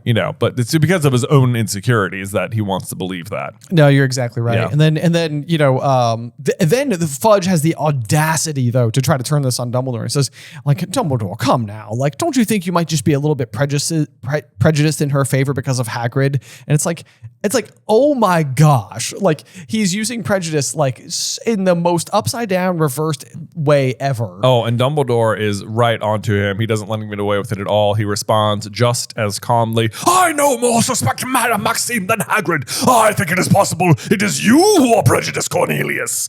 He said just as calmly. Just as calmly. Yeah. Which honestly, I'm surprised he doesn't respond in the yelling way here. I sort of am as well. Yeah, I could see this kind of like causing the hackles to go up on old Dumbledore there. And then amazingly, Moody finds a way to diffuse the situation by saying, can we wrap up this discussion? And Fudge is sort of like, yes, let's go on the grounds then. And it's like, if I'm Fudge, I'm shaking in my boots right now. Yeah. Because Dumbledore just spoke calmly at him. He just spoke calmly at him. Yeah. It's pretty much the most threatening thing there is. Exactly. Yeah. No, it's not that, said Moody. It's just that Potter Sir wants a word with you, Dumbledore. He's just outside the door. Yeah. Good use of the eye. Yeah. Yeah, exactly. Yeah, just exactly. a reminder. Yeah, they can do things. But also, Harry is so good at overhearing things. Yeah. It's like the number of instances where he just gets to like, it's like we've had the situation at the Yule Ball with the statue where they're just sort of like crouched behind there and like listening to Hagrid and Madame Maxine talk. Yep. Then you've got the Snape and Karkaroff. Snape and Karkaroff, and then you've got the conversation with the invisibility cloak and the trick step. And again, right here, it's like the number of times that Harry is just never mind in Prisoner of Azkaban when he overhears the unlikely combination of Fudge, McGonagall, Hagrid, and Flitwick having drinks at the bar, telling the exact story about Sirius Black he needs to hear. Exactly. Yeah. It's like the number of times it's sort of like the opportunistic overhearing. It's like, okay, all right, well, whatever. Yeah. But what is the rule? It's like coincidence can get you into trouble, but it just can't get you out of it. Exactly. So, exactly. Yeah. So this is just getting us into trouble. We're getting us into trouble here. Right. Yes. So yeah, we're okay with that. We're okay with good. that. Yep. That does bring us to the end of chapter 29. Jay, do you have a review for us? I sure do, Benjamin. Let me pull it up here. This is from Professor Peters. All right. Super important question. Okay. Hey, brother, absolutely love the pod. My question today is a little different than what you usually do on the show. I'm a teacher to 7th and 8th grade students, and next year I will be teaching a 4-week course on Harry Potter. My question to you two is, if you were to teach a class on Harry Potter, what would you need to include in your syllabus? Thank you for responding, and please keep in mind there's a good chance whatever your answer is will be added to the course next year. Wow. I was like, interesting. I'm like, oh boy. I was just like, this feels interesting. Like, what would you include on a syllabus if you were teaching about Harry Potter?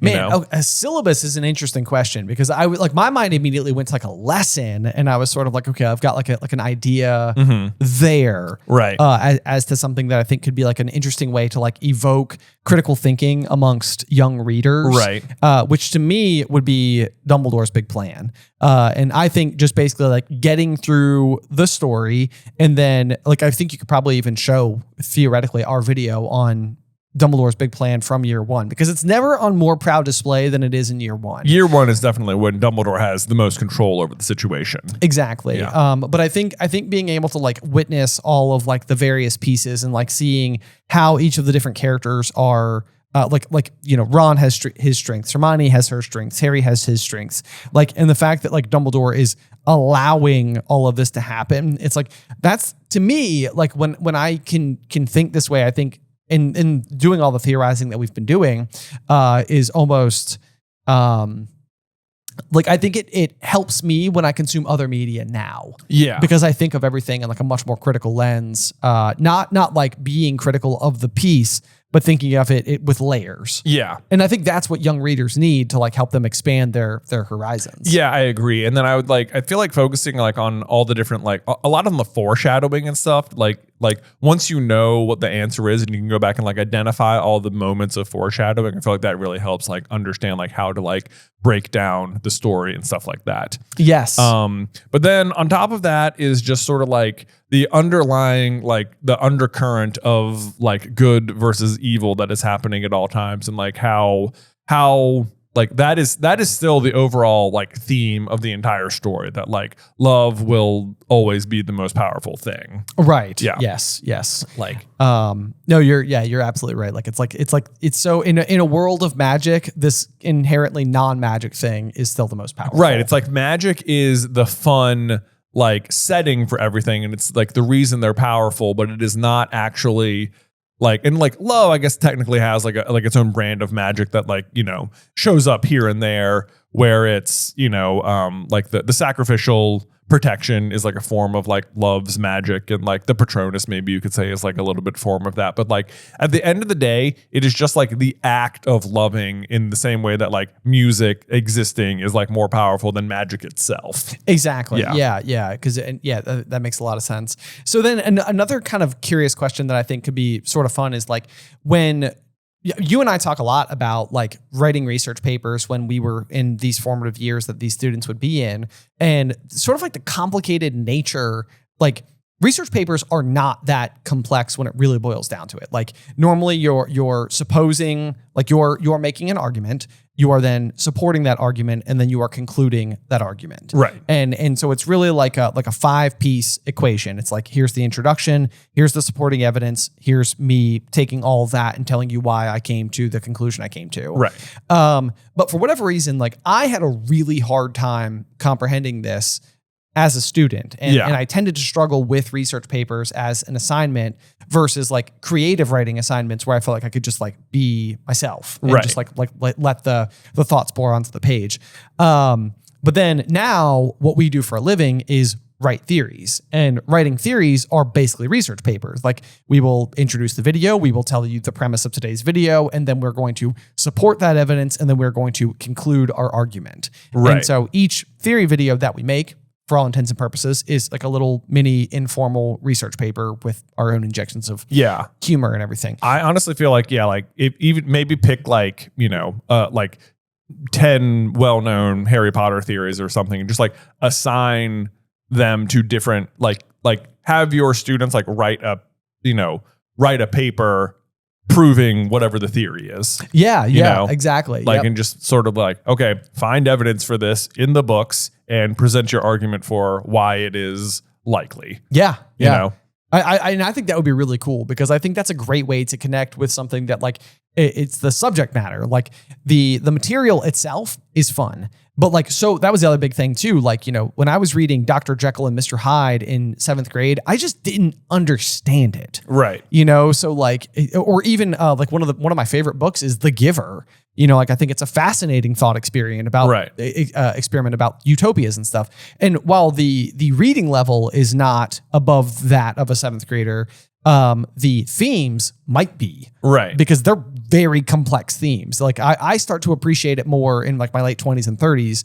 But I think that doing something like Harry Potter gives you the ability to like let the kids be entertained and then also have fun with it. Right. Show them the literary elements. Show them the way that like Harry's green eyes are like a reflection of Voldemort's red eyes. But then Harry's in the house that's symbolized by the color red, while Voldemort's in the house symbolized by the color green. Right. Like there's all these like cool things that you can showcase that like make more sense. Right. Whereas Death of a Salesman, I think that, I remember my teacher telling me like, the salesman clearly is greedy because he's wearing a green vest, and the author meant that. And I was like, did he? Did he? Is that how that went? As I get older, I'm sure that she's correct. Right. But also like when I was that age, I was like, I don't get it. Like, or maybe he's just wearing a green vest. Right. Like why does green have to, like, did he mean like, I'm choosing green because green means greed. Right. And it's like, maybe you're applying meaning after the fact. I don't know. Right. That's the kind of what it always feels like when you're in high school. It's like, you're just like you're just saying that and making me learn it because you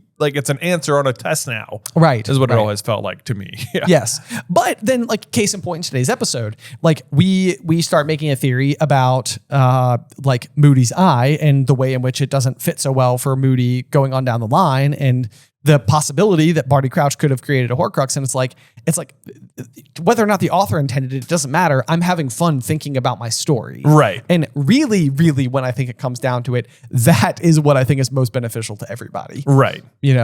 Think critically, because then you can take those skills and apply them to the real world and read a news article and ask questions about the news article. Exactly. It helps you comprehend everything better. So anyway, that sounds awesome. Your students are very lucky to have you, and I bet this is going to be an amazing class. So best of luck with everything. Thank you for your review. I would love whoever you are, Professor Peters, if you wanted to send us what your ultimate syllabus ends up looking like, I would be fascinated to see it. Oh yes, that would be so awesome. Yeah. Yes, that would be. Please do that. Yeah. Also, hey, don't forget, before we close out today's episode, we have the Patreon perk going on. If you'd like to get your own Gumpster Fire pin, just sign up for that annual membership anytime within the month of July 1st through July 31st. We have all the information over on the Patreon page. Again, it's patreon.com/Through the Griffin Door. Yep, but that is going to do it for this chapter. Make sure you join us next week for chapter 30, The Pensieve, here on Through the Griffin Door.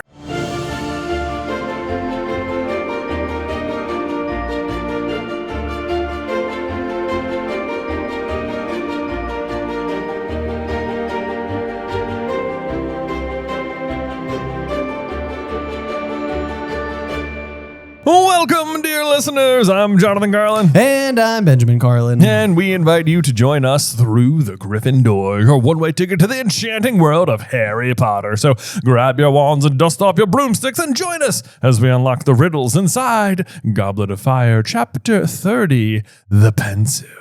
Oh, we got ourselves what I can only describe is probably a tight chapter. You know, it's like, real, we'll probably be out of here lickety-split, Right, it's a good thing we started here at the end of the day Yeah, for this recording session. The end of the day being not even 2 o'clock. Somehow I bet it's quitting time by the time we're done. It feels like there's a decent possibility. Of course, the listeners at home know exactly how long it is. However, the Pensieve is an important chapter. It's extremely important. It is long and thick in terms of the amount of lore that we're about to get about the history of the Wizarding world. We're about to get some very interesting information about Barty Crouch Jr., some interesting information about Severus Snape. About Ludo Bagman. Yes. Igor Karkaroff. Yeah. We also get introduced to the magical object that is the Pensieve. Right. And the Pensieve is sort of like it's got its own bizarre history that there are certain items within the Wizarding world. I would count the Mirror of Erised one of them. I would count the Veil one of them. I would count the Pensieve one of them. Mm-hmm. These are all objects that seem to somehow predate even the founders of Hogwarts. Well, because I want to say the deep lore here is that once upon a time, Rowena Ravenclaw had a dream about a boar running up a cliffside, and then they followed that dream and they found the cliffside and they dug where the boar was and they found the Pensieve, and that's where they built Hogwarts. Yeah, which I mean, to me, especially given what the Pensieve does, it almost to me reads as sort of like a time capsule or like a message in a bottle from someone else.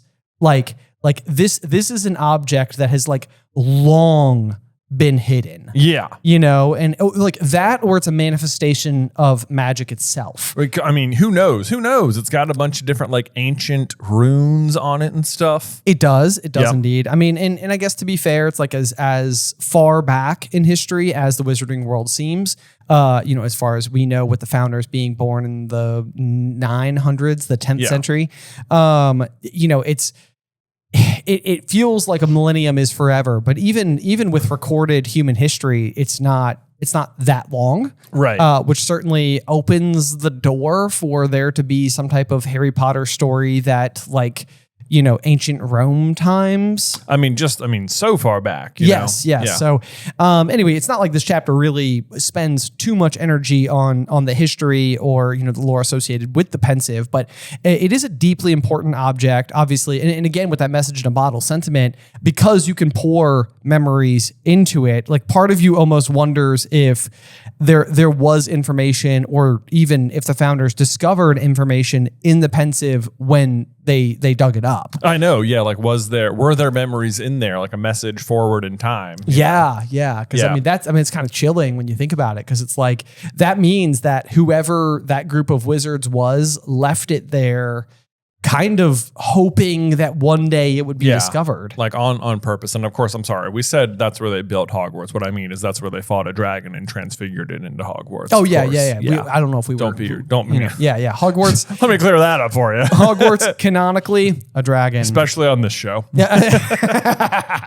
That's exactly it. I feel like that's the way, that's a t-shirt that we need to make. It's just the words, Hogwarts is a dragon. Hogwarts is a dragon. Because then anybody out on the pavement, the streets, the sidewalks, out on the streets, as it were. It's if you were to pass a fellow Hogwarts is a Dragonite, individual. Hogwarts is a Dragonite. Yeah. The Pokemon. Well, no. It's like that's what, instead of we at one point in time we tossed around Gryffindorks, but maybe really what we all are is Hogwarts is a Dragonites. Hogwarts is a Dragonites. Yeah. And then that way it's you can know that you've got a fellow brother or sister in arms, as exactly. it were. There they were. They listened to the show. They listen to the show. I know. Yeah. Anyway, that's the Pensieve for you guys. We're going to get to go inside of this chapter, which basically is going to begin exactly where we left off with the last chapter, where Harry has found his way to Dumbledore's office. He has been waiting outside of the door. He has been listening in on a conversation that's taking place between Cornelius Fudge and Moody and Dumbledore. That's exactly correct. They had just tossed around the sentiment that like, oh, well, maybe it's Madame Maxine, like, you know, and Cornelius has the absolutely ridiculous sentiment that is, I think it is, I'm so sorry here. I got the wrong line wrong. Cornelius accuses Dumbledore of prejudice in favor of half giants because of Hagrid. And it's sort of like, oh my gosh, you were the... He's so backwards. It's so backwards. It's so broken. It's so frustrating. But you know, his demise is you know, it's just around the corner. Just around the corner. Yeah. So then we get we're on to the Pensieve. What do you think of the chapter art for this one? I would regard this as top tier chapter art. I said very good. Has a sense of epicness about it. It really does. We get what I think is just a tremendous depiction of Harry. I think one thing I really like about it is that he has like, you know, Harry, as far like we know will grow a lot in the years to come, but I feel like this is depicting a version of Harry that isn't like the cape wearing fighting the Dementors chapter art where you're sort of like, a cape? Like, why is he wearing a cape? Like, to me, he's got an expression on his face that demonstrates the weight that this young boy has on his shoulders. Yeah. Like, you know, he doesn't look scared, but he doesn't look enthusiastic. He just sort of looks like sullenly determined, maybe. This is like what I would columnize as like tattooable, in terms of like, yeah, I think it's like top tier. Top tier. Yeah, I think this one's very good. I do think his glasses reflected in the Pensieve kind of make it look like he's staring at a bowl of just 2 eggs. I will not lie to you. I didn't, as much as I was just giving it praise, I didn't even notice. I thought they were just bubbles in the cauldron, but now that you mention it, you can also see his nose reflected back a little bit as well. So he's absolutely looking at his own reflection in the Pensieve. Okay, so that's a detail that just skated right over my head, but good catch. Yeah, you're welcome. You're welcome. So anytime you see the chapter art, you too can think, hey, why is there 2 eggs in there? So maybe here's the real tattoo inspiration, just to throw out into the world, is everybody gets this tattoo, but everybody has a different dish tattooed into the bowl. Oh, you know, and like that's the way you modify it. That's the way you make it your own. Yeah. Like, you know? what food's in that dish? Right. So you could just have like a salad or you know, like some cereal, just some alphabet soup. Put like a little like box of not Chex Mix, but like, I don't know, toasted Crunch. Yeah, Toasted Crunch. Why can't I not think of any cereals? Captain Crunch. Frosted Mini Wheats. There you go. Wow, that was an epic failure on my part. It's probably because it's warm in here today. It is. I mean, I know. It is a warm day in the room we are recording in. Yeah. But you know, we're gonna make it happen. There you go. All right. So the chapter begins just a short 10 minutes into the episode. The door of the office opened. And then the dragons arrived, which just makes it sound like the dragons were like in the room. Yes, it does. This reminds me a lot of the scene where they open the door and Fluffy's behind it. Yeah. The door of the room opened and there was a 3-headed dog. Yeah, that wanted to bite your head off. Yep. Hello, Potter, said Moody. Come in then. It's like a little rich of Moody inviting a student into Dumbledore's office. That's exactly what I said. Yeah, sure, just invite him in. Yeah, it's up to you. All right, whatever. Right, yeah. You have a higher authority standing right next to you, but whatever. Yeah. Not your office. If anything, he is the lowest ranking person in the room. Absolutely. By a country mile. Yeah. Yeah, like a retired or come on now. Right, yeah. Anyway, and then you get the reminder that Harry had actually only been in Dumbledore's office just once before, which to me, this is crazy that Harry's only been in the office once before. Dude, yes. This is a kind of data tracking that feels like, I mean, maybe if you were on like your first pass, this would just be like, yeah, of course. Like he's only been there once before, the time that Fawkes died. Yeah. It's the time when he like puts the sorting hat back on and he's like, you would have been great. Yeah. Maybe what's getting me is just that such the big scene in Chamber of Secrets at the end where he's in Dumbledore's office and Dumbledore's like showing him the sword and all that. Like that must not take place in Dumbledore's office. It does not. I think in the movie it does, but canonically it takes place in McGonagall's office. You're right. Yeah. You're absolutely correct. Yes. Yep. So I think that maybe was throwing me off a little bit, but you're right. And then I'm trying to think, then the other conversation that he has, no, it's at the end of Prisoner of Azkaban where he's in Lupin's office and then Dumbledore comes in and talks to him there as well. And instead, so once again, you're in a teacher's office, but not in Dumbledore's office. Right. It's crazy because you're going to spend a ton of time in this room. Right. Yeah. Yes. In the near future. And realistically, I think it's a room that Harry should eventually spend even more time in when he eventually becomes headmaster of Hogwarts. After serving as a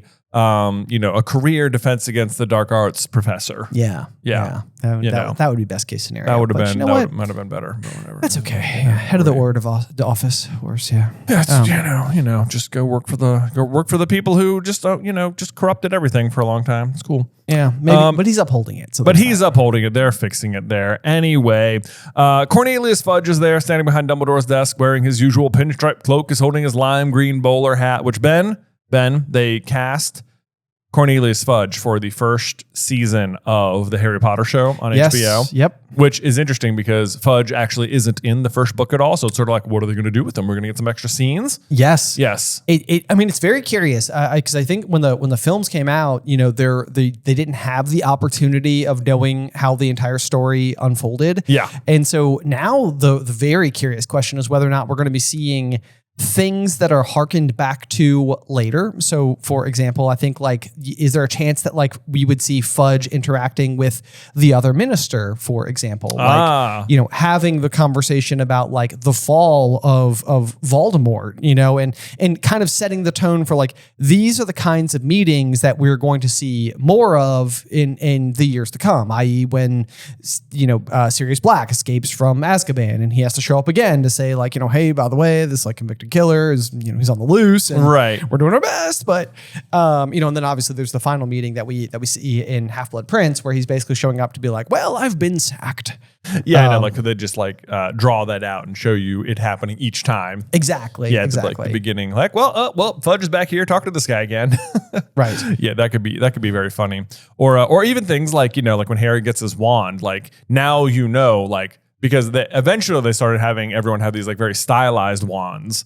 But in the early, Harry Potter, the first movie, it's just everyone just basically has a wooden stick. Wooden stick, yeah. But now they can be all right, each person's wand has to be cool and stylized the moment they get it. Right. From the beginning. Or the Deluminator. It's that shows up in the first, chapter. And then sure enough goes on to be really important. Right. But if you're designing that movie prop in book one before the Deathly Hallows came out, you might be just little cigarette lighter thing, I guess, Right. Probably doesn't matter. Yes. Yeah. It reminds me of the Phantom Menace when the little communicators in Star Wars are the Gillette razors or whatever. Yes. It's once you see it, you can't unsee it. Can't unsee it. Anyway, so then as we scoot forward, though, we got Fudge, who still has a very positive sentiment towards Harry. It's Harry, how are you? Jovially. And then Harry responds, Fine. Harry lied. Yeah. Wow. Lying to the Minister of Magic. Good for you, Harry. Good instincts. Way to go. Yeah. We were just talking about the night when Mr. Crouch turned up on the ground, said Fudge. It was you who found him, was it not? It was. What nice flattery. Way to include Harry in the situation immediately. Exactly. Let's see here. Go ahead. Let's see. So Harry, then he immediately just undercuts Fudge and it's just oh, by the way, I definitely overheard you. Didn't see Madame Maxime anywhere and she'd have a job hiding, wouldn't she? Yes. And I love the little Dumbledore smiles at Harry behind Fudge's back, his eyes twinkling. It's I know. He's Harry, yay! He's my boy. My boy, I didn't even expect to see you tonight. Now you're in here just bashing Fudge. Wow. You are proving all of my instincts exactly right. I know. It's what a treat for Dumbledore. Harry, you brave boy. Yes. Let's see. Then Fudge is sort of embarrassed, and he's well, we were about to go and take a short walk around the grounds, Harry. If you'll excuse us, perhaps if you could just go back to your class. And it's he's clearly trying to reassert himself, I think, a little bit here as right. I am the Minister of Magic after all. Yeah. Excuse me, Dumbledore, calling me prejudiced, and then Harry Potter walking in the room being I think you're a little prejudiced. it's like Fudge. Read the little room. Read the tiny circular room. Exactly. Yeah. And then Harry chimes in. I wanted to talk to you, Professor. And let's see. Harry said quickly, looking at Dumbledore, who gave him a swift, searching look. Do you think this is a little bit of occlumency going on? Or here? legitimacy? Yeah, I definitely think so. He's like, wait a minute, hold on. Yeah, like it's possible this is more important than what's happening here. Hold on, zap. Let me X-ray your whole body real quick, and yep. This is going to be important. This is going to be important. This is going to count. So he just tells Harry to wait for him here, and that the examination of the grounds will not take long, which is shocking because the grounds at Hogwarts are huge. So I can't imagine what kind of examination they're doing unless Dumbledore is like, my examination is going to be seeing Fudge out the door. Yeah, pretty much. It's just pretty much. much. I'll walk him out. I'll be right back. Yeah, getting him out there. Especially because apparently Moody searched the entire grounds last night in the entire area and didn't find anything. Exactly. So, So he claims. So he claims. Of course, we know that's not true. Right. Yep. But do you think when he does this, there's any it doesn't say it here, but it's like, do you think Dumbledore intends Harry to see the Pensieve? Because this is sort of the moment where Dumbledore would have to be like nudge the cabinet or something. It would not seem unlike Dumbledore in a multitude of ways, because what he's going to say is that he was interrupted while examining his thoughts and I think rather clumsily put it away and must have failed to latch the knob on the door or whatever. And he seems to understand with Harry almost immediately that of course, curiosity, would happen to any of us. Right. Almost as if he fully gets, he fully understands, he fully expected maybe for Harry's curiosity to do this exact thing. And he also isn't mad at Harry for doing it. And then he even shows him Bertha Jorkins and a bunch of, he just starts using it in front of Harry. He doesn't mind at all that Harry saw this stuff. Right. So the real question is whether or not just like Dumbledore's kind of classic little imperceptible winks, or the Harry could have sworn he saw Dumbledore's mustache, twitch a grin. Or even when he says oh, I must have mistakenly left it open. It just sounds like he's just making an obvious excuse that he didn't do. Just oh, I have temporarily gone deaf, Yeah. No, and I think the answer to that is yes. Like, to me, this feels like a flick of the wand behind his back as he's getting, through the rustling of cloaks and such, the clunking of Moody's leg as he's walking out, just sort of like, and open that thing. Yeah. Because it also seems like, when people enter Dumbledore's office, we have a classic way that this happens. People don't get to just open the door into what is effectively his home, his living quarters. Yeah. There's when you enter the headmaster's office, there is the enter moment. Yeah. That Dumbledore has. Yeah, because you have to give the password to the gargoyle, then go up the steps, then go through another door, and then be permitted entry. And so my thinking here is that it would be quite unlikely that Dumbledore was so rushed that he would fail to put away such an important artifact. So this feels like key Dumbledore's big plan moment. Even if Harry's visit is unanticipated, he basically does what he does with Harry a lot. He gives him the invisibility cloak and he hopes that Harry will venture out in the night and find the Mirror of Erised. Yeah. And he does. Right. He is permitting Harry to travel through the trap door to take a stab at confronting Voldemort. Right. And Harry does. There are these moments where I think all Dumbledore knows he can do is set Harry up for success and hope that he follows through. And I think that that's where these two vibrate at a similar enough frequency. They make a good partnership. It's a good mentor apprentice situation that things like this will work. Yeah. I've talked myself into it completely. He 100% meant for Harry to find it. Oh, yeah. That's my opinion too. Okay. It's just there's not a mention of a swift, a breeze coming through the room or something.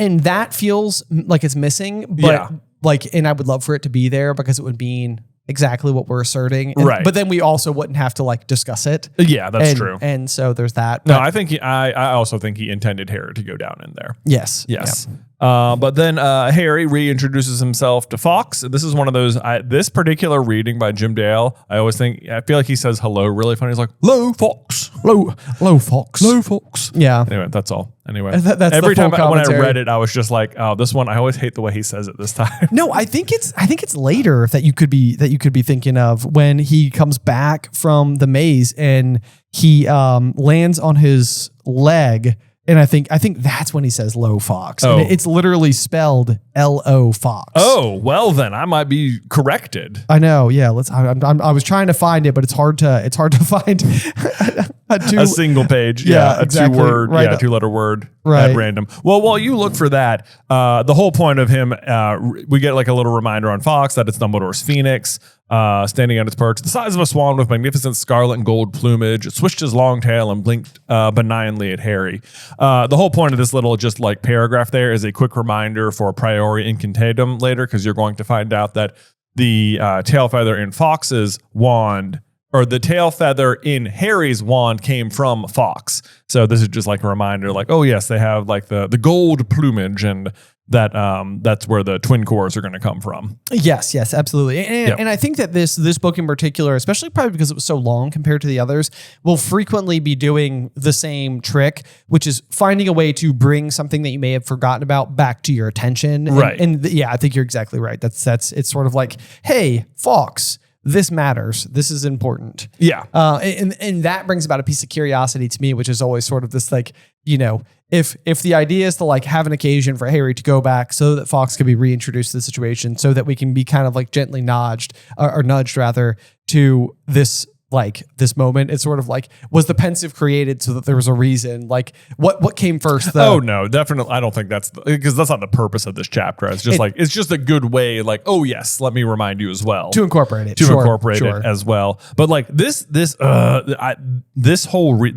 why the Fantastic Beasts movies, like, I so badly wish they were finished, because this is one of those mysteries where it's like Dumbledore will tell Harry that like Fox's tail feather is in his wand, and it's like all that ends up being is a cool piece of trivia. Like, it's like, why is it relevant that Dumbledore owned Fox? You know, it's like and like the fact that it happens to be Fox is cool, but that's about it. I come back to the same thing that I may have expressed before, at least in private. I don't know if I've expressed on the podcast, but like, to me, I almost think that there's this like yin and yang echo that seems to be like permeating throughout the wizarding world, because the amount of parallels between Dumbledore and Grindelwald's feud, and sort of like Grindelwald's position and seizing of power, and the relationship between the wizarding and magical community and stuff like that. Like it just feels like Harry and Voldemort are the second coming and sort of the conclusion to something that kept trying to find its way back to the surface. Yeah. And it's almost like all the way through to the fact that like Dumbledore, who was supposed to or could have been the first iteration of this exact saga, you know, has the bird that provides the feathers that go on to be vital in the fight between these two people. Yeah. You know, it's like, how does it keep happening? How does it keep happening? Yeah. Yeah. Like, what is it going to happen again? And then would Harry be involved? No, I sure hope so. Yeah, of course. Kind of feels like he has to be. Yeah. I mean, if Dumbledore was involved and then he's the mentor to the next round, it's like, well, Harry was the next round, so he has to be mentoring the next one, right? That's the chain of events. That's the chain of events. Yeah, exactly. But anyway, so we get there, and he says he felt much calmer somehow now that he was in Dumbledore's office, knowing he would shortly be telling him about the dream, which is just like, it's like it's interesting how Harry, just being in Dumbledore's like general aura, feels so much calmer. Like, he's a very reassuring person. You know, and I have no idea, because I feel like this is such a thing. Like, sometimes, like, when I'm like sick, once I've walked into the doctor's office, I feel better. Yeah. And it's like, I don't know if like that's a thing, but like maybe it's just because I am like inches away from like being told one way or another where I am at. Right. Like, you know, the people here can help me. Right. Yes. If there's something that feels so much safer than just being simply like feeling miserable in your bed at home. Exactly. Yeah. So I think that's sort of the same effect that's happening here. Let me also get a reminder on what happened to the Sword of Gryffindor. There's a glass case next to it, held a magnificent silver sword with large rubies set into the hilt, which Harry recognized as the one he himself had pulled out of the sorting hat in his second year. That the sword doesn't really come into play that much in this book, but it will start coming into play big time in the near future. Yes, indeed. Yes, because the sword obviously now contains the basilisk venom, which is going to be, paramount in defeating several of Horcruxes. Yes, it is. Yeah, yes, it is. Pretty essential thing there. Of course, I wrote like a little note here on my page, but I always, because we have the sorting hat sitting right next to the Sword of Gryffindor, I just love the wordplay that is like the sorting hat, the sword in hat. Yeah, I know. Yeah, it works. It works so well. I don't know if it was intended, but it works. It works out in the end. There's also like a little link here. I feel like in the next sentence it says he was gazing at it, remembering how it had come to his aid when he had thought all hope was lost. And I don't feel like that is a mistake, because that is exactly what is going to happen later in this book with his own parents in the graveyard. Like, Harry is just sort of surrounded on all sides by enemies. Voldemort is dueling him, and when all hope seems lost, boom, his parents will start coming out of the wand. Right. Like, I feel like we talked about this earlier in the show, where it's just like there's like a certain amount of like what is this like a Dumbledore? It's not like a Dumbledore thing. It's just like a power of like love or something. It's like help will always be given at Hogwarts to those who need it or something. Like Harry, like the sword comes to him, his parents come to him. Like anytime he's in like extremely dire situations, things happen. Right. Like is that like, well, I mean, I can't tell if this, we made a video about like magical sentience or possibly like Hogwarts being sentient itself. I don't know if like maybe that's like, or even like the Force, like again, to make like a Star Wars reference, but it's like that balance is like almost like trying to like right itself. Yeah. Where it's like, if things are going to be like so bad, then like something so good is going to have to come from it because that's how it works. Yeah. Right. And then I am positive you have the same note written about me, or written down as I do here. It says he saw a patch of silvery light dancing and shimmering on the glass case. He looked around for the source of the light and saw a sliver of silver white shining brightly from within a black cabinet behind him. No, I don't. No? Oh, okay. To me, it sounds like when he's staring down at it, and I think it totally makes sense too, is that like the way the memories are described in the Pensieve is very similar to how like a Patronus is described. Which makes sense though, because to make a Patronus, you have to focus on a happy memory, and then it comes out of your wand. Yes. Like as the big guardian shape. So it makes sense that literal memories look like a Patronus. Yes. Because they're like, that's the magic that makes them. It's like the source material. It's the source material. Right. It's like, that's like, it's like, is that intentional? Because like, it is a very cool little bit of continuity. No. That is extremely good. Yeah. It's almost like whatever you place into the Pensieve is sort of like the raw ingredients that becomes your Patronus. Right. And actually even this description, the thing that as you were saying it and kind of like looking at me, I was like, it also vaguely does remind me of another Patronus moment, which is when the doe shows up to Harry and he's basically seeing like the sliver of silver off in the distance, which is the doe, which leads him to the sword. Yeah. And now the sword is leading him to the Pensieve. Right. Yes. These objects seem connected. Almost. And then it's like even if you want to say like it's Snape's Patronus who leads him to the sword, and then later like Snape gives him the memories which he brings to the Pensieve, Yes, right. Yeah. It's like a freaky circle. It's like a freaky circle, yeah. That's awesome. That is, I mean, we're definitely, There's something, there's stuff happening there. There's a string to be tugged on, and I'm sure we're going to find it as soon as we finish recording today's episode. I'm sure we are. There we go. And then we get a description of the Pensieve. A shallow stone basin lay there with odd carvings around the edge, runes and symbols that Harry did not recognize. So this is just like commentary, is that I just severely dislike the way the Pensieve is portrayed in the movies as like a silver disc. Yeah, it's a very strange, like, I don't know. I don't know what they were going for with that prop design. I want to say in Goblet of Fire, it's not that way. Oh, it's not. I mean, unless I'm mistaken, and maybe I am. I know that like when Harry goes to use it in Deathly Hallows, it's almost like a hovering chrome disc. Yeah, I'm like, why is it chrome? It shouldn't be metal. It's like it's an ancient piece of rock. You know? Yes, exactly. Yeah. Yes, this is like natural magic. I know. And I even like that says odd carvings, runes and symbols Harry didn't recognize. Like that to me, like it even just sounds like Hermione takes ancient runes. I feel like this is even older than that. That I think the exact same thing. Yeah. Yes, I mean, and that was my note for this thing is that I definitely think that we know that it predates the founders, and so what does that say? Like, how long was it there? What was it doing? Like, right? Who was using it before? Exactly. I don't know. These are the questions we need answers to. I know. Yeah. And then I absolutely love the description of memories in the Pensieve. It says, he could not tell whether the substance was liquid or gas. It was bright, whitish silver. It was moving ceaselessly. The surface became ruffled like water beneath wind, and then like clouds separated and swirled smoothly. It looked like light made liquid or like wind made solid. I'm just like, oh, I love that. Like wind made solid or light made liquid. I know it is awesome. And it does. I mean, it reminds me of if you've ever played with just like dry ice before and like placed it in water in the sort of like unusual wispy, like formations that it makes. That's what I picture. Right. It's like the thick clouds of fog and stuff like that. Yeah. That can take on swirling about in there. Right. And then I think there's a bit of just sort of like on page, like, I don't know what the like verbal irony where it says Harry couldn't make up his mind, which is basically what, like what Dumbledore's trying to do by using the Pensieve is make up his mind. Yeah.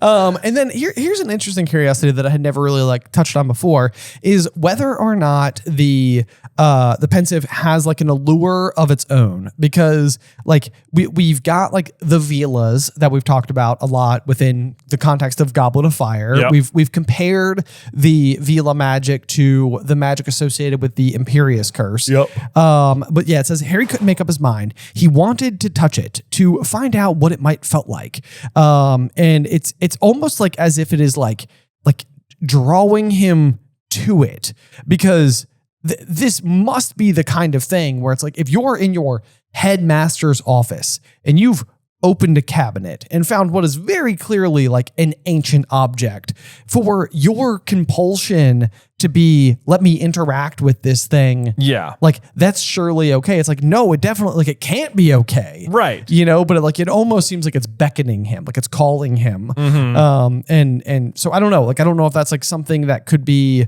part of the magic. Like if even like again, we're talking about whoever used the Pensieve, whoever buried the Pensieve, or even if it was ever buried on purpose. That's true, because like the way that dream works, if Rowena like had a dream about where to find it or whatever, it's like it's almost as if the Pensieve wanted to be found. Yes, yeah. Like it's calling to Rowena. Yeah, and exactly. It's sending the message to her in a dream that she can then enact in real life. Because right. Harry's behavior here otherwise seems surprising to me. Like, it would be like if he walked in there for the first time and he was left unattended and he walked over to the silver instruments and just started like touching them. Yeah. Well, even that, like if you have a bunch of little silver toys on your desk, it's sort of like, well, yeah, I want to touch those. I mean, you might want to touch them, but I want to play with them. But like, would you? But like, would I? I don't know. Yeah, maybe. Especially because the other thing that happened the last time he was in this office is that Fawkes died. Yeah, that's true.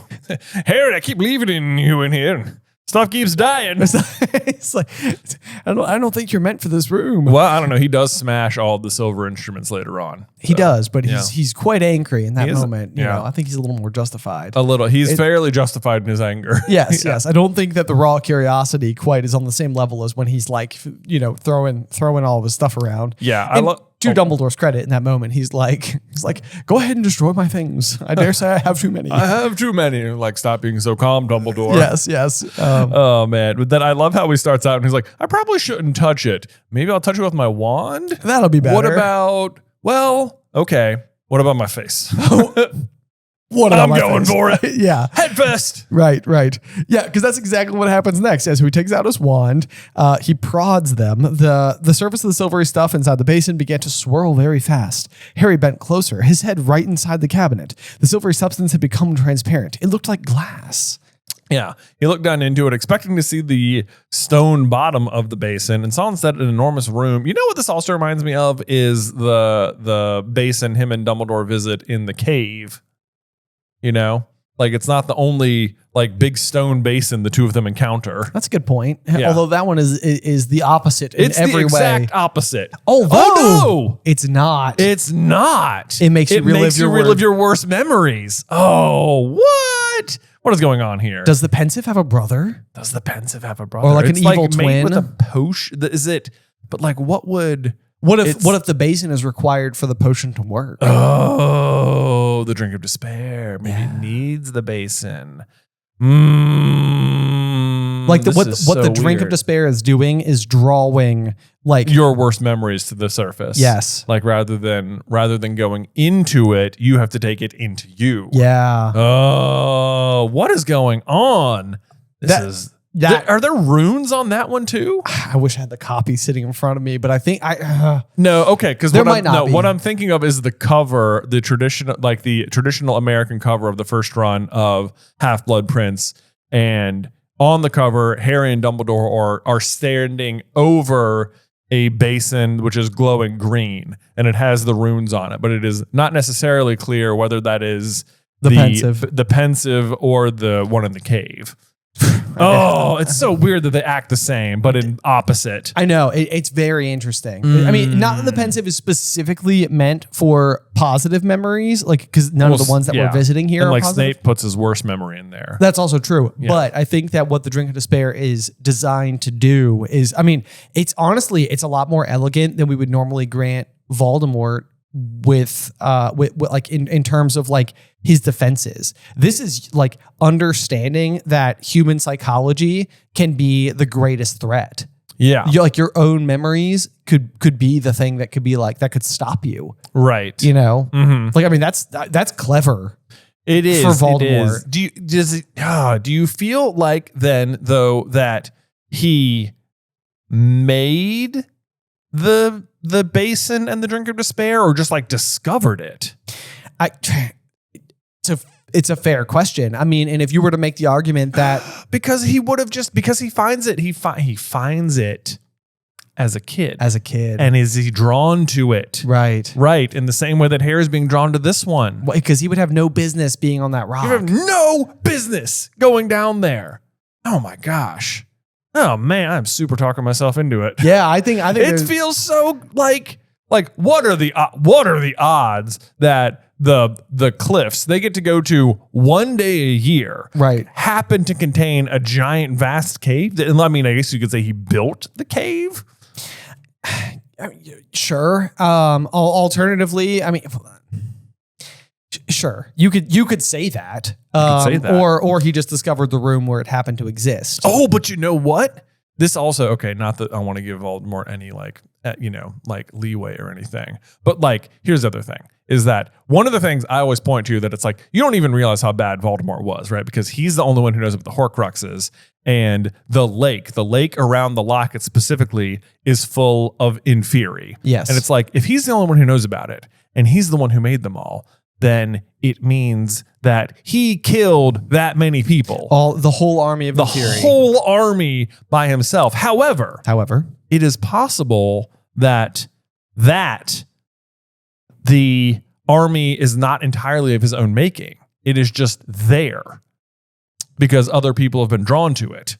Oh, like the Room of Requirement. Like he gets there and like other people have found it, you know? But again, he thinks he's so clever, right, for being the one to right, unearth and it. he is able to successfully make it to the center and stuff. Right. You know? Yeah. Yeah. So did he master the cave or invent the cave? Right. Exactly.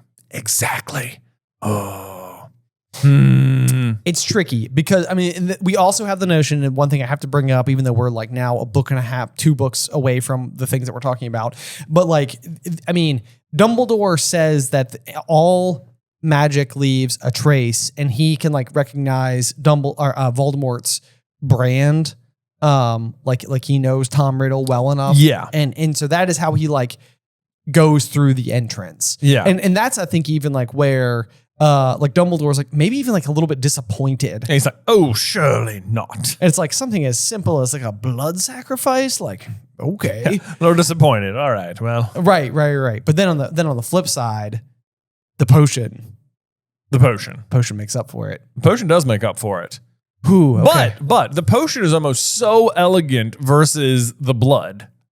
Right. So then is the entry Tom Riddle, but the potion is something beyond even him. Right.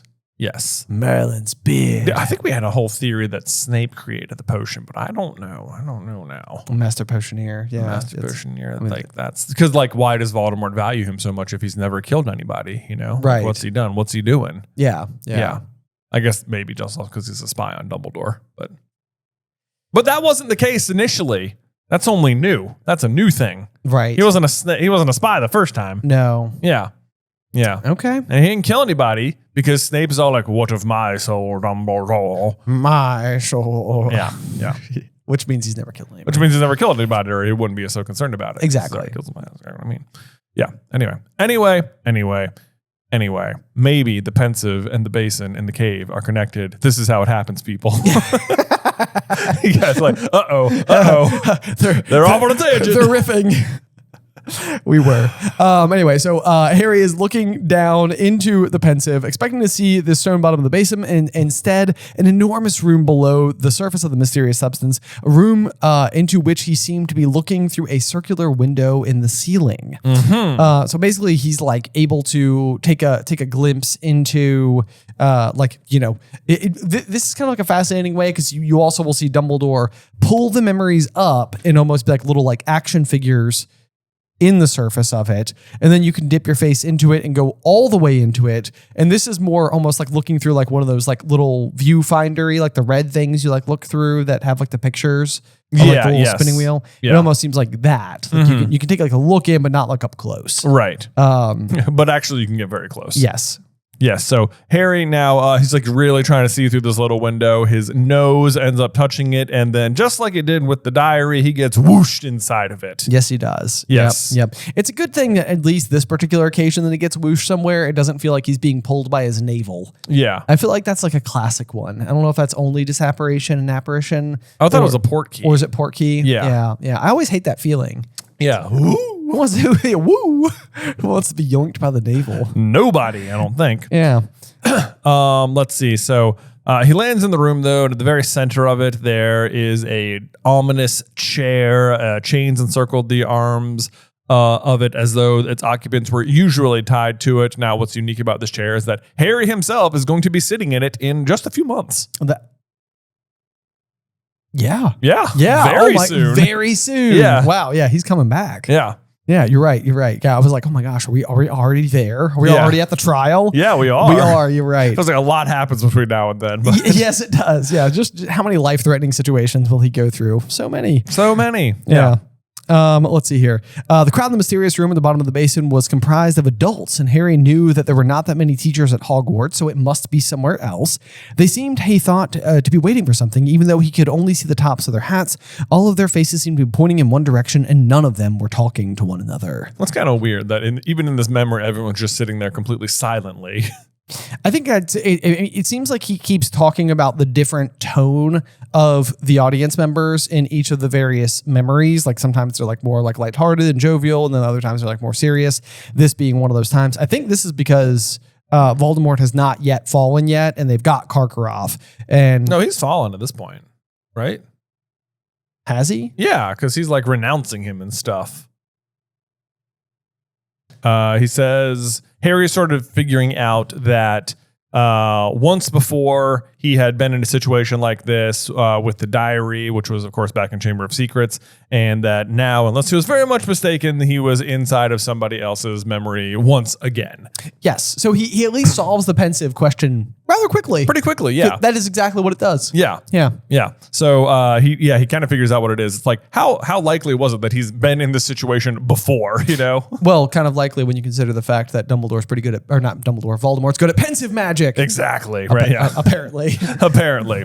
And then there's an interesting line in here where it says he's like trying to figure it out or whatever, and he's trying to settle the matter, and he raised his right hand, hesitated, waved it in front of Dumbledore's face. It says Dumbledore did not blink or look around at Harry or indeed move at all, and that, in Harry's opinion, settled the matter. Dumbledore wouldn't ignore him like that, which is a really interesting sentence because Dumbledore is going to ignore Harry just like that for pretty much all of the next book. I know, yeah. That's the exact note I have written down is, well, not yet at least. Not yet at least. In fact, it is going to be after, like, Dumbledore is going to show up at Harry's trial in this room, and that's about the last time he's going to pay attention to him in person. Even then, he doesn't really pay attention. Doesn't really, yeah. Yeah. That being said, I do think one of Daniel Radcliffe's best acting moments is when he's in Order of the Phoenix and he is yelling at Dumbledore and he's like, "Look at me!" Yeah.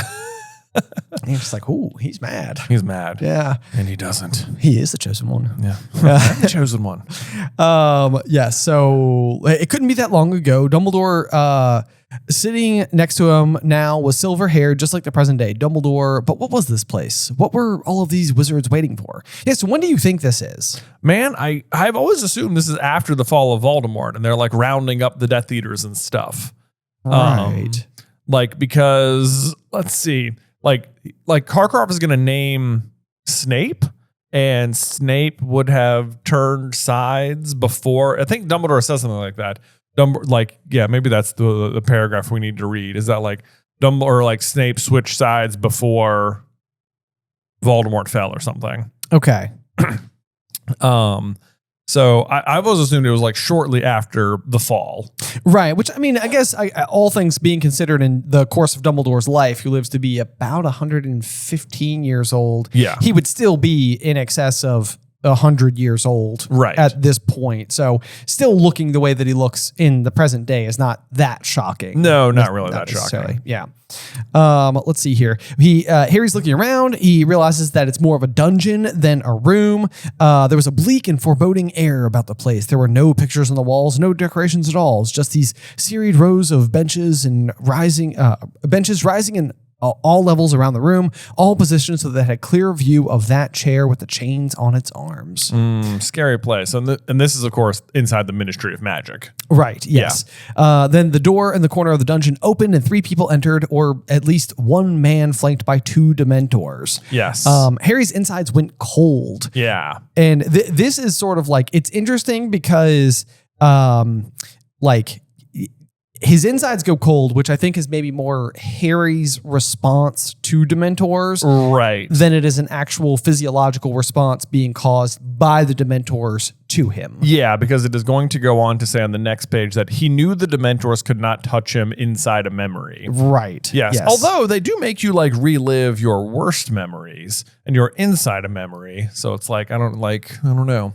Although, man, that makes it feel like, is there some sort of like distilling of a Dementor in the drink of despair or something that makes you... Is the drink of despair Dementor soup? Is it? Yeah, like you're basically like drinking the effects of a Dementor or something? It's not terribly dissimilar when it really boils down to it. Yeah. Yeah, like almost like if you took like a whole bunch of Dementors and made extract of Dementor. That's what it feels like. It does feel that way. It does, yeah. Yeah. Okay. We're figuring out one thing at a time. We're piecing it together, you guys. Yeah.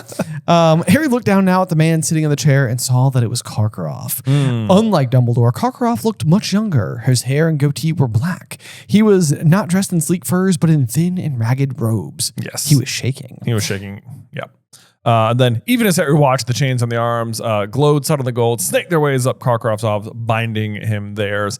It says, like, I think the Dementors leave before that happens. Feels like they should stay until that happens. It does seem that way. Yeah, you've got like a wanted criminal here. Yeah. This is another kind of crazy one from the films, is the way that they set up the space where like he is raised into the room, into this like cage, where as soon as he like fills it, they like start to like tighten, like, you know, like almost like thumb screws. It's like an iron gibbon. Is that what it is? An iron gibbet? Iron Maiden? Maybe it's an Iron Maiden. Yeah. Yeah. That's what I'm thinking of. Right. You really can't move. Yeah, you can't move. It's like when it shuts, spikes, whatever, kind of. Yeah. Ugh. Gives me the claustrophobias. Yibs. Yeah. Anyway, so yeah, you're right. It looks different in the movie. They don't have the chair there. Although Harry does sit in the chair during his own trial. True. Yeah. True. Yes. Yeah. Igor Karkaroff. It's Mr. Crouch standing up in the middle of the bench beside him. You have given us to understand that you have important information for us. And Karkaroff is basically, he is basically naming names in exchange for Getting out of Azkaban. Yeah. Or hoping to at least get like a shortened sentence or whatever. Yes. But Harry could still hear the familiar unctuous note, and I just added in to make sure, and fruity. And fruity. Yes. Those are the two descriptors that we get, is fruity and unctuous. Yep. I wish to be of use to the ministry. I wish to help. I know that the ministry is trying to round up the last of the Dark Lord supporters. I am eager to assist in any way that I can. See, that makes it sound like it's after he's fallen. It does kind of make it that way. Yeah. Yeah. And of course he says, I'm eager to assist in any way I can. I just crossed that out and said, I'm eager to get out of Azkaban. Yeah, in any way that I can. In any way that I can. Yeah. Right. Which is absolutely what he's going on there. And that is exactly what Moody hears as well, because Harry's going to hear him speak up at this point and just go, filth. Right. So Moody is definitely on the, whatever. Get the names, send them back. Dude, I spent 6 months tracking that guy down. Exactly. And I mean, to be fair to Moody, I could see where this would be incredibly frustrating, where it's like, dude, do you know how much work I put into getting that guy? I know. And now you're talking about letting him just go? Letting him go? So that I can do more work? I know, right? Then I go track someone else down? It is he his job. works here? Never mind. I'll be right back. I'll be right back. Yeah, I'll just run up the hall. Yeah. Madame Moody was sitting there, except that there was a very noticeable difference in his appearance. He did not have his magical eye, but two normal ones. Regular eye Moody. Regular eye Moody. Yes, indeed. Yeah. As they called him back in the day. As they called him. Right. Yeah. This, of course, is a pretty key detail that we have used for a theory in the past, wherein we are like guessing that, in fact, it was Moody who was one of the Aurors who captured Bellatrix and Barty Crouch Jr. and the Lestranges. Yes, because he will not be present for their trial. Right. Yes. So sort of like if you're mathing it all together there, is that this is already after the fall of Voldemort, and Moody has both regular eyes. And he's going to be at the next trial with Ludo Bagman, both regular eyes. Yeah. And then he's not going to be at the Barty Crouch Jr. trial, which is going to be a lot more like lighthearted and jovial up front. No, that's sort of Ludo Bagman. Yeah. Never mind. It is that he's not going to be there, though, which is surprising because he's at the last two. And this is now like much further after Voldemort's fall, and they've just captured all these convicts, or not convicts, these criminals. And it is assumed that he's not there because he is recovering from the attack on them, right? And in which they got his eye. Which, I mean, it almost does stand a little bit to reason, because the other kind of vital bit here is that the wizarding world is in a relative calm, basically following the believed downfall of Voldemort after the events in Godric Hollow, and Moody still has both eyes, and we know that there's not like another noteworthy dark wizard that exists between now and the return of Voldemort. So it's like, otherwise it's like, who possibly could have harmed Moody so badly shy of Bellatrix or Barty Crouch Jr.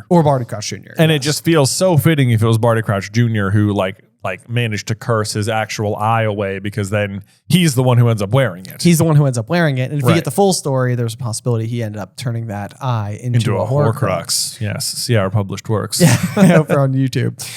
Let's see here. So he did not have his magical eye. Crouch is going to let him out. He's done a deal with him.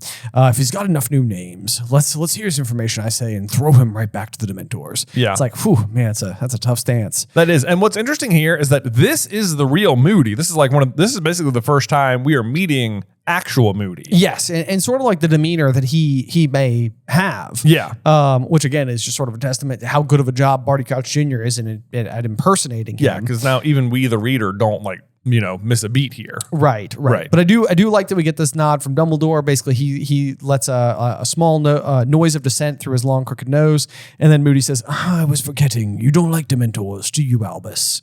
With a sardonic smile, it says, "No," said Dumbledore calmly, which I don't know why he's shouting. I know, we're like at a trial. It's like kind of rude. Like, understand the etiquette. Exactly. I'm afraid I don't. I have long felt the ministry is wrong to ally itself with such creatures. Yep, and he's going to repeat this again later to Fudge himself.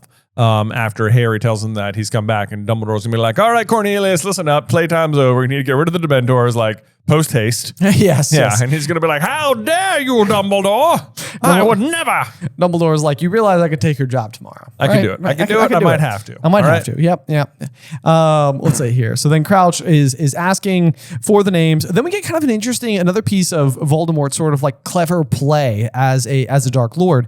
He says, "You must understand that he who must not be named operated always in the greatest secrecy. He preferred that to say that his supporters, and I regret now very deeply that I ever counted myself among them." Get on with it, Sneer Moody, which I kind of agree. We never knew the names of every one of our fellows. He alone knew exactly who we all were. And this honestly is like a fascinating setup if we were to ever get a deeper glimpse into the operation of Voldemort's camp, because this could mean that like Voldemort could have, his own Death Eaters tailing his other Death Eaters, who his other Death Eaters don't know are Death Eaters. It is possible, but what's interesting about this information too is that he basically abandons this practice altogether. I mean, even in just like the next couple of chapters, he's going to be extremely open about who all the Death Eaters in the circle are to everyone there. That's a good point. Yes, he basically will just go through and name names, and it's like Voldemort, man, you just went half your secrecy. I know, like all the secrecy is gone, and then like at the beginning of Deathly Hallows, like you get that chapter where they're all just sitting around the table at Malfoy Manor, like waiting for people to basically call attendance. It's true. Right. Well, it's like we've always said, never have Voldemort plan your wedding, because he's not very good at big plans. Not a good planning. Yeah. But what's interesting too here is that this is the real Moody actually agreeing with Voldemort's like tactics. Because he says, "Which was a wise move, wasn't it? As it prevented someone like you, Karkaroff, from turning all of them in." Exactly. Yeah. So Moody completely understands how this would be like a powerful defense. So then Karkaroff is saying, like, "Yes, I do. And these were important supporters, mark you. People I saw with my own eyes doing his bidding. I give this information as a sign that I fully and totally renounce him and am filled with a remorse so deeply I can barely." And then Mr. Crouch is just basically like, "These names are..." Yes. Karkaroff drew a deep breath. And it's like that deep breath is kind of interesting too, because like Karkaroff knows, and basically what he's doing is signing his own death sentence right here, because they're going to hunt him down for doing this. Oh, the Death Eaters? The Death Eaters, yeah. So like this deep breath, like he is fighting with a rock and a hard place. He either has to live in Azkaban and hope that one day he gets sprung and gets to go back and fight underneath Voldemort, like what an honor. Or alternatively, find a way out knowing that he's making very dangerous enemies. Yeah, absolutely. And I mean, this is him also just believing that Voldemort is really and truly defeated. Right. Yes. So his first name is Antonin Dolohov. Which also what's happening here as he names names is that the army of Death Eaters is being built for you, the reader, as well, because a lot of these names you're just going to be hearing for the first time. Yeah, that's exactly right. But definitely not for the last time, though. Dolohov ends up going to be a definitely recurring one. "We have already apprehended Dolohov," said Crouch. "He was caught shortly after yourself." "Indeed," said Karkaroff. I am delighted to hear it." And it's like the smarm that Karkaroff even has in this situation, where it's like, I don't believe that you're delighted to hear it. Like that's that. Yeah. And I mean, it's exactly what Harry says next, but he didn't look it. This news had come as a real blow to him. And so, I mean, to me, that feels like Karkaroff was trying to name as few names as he could. Right. It's like he was almost hoping like, well, I'll just say one right away. And if that's enough, then like, obviously I'm not going to name everybody else. Well, he's very cunning in that way. Exactly. And so even this though, what's also interesting here is that he says, "There's Antonin Dolohov. I saw him torture countless muggles and non-supporters of the Dark Lord." And Moody says, "and helped him do it." And it's like, Moody might just be saying that because like, oh yeah, if you saw him, but didn't help. But like, maybe he's just like, accusing him because he doesn't like him, or he's like filling in a gap, like, yeah, and you did it too. Yes. Like, you failed to mention that part. But if that's true, man, it makes Karkaroff like quite the bad guy.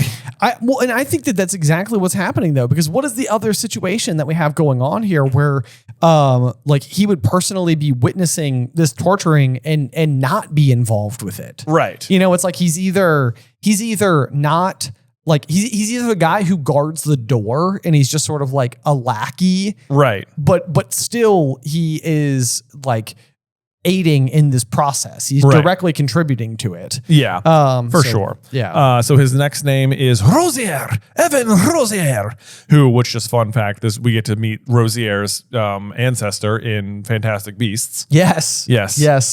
Poppy Poppington or whatever, whatever her name is. As one of Grindelwald's key henchwomen. And one of just the most beautiful people. She is quite stunning. like a truly singular human being. I know. Yes. I remember me and you were just like, who are you? Who are you? Right. Yeah. Do more things. Yeah. Anyway, so let's see here. Rosier is dead. He was caught shortly after himself. He preferred to fight rather than come quietly and was killed in the struggle.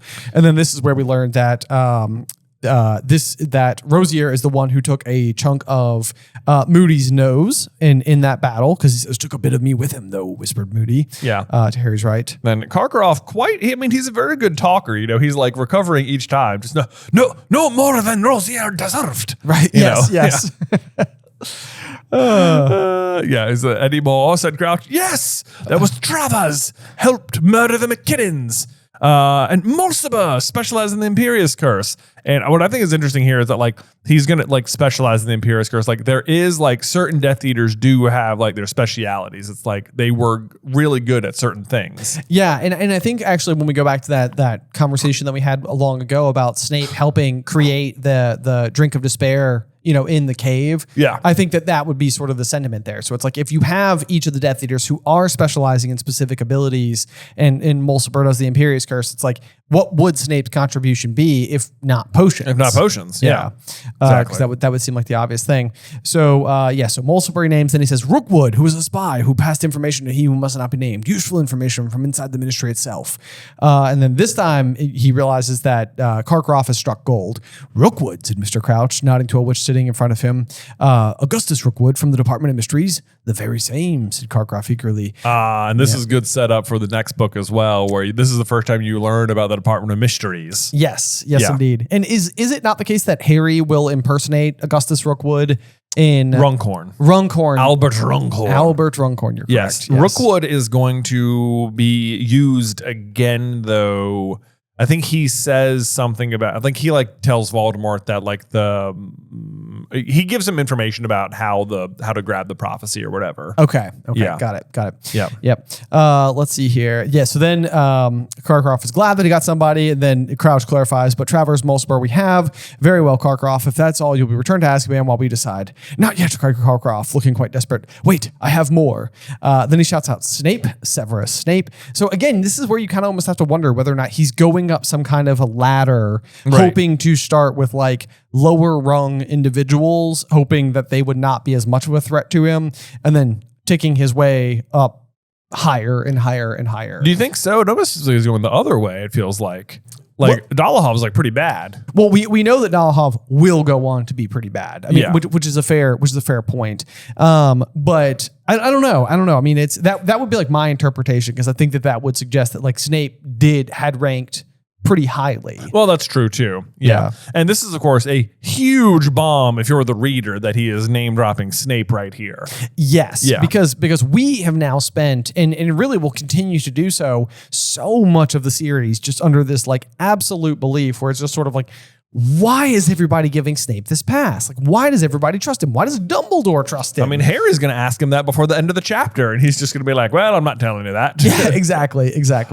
But yeah, so he doubles down on it, but Dumbledore then stands up and says, I have already given evidence on this matter, he said calmly, again, screaming through him. I don't know why. Severus Snape was indeed a Death Eater. However, he rejoined our side before Lord Voldemort's downfall. There you go. You're correct. And turned spy for us at great personal risk.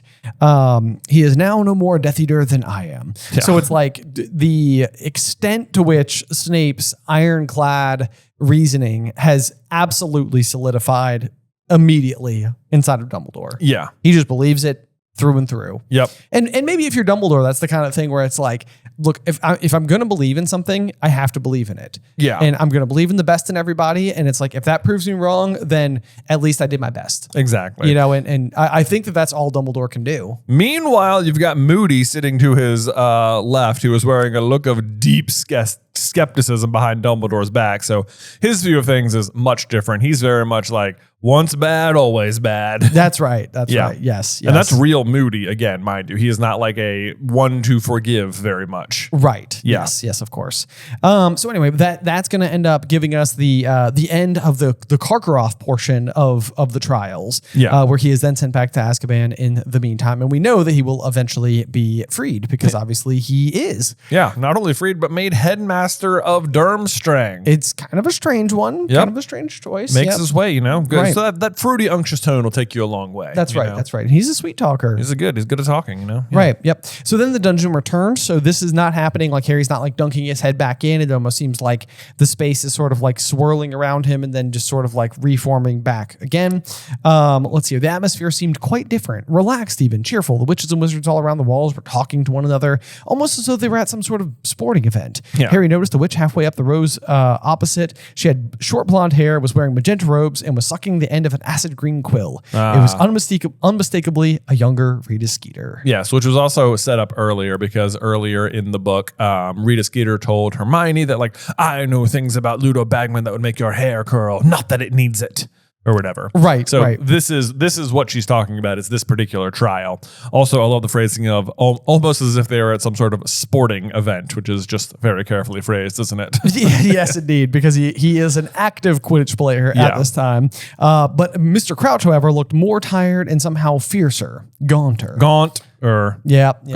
Circled that one. You circled that one too? Yeah, sure all right, did. yeah. Pure bloods, you know, pure bloods. That's it. Harry understood. It was a different memory, a different day, a different trial. The door opened and Ludo Bagman walked into the room. Because you know why it matters if the Crouches are related to the Gaunts, Benjamin? Why is that? Because then it would mean that one Baltimius Crouch Jr. is also an heir of Slytherin. Right? Oh, yeah, that's a good point. That's a good point. Exactly. So it would have just ended up being the case that well, I guess Barty Crouch Jr. is younger than Voldemort. Yep. But I was gonna say like Voldemort over there being like, I'm discovering all these things that nobody else discovered, and it's like you have not discovered anything that nobody else has discovered. Right. Yeah. Yeah. I don't know, discovered. In your face. Because we just made that whole thing about like, what if Barty Crouch Jr. is being set up to be the next Dark Lord?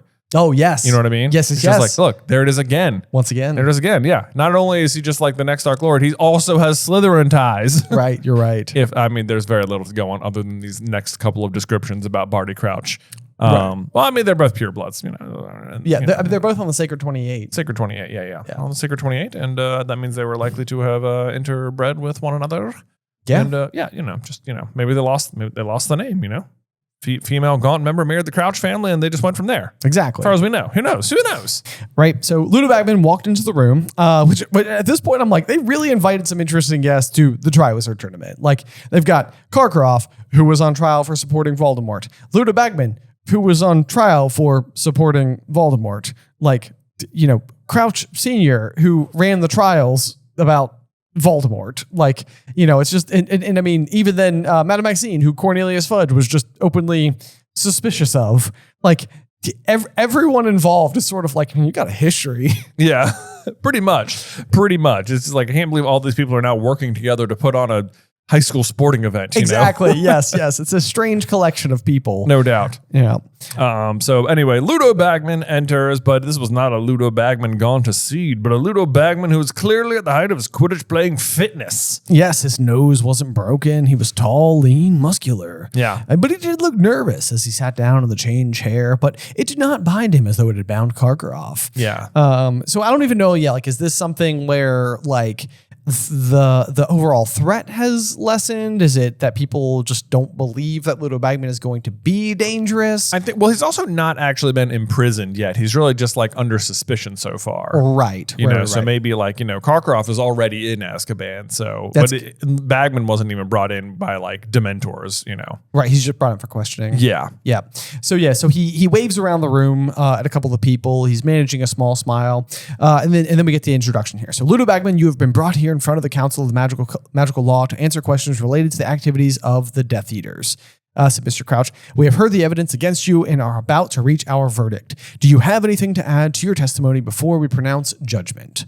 And Harry couldn't believe his ears. Ludo Bagman, a Death Eater? Yeah, it's not what it said, though. I mean, that's what Harry say. Harry couldn't believe his ears. Ludo Bagman, a Death Eater, ? And it says, but that's not really what Mr. Crouch said. He says, answer to charges relating to the activities of the Death Eaters. That's a fair point. Right? That's a fair point. Yes. Yeah. So Harry is jumping to a conclusion. Yes. Yes. I thought you were suggesting I read the words wrong. Nope. You read the words correct. Harry is like jumping to a conclusion that is not there. Yes.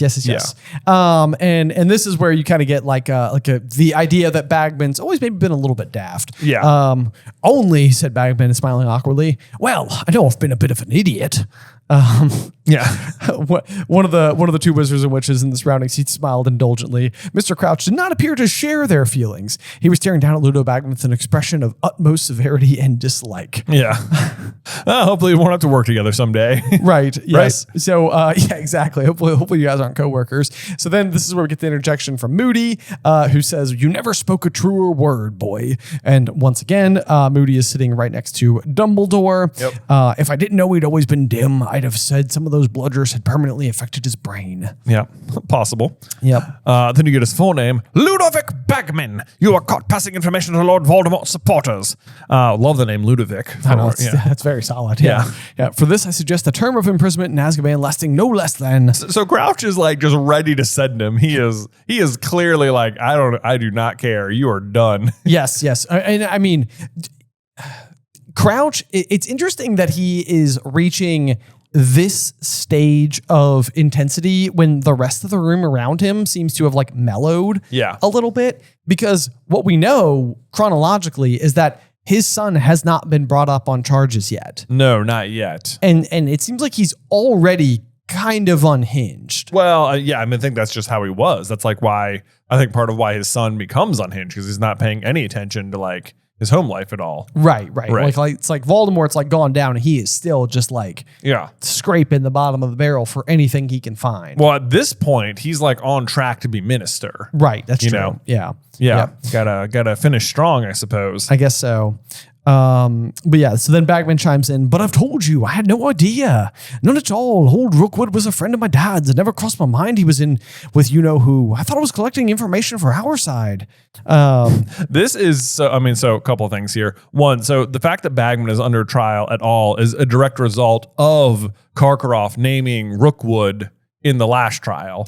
Because now what's happened is they've captured Rookwood, questioned him, and found out the people in his little web. Right. So when you really like apply like a little bit of a critical lens to it, you can start to see where it's like, where like Ludo maybe is being brought up on charges in a way that's like, is this like, could he have known? You didn't know. Well, that's what I think is interesting too. It speaks to like the kind of dangerous work that Rookwood is doing, because like his spies don't even realize they're spying, some of them. Right. Yeah. That's a fair point. Like, but he says, I thought I was collecting information for our side, which means that Bagman thought like Rookwood was telling him to go get information and was like lying to him about what it was for. Sure. Yes, absolutely. Especially because Ludo says for our side, which suggests that he had a side.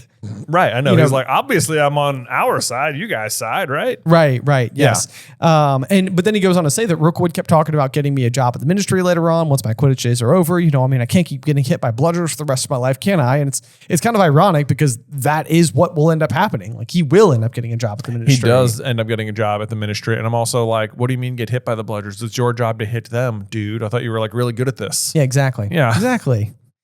Come on. We're beaters. It's an occupational hazard. There were titters from the crowd. It will be put to the vote, said Mr. Crouch. Yeah, coldly. He turned to the right side of the dungeon. The jury will please raise their hands, those in favor of imprisonment. Harry looked towards the right side of the dungeon. Not one person raised their hand. Many of the witches and wizards around the walls began to clap. One of the witches on the jury stood up. Crouch is just losing it. He is like, why is this not going how I want it to go? Yes, marked Crouch. We just like to congratulate Mr. Bagman on his splendid performance for England in the Quidditch match against Turkey last Sunday, the witch said breathlessly. Mr. Crouch looked furious. I wrote, LOL, I bet. I know. Like, I was seconds away from sending this guy to Azkaban, and you're congratulating him. Yes. You're wearing his magic nice. That's such a perfect time for that line. Despicable, Mr. Crouch spat at Dumbledore sitting down at... Spat at Dumbledore? Oh, wait, did I miss a line? No, here? yeah, no, that is. That's despicable. Mr. Crouch spat at Dumbledore sitting down as Bagman walked out of the dungeon. Why is he talking at Dumbledore? I have no idea. Yeah. Rook would get him a job indeed. The day Ludo Bagman joins us will be a sad day indeed for the ministry. Well, bad news. Yeah, it happens. It does happen. Right. And he becomes head of department. Right. Yes. He's promoted. Yeah. Oh, and you guys will work together. It's going to be great. As colleagues, as complete equals, apparently. Right. Yep. Okay, so now the dungeon dissolved again, and he and Dumbledore were sitting beside Mr. Crouch, but the atmosphere could not have been more different. There was total silence, broken only by the dry sobs of a frail, wispy-looking witch in the seat next to Mr. Crouch. Mm-hmm. She was clutching a handkerchief to her mouth with trembling hands. Harry looked up at Crouch and saw that he looked gaunter and grayer than ever before. A nerve was switching in his temple. Bring them in, he said. Yep. And this time we have 6 Dementors. So not quite the same. I guess we had last time we had 1. We had 2 for 1 person, and now we've got 6 for 4 people. 6 for 4, so it doesn't seem like we've scaled appropriately. No, not really. Yeah, so it feels like we need 8 Dementors if I'm counting right here. Yeah, exactly. Yeah. So we got the 4 people walking into the dungeon. We kind of get like a description of each of those. We get a thick-set man who stared blankly up at Crouch, a thinner and more nervous-looking man whose eyes were darting around the crowd, woman with thick, shining dark hair and heavily hooded eyes, who was sitting in the chain chair as though it were a throne. Yep. This is, of course, Bellatrix. Whose name we will not get. Which is very interesting. I know, yeah. And a boy in his late teens who looked nothing short of petrified. Right, and that's, of course, our big bad villain of the book, Barty Crouch Jr. Well, Baltimore, but Barty Crouch Jr. Barty Crouch Jr., yeah. So here's the big question to me. Like, I mean, because it all comes down, and obviously we've seen Barty Crouch Jr. be a phenomenal actor for an entire year impersonating Mad-Eye Moody. So, like, we have to keep that in the back of our mind, but everything about how this exchange goes, like even the fact that just like Harry as like an impartial party, not knowing who this boy is, perceives him as scared. Yeah. And he's younger. How old does it say he is? In his late teens. So, we're talking about like an 18, 19-year-old, just like fresh out of Hogwarts. It's like the big question in the back of my mind when it comes to Barty Crouch Jr. and being roped into this particular situation, and everything that he does is whether or not what Junior, like what his role was per the rest of these Death Eaters, was to basically discredit the main person who was taking down Voldemort's regime, which would be Crouch Sr. So the inclusion of Crouch Jr., like despite all of the bad parenting and everything that goes on, it's like this is going to make him look bad. The fact that Barty Crouch Jr. is involved with this is the reason that he gets sidelined for all of his promotions. It's an effective ploy if that's what it is. Well, it's whether or not, I mean, the question is whether the Death Eaters recruited him to do that or whether he wanted to do this on purpose. Well, I mean, and sometimes when you feel powerless over somebody who has power over you, i.e. in this case, a parent, like maybe the thing you can do is hope to discredit them by doing something that makes them look bad. Yeah. But I think it's like, it really, it's whether or not it's acting or whether or not it's a setup. And that's the thing that I think remains a little bit unclear. Yeah. Because he's going to spend the whole time basically just trying to get his father to show him mercy. Yeah, I'm in camp that he's acting the whole time. You are? Yeah. Okay. Yeah. So he looked down at the 4 in front of him. There was pure hatred on his face. It says, "You have been brought here before the Council of Magical Law," he said clearly, "so that we may pass judgment on you for a crime so heinous." And then, "Father," said the boy in the straw-colored hair, "Father, please." Yes. "That we have rarely heard the like of was in this court." Yes. Yes. Yes. Crime so heinous indeed. Yeah, because of course the crimes are going to be torturing the Longbottoms into insanity. Yes. Yep. The four of you stand accused of capturing an ore, Frank Longbottom, and subjecting him to the Cruciatus curse, believing him to have knowledge of the present whereabouts of your exiled master, he who must not be named. And I think it's very interesting that we have Frank Longbottom, of all people, being the person, because this is really good setup for the truth that is Neville could have been the other subject of the prophecy. Right. So for them to go after the Longbottoms, especially if the Longbottoms came out of hiding following the attack in Godric's Hollow, it would basically mean that a select group, potentially only Bellatrix, like a very high-ranking lieutenant or whatever, would be granted the information, and therefore, like, what did you do to him? Because Voldemort's gone. The reason they're attacking him is because they assume, the Death Eaters who remain assume that the high-ranking people like the Longbottoms might know where he was taken. Right. Of course, nobody knows what happened. It's all a mystery. It's all a mystery. Absolutely. Yeah. So even if Frank wanted to give information, he couldn't because there is no information to give. Yeah. I also find this, like, I don't know if this is like just not fully developed characters yet, or Mr. Crouch just being like a little bit like sexist or not.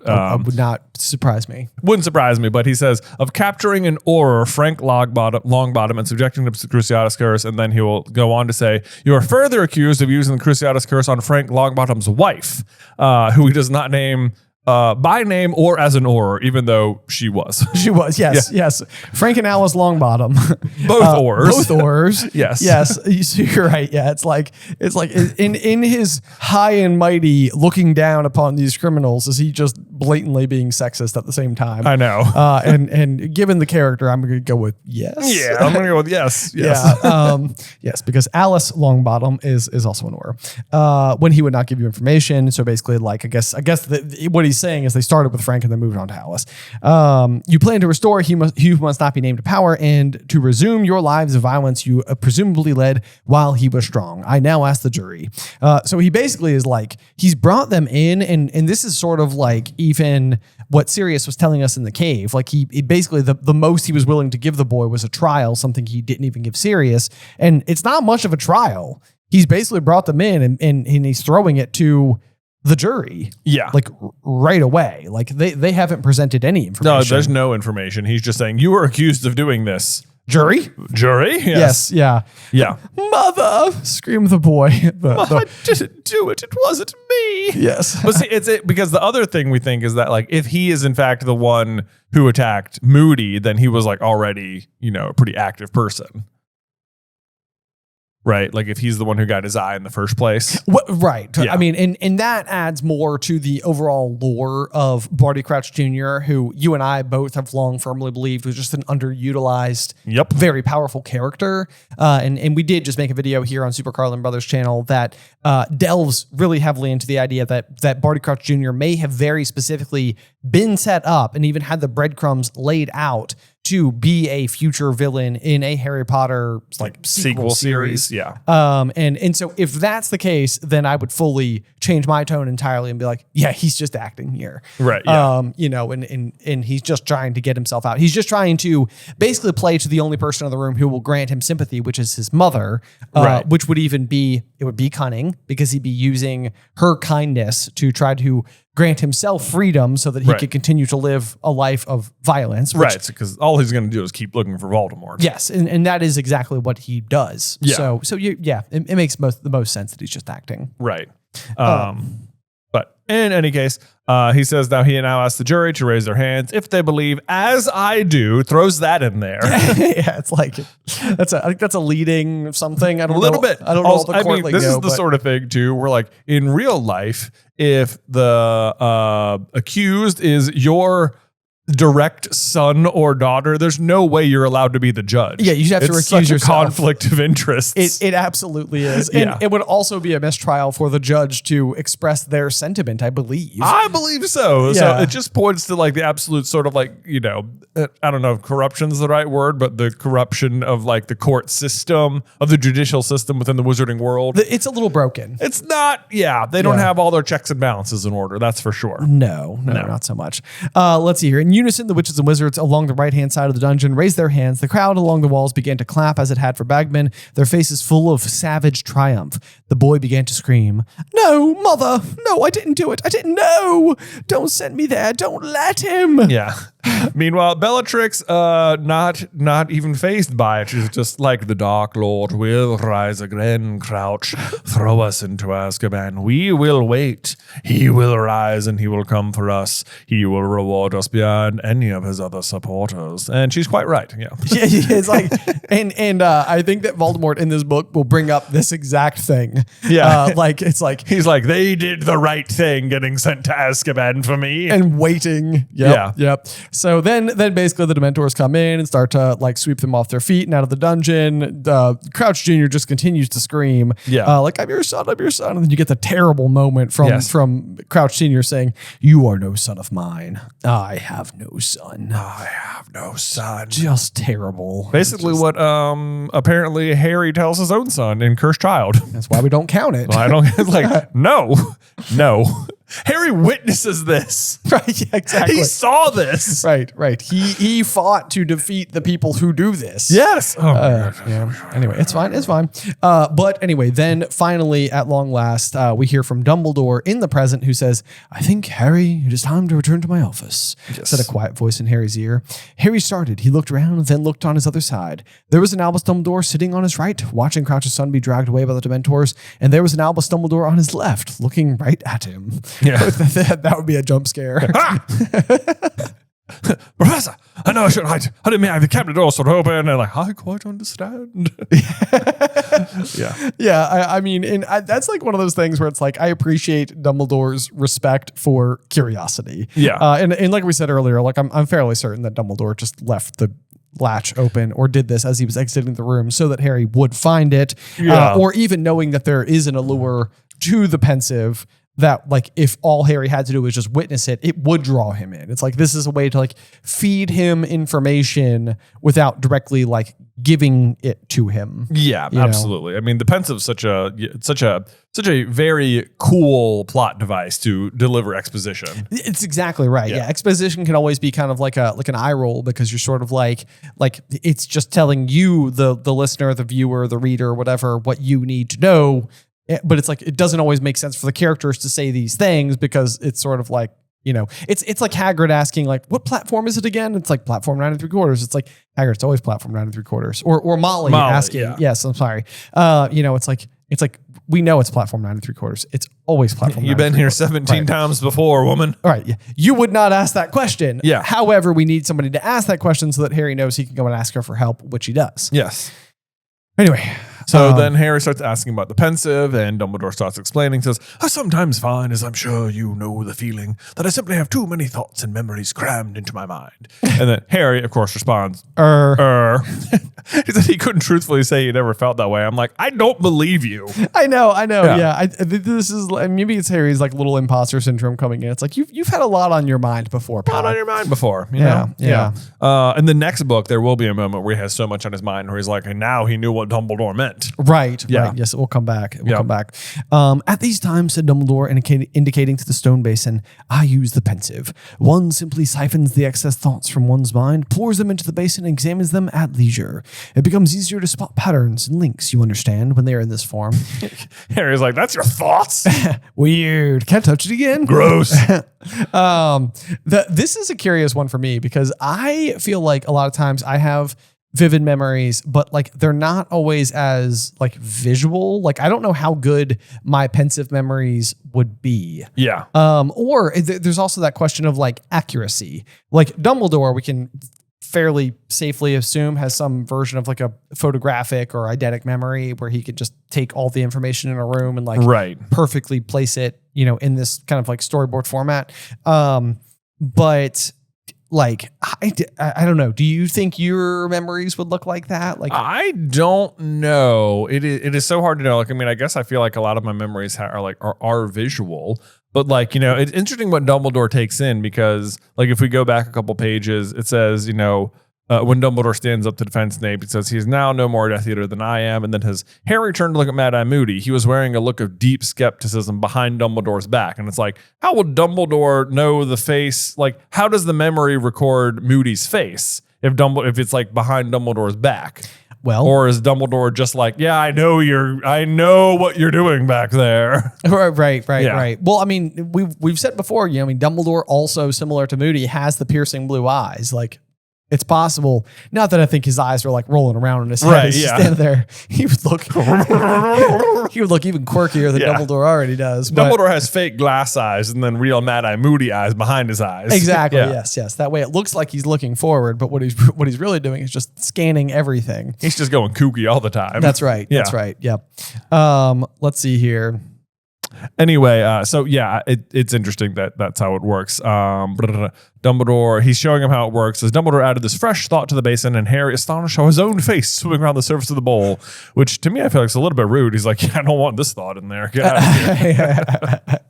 Sorry. Right. Yeah. And this is sort of like an interesting usage of the Pensieve as well, because as Dumbledore placed his long hands on either side and swirled it, rather as a gold prospector would pan for fragments of gold. Gold. Yes. After he just put a memory of Harry in there. Boom, bam. Look at that. No accident. Harry saw his own face change smoothly into Snape's, who opened his mouth and spoke to the ceiling, his voice echoing slightly.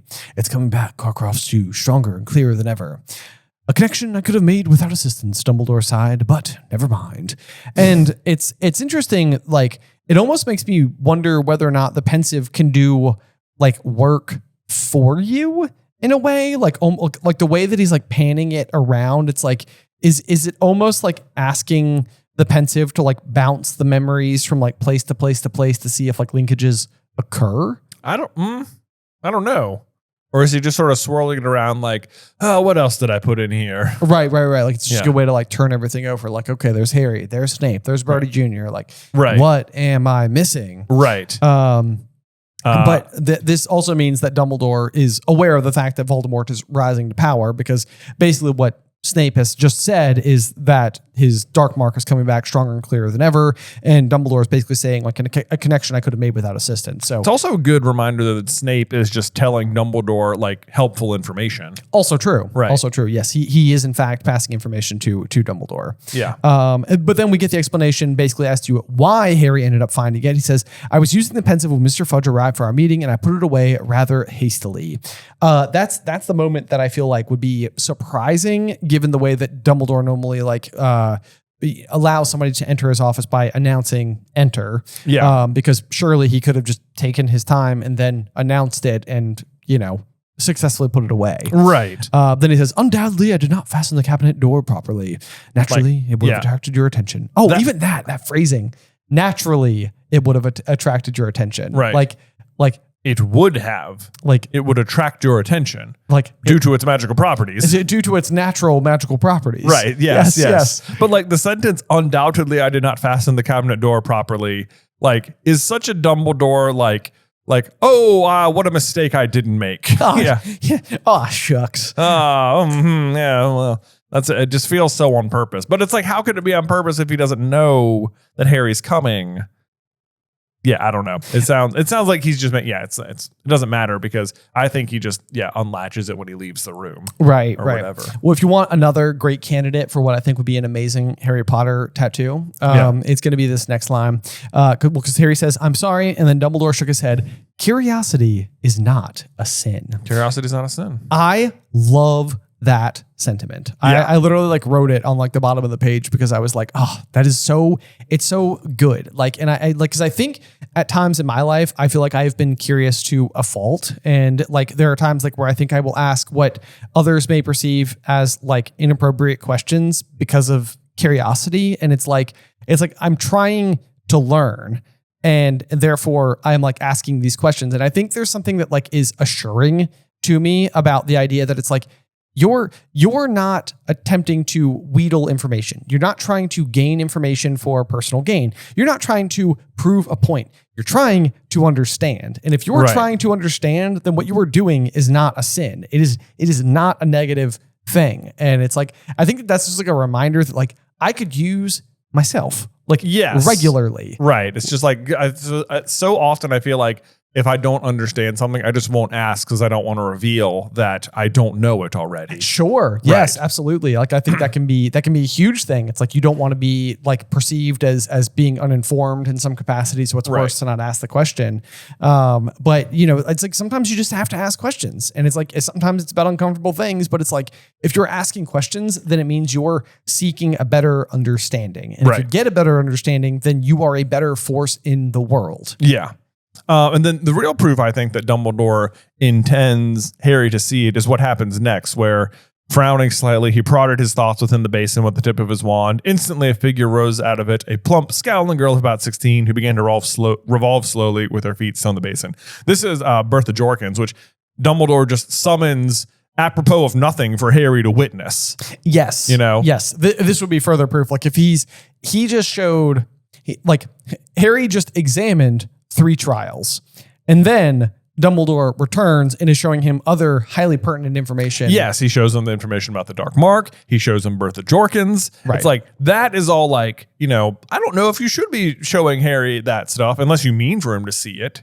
Which makes it feel like you meant for him to see the other stuff. Exactly. Yeah. Yep. And then you kind of get like a feeling of where Sirius was coming from, where he's like, I knew Bertha Jorkins. She was an idiot. Right. Because the memory that Dumbledore has pulled to the surface is, he put a hex on me, Professor Dumbledore, and I was only teasing him, sir. I said I'd only seen him kissing Florence behind the greenhouses last Thursday. But why, Bertha? Said Dumbledore sadly, looking up at the now silently revolving girl. Why did you have to follow him in the first place? I know. So it's like, and when he says that, it's like, I think the way you the reader are is that you think that Dumbledore back then said it. Dumbledore, no. That because I think he says. But why? Bertha just had to looking up at the now silently revolving girl. No, it's definitely present day Dumbledore saying it. It sounds like he's saying, why did you have to follow him in the first place? About following the boy who hexed her. Because she followed him and saw him kissing Florence behind the greenhouses. Right. Right. But I think what Dumbledore's actually talking about is Peter.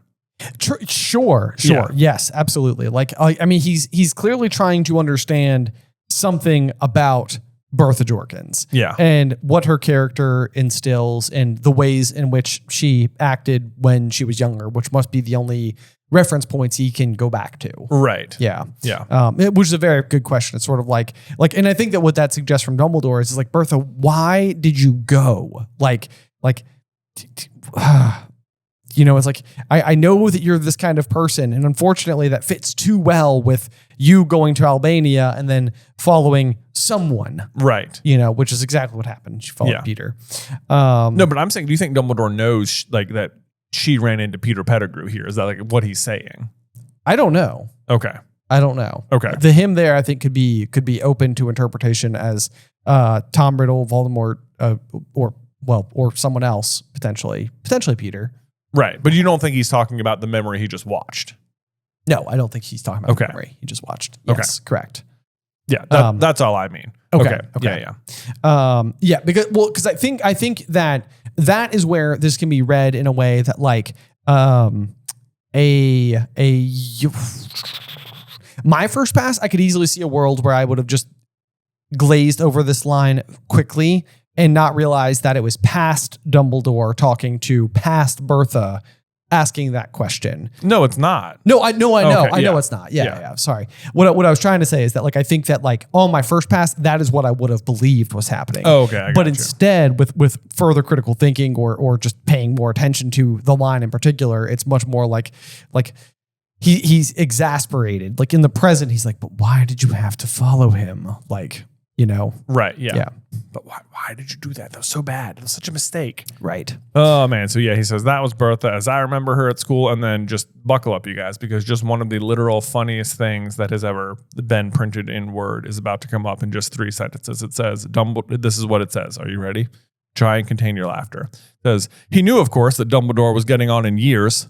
Oh, my gosh. Oh. Are you dying?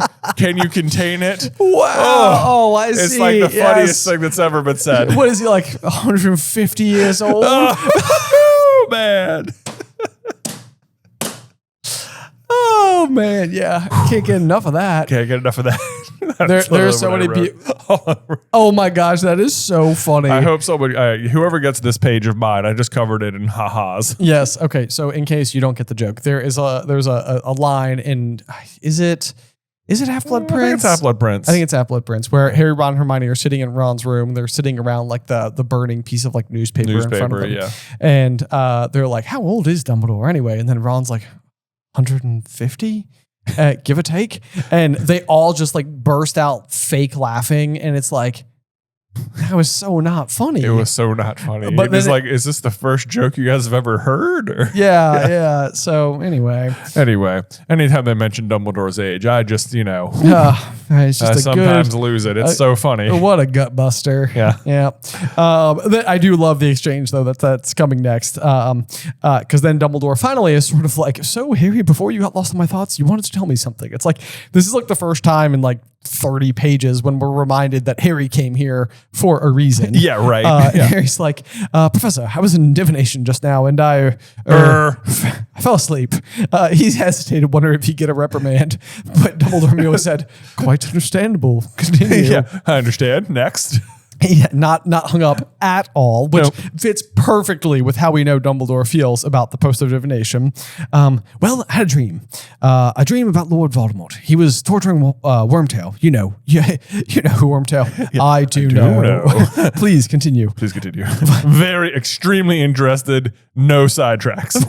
Right. Yeah, this is again one that I feel like it would be just so fun to like see this scene play out with like really solid dialogue. Yeah, because it's just sort of like, okay, Voldemort got a letter from an owl. He said something like Wormtail's blunder had been repaired. He said someone was dead. Then he said Wormtail wouldn't be fed to the snake. There was a snake beside his chair. He said he'd be feeding me to it instead. Then he did the Cruciatus curse on Wormtail, and my scar hurt. He said, it woke me up. It hurt so badly. Dumbledore merely looked at him. That's all, said Harry. Dumbledore is having such a day with Harry. First, Harry just slams the minister, just, out of nowhere. Dumbledore's just like, well, what a treat that was. Thank you, Harry Potter, for showing up out of nowhere. Quick little thumbs up for you. Dunk. Now he's just sort of like, yeah, tell me about the dream. Imagine Dumbledore just staring at him like, excuse me, what now? You let me take him out for a walk when this was here? Like, what insane information Dumbledore's just getting for free. Right, yes. And then Dumbledore's response, he's able to keep his calm, surprisingly. Yeah. Yes. I see, said Dumbledore quietly. I see. Inside, he's like, oh my God. Now, has your scar hurt at any other time this year, except in the time it woke you up over the summer? No. How did you know it woke me up over the summer? Said Harry, astonished. You are not Sirius's only correspondent, said Dumbledore. I have also been in contact with him ever since he left Hogwarts last year. And he tells me everything you say. Right. He's like, all the responses he's not giving you, he's sending me detailed letters. Letters, yeah. Yes. It was I who suggested the mountainside cave is the safest place for him to stay, which does make it seem safer. It does. You're like, oh, okay. Yeah, it's not just Sirius being reckless. Dumbledore was involved. Dumbledore probably helped get Witherwings in there. That's right. Yeah. Made the hole big enough or something. Yes. And Sirius is apparently still wandless. That being said, not sending him food. Yeah. Exactly. Right. Yeah. So Harry's sneaking it from the kitchens and sending it over there. Dumbledore, who has all the food in the world at his regular disposal, is letting him eat rats. I know. Maybe he just appreciates a good metaphor. Yeah. Yes, eat the rats. Eat the rats. They are the enemy. Exactly. Yeah. You'll enjoy it. Right. Yeah. Dumbledore got up and began walking up and down behind his desk. I love that because it's like, is that Dumbledore in his office? Pacing. Does that a lot. Yeah, right. Yeah, there he is. Yep. Every now and then he placed the wand tip to his temple, removed another shining silver thought, and added it to the pensieve. The thoughts inside began to swirl so fast that Harry couldn't make out anything clearly. It was merely a blur of color. Professor, he said quietly after a couple minutes. Dumbledore stopped pacing and looked at Harry. My apologies, he said, and he sat back down at his desk. Do you know my scar's hurting me? $1 million question, Harry. $1 million question. Very direct for once. The answer is that a piece of Voldemort's soul lives inside of you, Harry. Yes. Let's see what Dumbledore says. I have a theory. No more than that. It is my belief that your scar hurts when Lord Voldemort is near you and when he's feeling particularly strong surge of hatred. I think you have more than that. I think you have more do. than that. But why? Because you and he are connected by the curse that failed, said Dumbledore. That is no ordinary scar. Hold on, let me fix that sentence. Because you and he are connected by a Horcrux, said Dumbledore. That is no ordinary scar. You remember that diary you brought me at the end of year 2? Yeah. That's what led me down this path. I plan to spend the summer looking for more. Yes. Not this summer, I guess, but next summer. Yes. Anyway, so you think that dream, did it really happen? It is possible, said Dumbledore. I would say probable. Harry, did you see Voldemort? Yeah. Now this is interesting too, because he is like the connection is like typically like he's not seeing through Voldemort's eyes. You know, he's just sort of seeing like third person from in the room. From in the room, you're right. Yeah. Yeah, no, said Harry, just the back of his chair, but there wouldn't be anything to see, would there? I mean, he hasn't got a body, has he? But then how could he have held the wand? Said Harry slowly. Indeed. Yeah, and to which I just wrote, oh boy. Yeah. Terrifying new questions, aren't they? But this is also really good. This is holding your hand through the story, helping guide you to the questions you should be asking. Right, it is, because it's sort of like, yeah, you're right. And it's like, he doesn't have a body, and it's like, okay, good confirmation, he doesn't have a body, right? But that's exactly what's going to happen at the end of the book. Yes. Like, that's the problem he's solving. Right, Yeah. right. Yes, then we get the question, do you think he's getting stronger? And then Dumbledore says, Voldemort? It was the characteristic piercing... Voldemort, question mark. What? No, Ron. Yes, Voldemort. I swear I've been watching him in Charms class. He's getting better. He's pretty good. No, Ron. Yes, Voldemort. That's the funniest thing that happened all episode. Except Dumbledore's age, of course. Yeah. Good save. Good save. That was hilarious. Oh man. Let's see here. It was the characteristic piercing look Dumbledore had given him on other occasions, and as always made Harry feel as though Dumbledore were seeing right through him in a way that even Moody's magical eye could not. More legilimens? Yes, indeed. Yep. And this is where he's like, I can only give you my suspicions. The years of Voldemort's ascent to power, he said, were marked with disappearances. Bertha Jorkins has vanished without a trace, in the place where Voldemort was certainly known to be last. Mr. Crouch too has disappeared within these very grounds. And there was a third disappearance, one which the Ministry, I regret to say, does not consider of any importance, for it concerns a Muggle. His name was Frank Bryce. You think there's been no other disappearances of any other people at all? You know? Like, how's he cherry picking which, I mean, obviously the magical ones seem relevant, but like no other Muggles have gone missing at all in this entire year? I mean, certainly they have. He seems to be like just zeroed in on He does zero it. Yeah, I mean, I guess it was in like the Riddle house, so he maybe knows. It was like, well, yeah, that's pretty good. Yeah. Not a good sign. Yeah. Yeah, his name was Frank Bryce. You dreamed about him. Maybe you should have said that there. Right. Yes. Do you remember that dream? You remember that dream? That was him. Right. Yep. Do you, the reader, remember that dream? Because it's Exactly. now been 602 pages. Yeah. Voldemort's father grew up and he's not been seen since last August. You see, I read the Muggle newspapers, unlike most of my ministry friends. Also, I read Sirius's letters that were about this thing. Exactly. Yeah. So does Harry remember Frank Bryce dying? I don't know. That maybe didn't know him by name, certainly. Yeah, he certainly wouldn't know it by name. Yeah. I'm wondering if what does he say? What does he say? Because we're sort of getting that whole chapter like from Frank's point of view right up until he dies. And then you're like, and then Harry wakes up at the same time. And it's like, how much of that did Harry see? Did he like see him wake up and try and refill his hot water bottle, you know? Right. A weird thing happened to me this morning, though. My scar hurt again. Last time that happened, it was because Voldemort was at Hogwarts. But I don't reckon he can be anywhere near me now, can he? Do you know if cursed scars sometimes hurt years afterwards? I'll send this with Hedwig when she gets back. She's off hunting at the moment. Say hello to Buckbeak for me. So he doesn't seem to really go into explicit detail about what the dream was about. No, I guess he doesn't. Yeah. Yeah. So, well, I guess there's that. Let's see. Then he continues to ask him a few more questions, asking all of the right questions, and Dumbledore just sort of, dodging and weaving as he does. Right. So it's, the trial we found me in, the one with Crouch's son. Well, we're talking about Neville's parents. And then Dumbledore, this is like Dumbledore, he gave Harry a very sharp look, and he's just sort of like, surely that was obvious. Right. Surely, Harry Potter, you have asked Neville about his parents, haven't you? What? No. This is Harry shook his head, wondering as he did so how he could have failed to ask Neville this in almost 4 years of knowing him. For real, Harry. It's like, oh my God. I can't imagine something that wouldn't have come up in the first week of knowing Neville. Like, tell me about your life. It's like, well, I'm raised by my gran. Where are your parents? Right. Yeah. They dead too. We have that in common. Oh, they're not.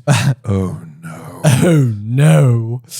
Yeah. And then I guess I think maybe to go back to our point from earlier, Dumbledore following up makes it seem like Alice just hadn't been invented as also an Auror yet, because he goes on to say, yes, they were talking about Neville's parents. His father Frank was an Auror just like Professor Moody. He and his wife were tortured for information about Voldemort's whereabouts after he lost his powers, as you heard. Yeah. So anyway, I think we can still hold it against Crouch Sr. that he's probably sexist, because it just seems like that's probably true anyway. Sort of feels like it. Yeah. Yeah. Yeah.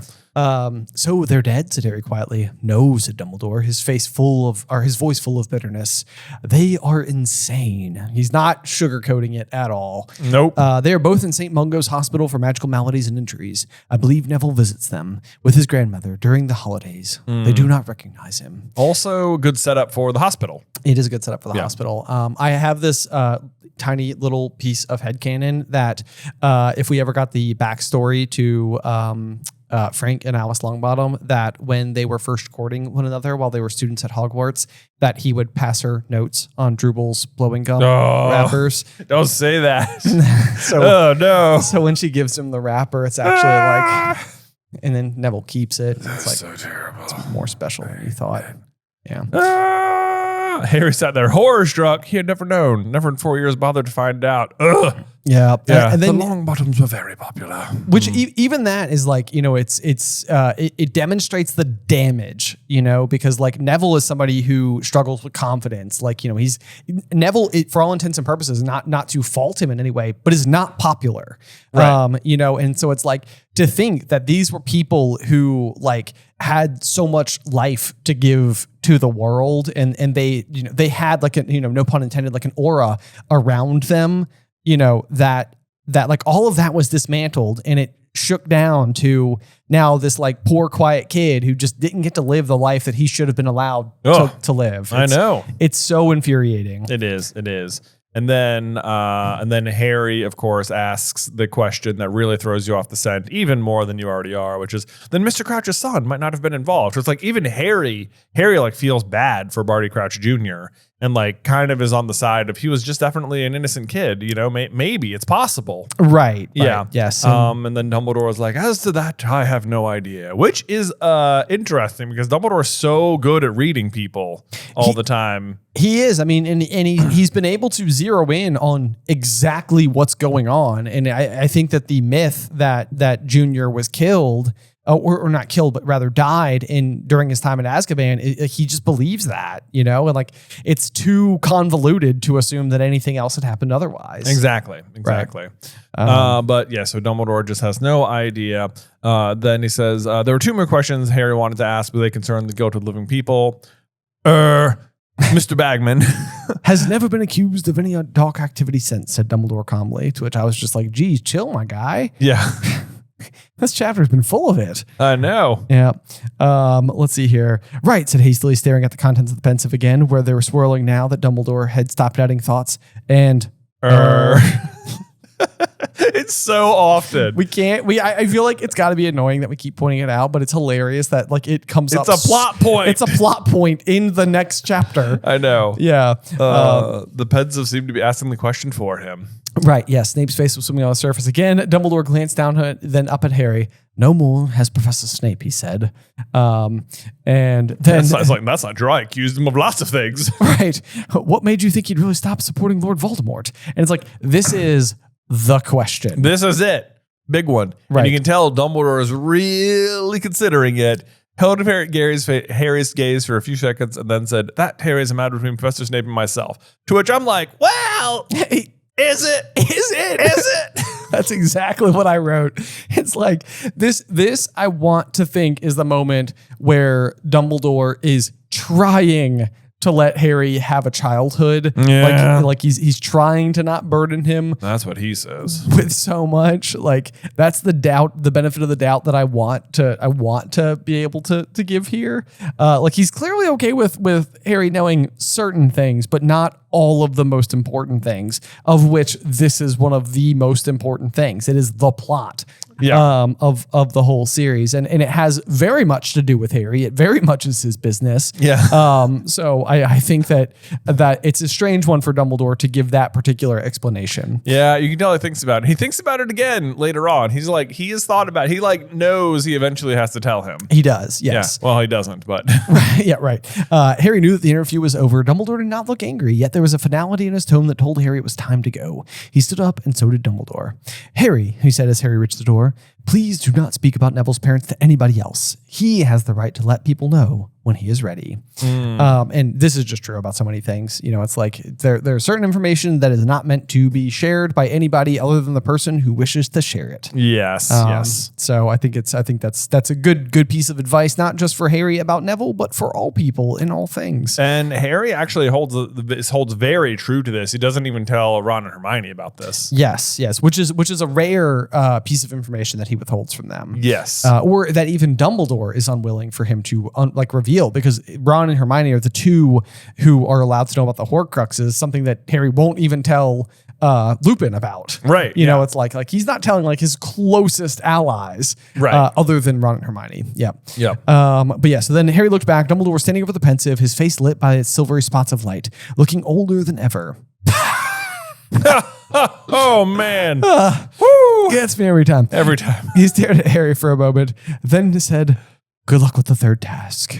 And then I finished that sentence. It says, good luck with the third task. Here's some spells I'd try to master. Also, spiders. See ya. See ya. Oh man. Okay. So That brings us to the end of the chapter. That brings us to the end of chapter 30. We're coming up here on the 2-hour mark. Jay, do you have a review for us? Well, let me see here, Benjamin. I believe that I do. Let's see. Here is the review from Joe Cool 55. Joe Cool. Best podcast of all time. Hey, brother, love your podcast. I have a question. Is it possible that Lavender Brown didn't die because in the books, all it says is that she crumples after Fenrir Greyback bites her? So is she a werewolf or more like Bill? Or dead? Oh, yeah, right. Man, it's a good question. Well, so let's see. The short answer is she's dead. For sure. I think that's just like canon confirmed information. Like externally or somehow within the series. What? Oh. Like, in the series? Like does it say that she's dead? It doesn't say that she's dead in the books. It's like externally been confirmed. Okay. Yes, so that answers that question. However, had she not been dead, and that was still open to interpretation, I do not think she would have been a werewolf, but more like Bill. More like Bill. Yeah. I think that makes a lot of sense. It's a strange battle, because like a lot of the stuff that seems to be happening in those final like showdowns seem like they all match up rather nicely. I mean, I know that we've brought it up before that we would really love to see possibly like Neville attack Bellatrix. I mean, as great as Molly doing it is, there's like a kind of like Neville earned it, like right, yeah, like there, like it kind of seems like he has that right of first refusal, right, yeah. So there is that. The other one obviously is that we'd be super in favor of Lupin facing down with Fenrir, because Fenrir is the one who bit Lupin himself. I mean, it's quite personal, but then they've also now at long last found themselves on opposite sides of the same war. So yeah, it's strange. Like I feel like there must be something clever about the fact that it's Lavender Brown, unless it's just someone who we actually got some decent page time with, who just dies kind of a terrifying death. Yeah, it's just sort of like, there are like a lot of poetic ones, like Percy and Arthur taking down Pious Thickness and Hagrid getting Walden McNair. Yes. And then, even Hermione, Ginny, and Luna fighting Bellatrix. It's kind of like, oh yeah, all the three girls, fighting the main female antagonist or whatever. Right. And then you have right. McGonagall, Shacklebolt, and Slughorn. It's like, oh yeah, like all these big hitter wizards. And it's like, look at that. The Kingsley, the future minister, McGonagall, the stand-in headmistress, and Slughorn, the Slytherin who changed sides. And right. It's all very symbolic. Yeah. The other thing that I think is really symbolic about a lot of those scenes is the shapes that are being formed, because you have these three-way attacks that are happening two at once, because you have Bellatrix and Voldemort, where you have three wizards fighting one.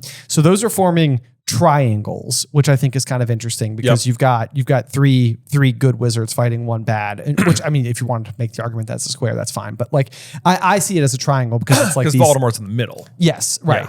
Yeah. But then you've got the flaw in the plan scene where Voldemort and Harry are going to circle each other in a perfect circle, and then they will finally shoot the single bolt at each other that meets in the middle. And if you put those shapes together, you get the Deathly Hallows. Right. Yeah. So you have the triangle, the circle, and the line. And the line. And the line even includes the Elder Wand. I mean, the circle is the stone, isn't it? The circle's the stone. Yeah. Yep. Yeah. Yep. Okay. I was going to say Harry takes off the cloak though. That's true. Yes. Right. Yes, In yes. that moment. So two of the Hallows are even present for this exact moment. Right. Yeah. Yes. So that's the other major piece of symbolism that I think's going on. So the Lavender Death by way of Fenrir is one of those where I'm kind of like, I don't know if I fully get it, other than it's just kind of somebody who we've gotten to spend a lot of time with who tragically, perishes at the hands of someone who's just so vicious. I know. It's just I think it's just like like it's nice when there are the little poetic ones, but also like war is messy and random death will happen kind of thing. True. Yeah. True. Yeah. So I think that's a fair question. But otherwise, it doesn't seem like he's transformed. It seems like Fenrir would be just super dangerous otherwise. Oh, I know. Like that is a change if they make in the show, that like if they just want to make the final battle like at full moon, I think that would be way cooler. I mean, yes, because I think that I would play it very similar to like how Avengers Endgame played out, which is sort of like give each of the major characters like their moment to do their thing. Even if you know that other battles are happening like off in the distance and stuff, like if you have the moment where like the sun peeks out of the clouds and all of a sudden these two like lock eyes from across the way, and it's like they're both going to be in werewolf form, and it's just going to be a battle to the death. Right. I don't know. It's something. Right. Even if like Lupin defeats Fenrir and then somebody else kills werewolfified Lupin, like you would still like, because that is the other liability is that Lupin as a werewolf is still dangerous. He still dies. He still needs to die, because that's just part of the plot, and right. Harry taking care of his son going forward as his godfather, and like providing him the parental figure to an orphan Teddy, that Harry didn't get. So that seems like it's needed. But Lupin as a werewolf inside of a battle, even if Fenrir is dead, is then a liability. Yeah, sure. He's still like, I don't think we can have a world where all of a sudden he's just a good werewolf who's just going to like follow commands, because that's not how werewolves work. Right. Yeah. So don't think so. I think at that point, probably what happens is Lupin gets the victory over Fenrir, but then unfortunately is immediately taken down by someone else. Right. Sure. Yeah. Maybe Tonks has to kill him so he doesn't kill other people. Oh no, terrible. that would be terrible. Can't think about that. We have to think about something sunny. I know. Well, also we know that Lupin can like take him down, but he actually can't kill Fenrir, because I think we know that Fenrir doesn't die as of the Ministry ride opening at Universal, because he's one of the Death Eaters, quote unquote, that like helps Umbridge on her trial day. Right. Yeah. Yeah, that's a good point. So he makes it out. Yeah, that's right. Yeah, he gets out of there. Okay, well, so that we're not ending on such a sad thought, I'm gonna remind you of my favorite line from this particular chapter, which is curiosity is not a sin. Yeah. I think that's such a good one. There you So go. something to keep in the back of your brain. Or if you want to get a tattoo of this chapter art and put like potatoes in the bowl or a salad or I don't know, pumpkins or something, just whatever feels right. Whatever feels right. Let us be your inspiration. Yeah. But I think that'll do it for today. There you go. That is going to do it for today. But make sure you join us for next week, which is going to be a great chapter. It is chapter 31, the third task on Through the Griffin Door.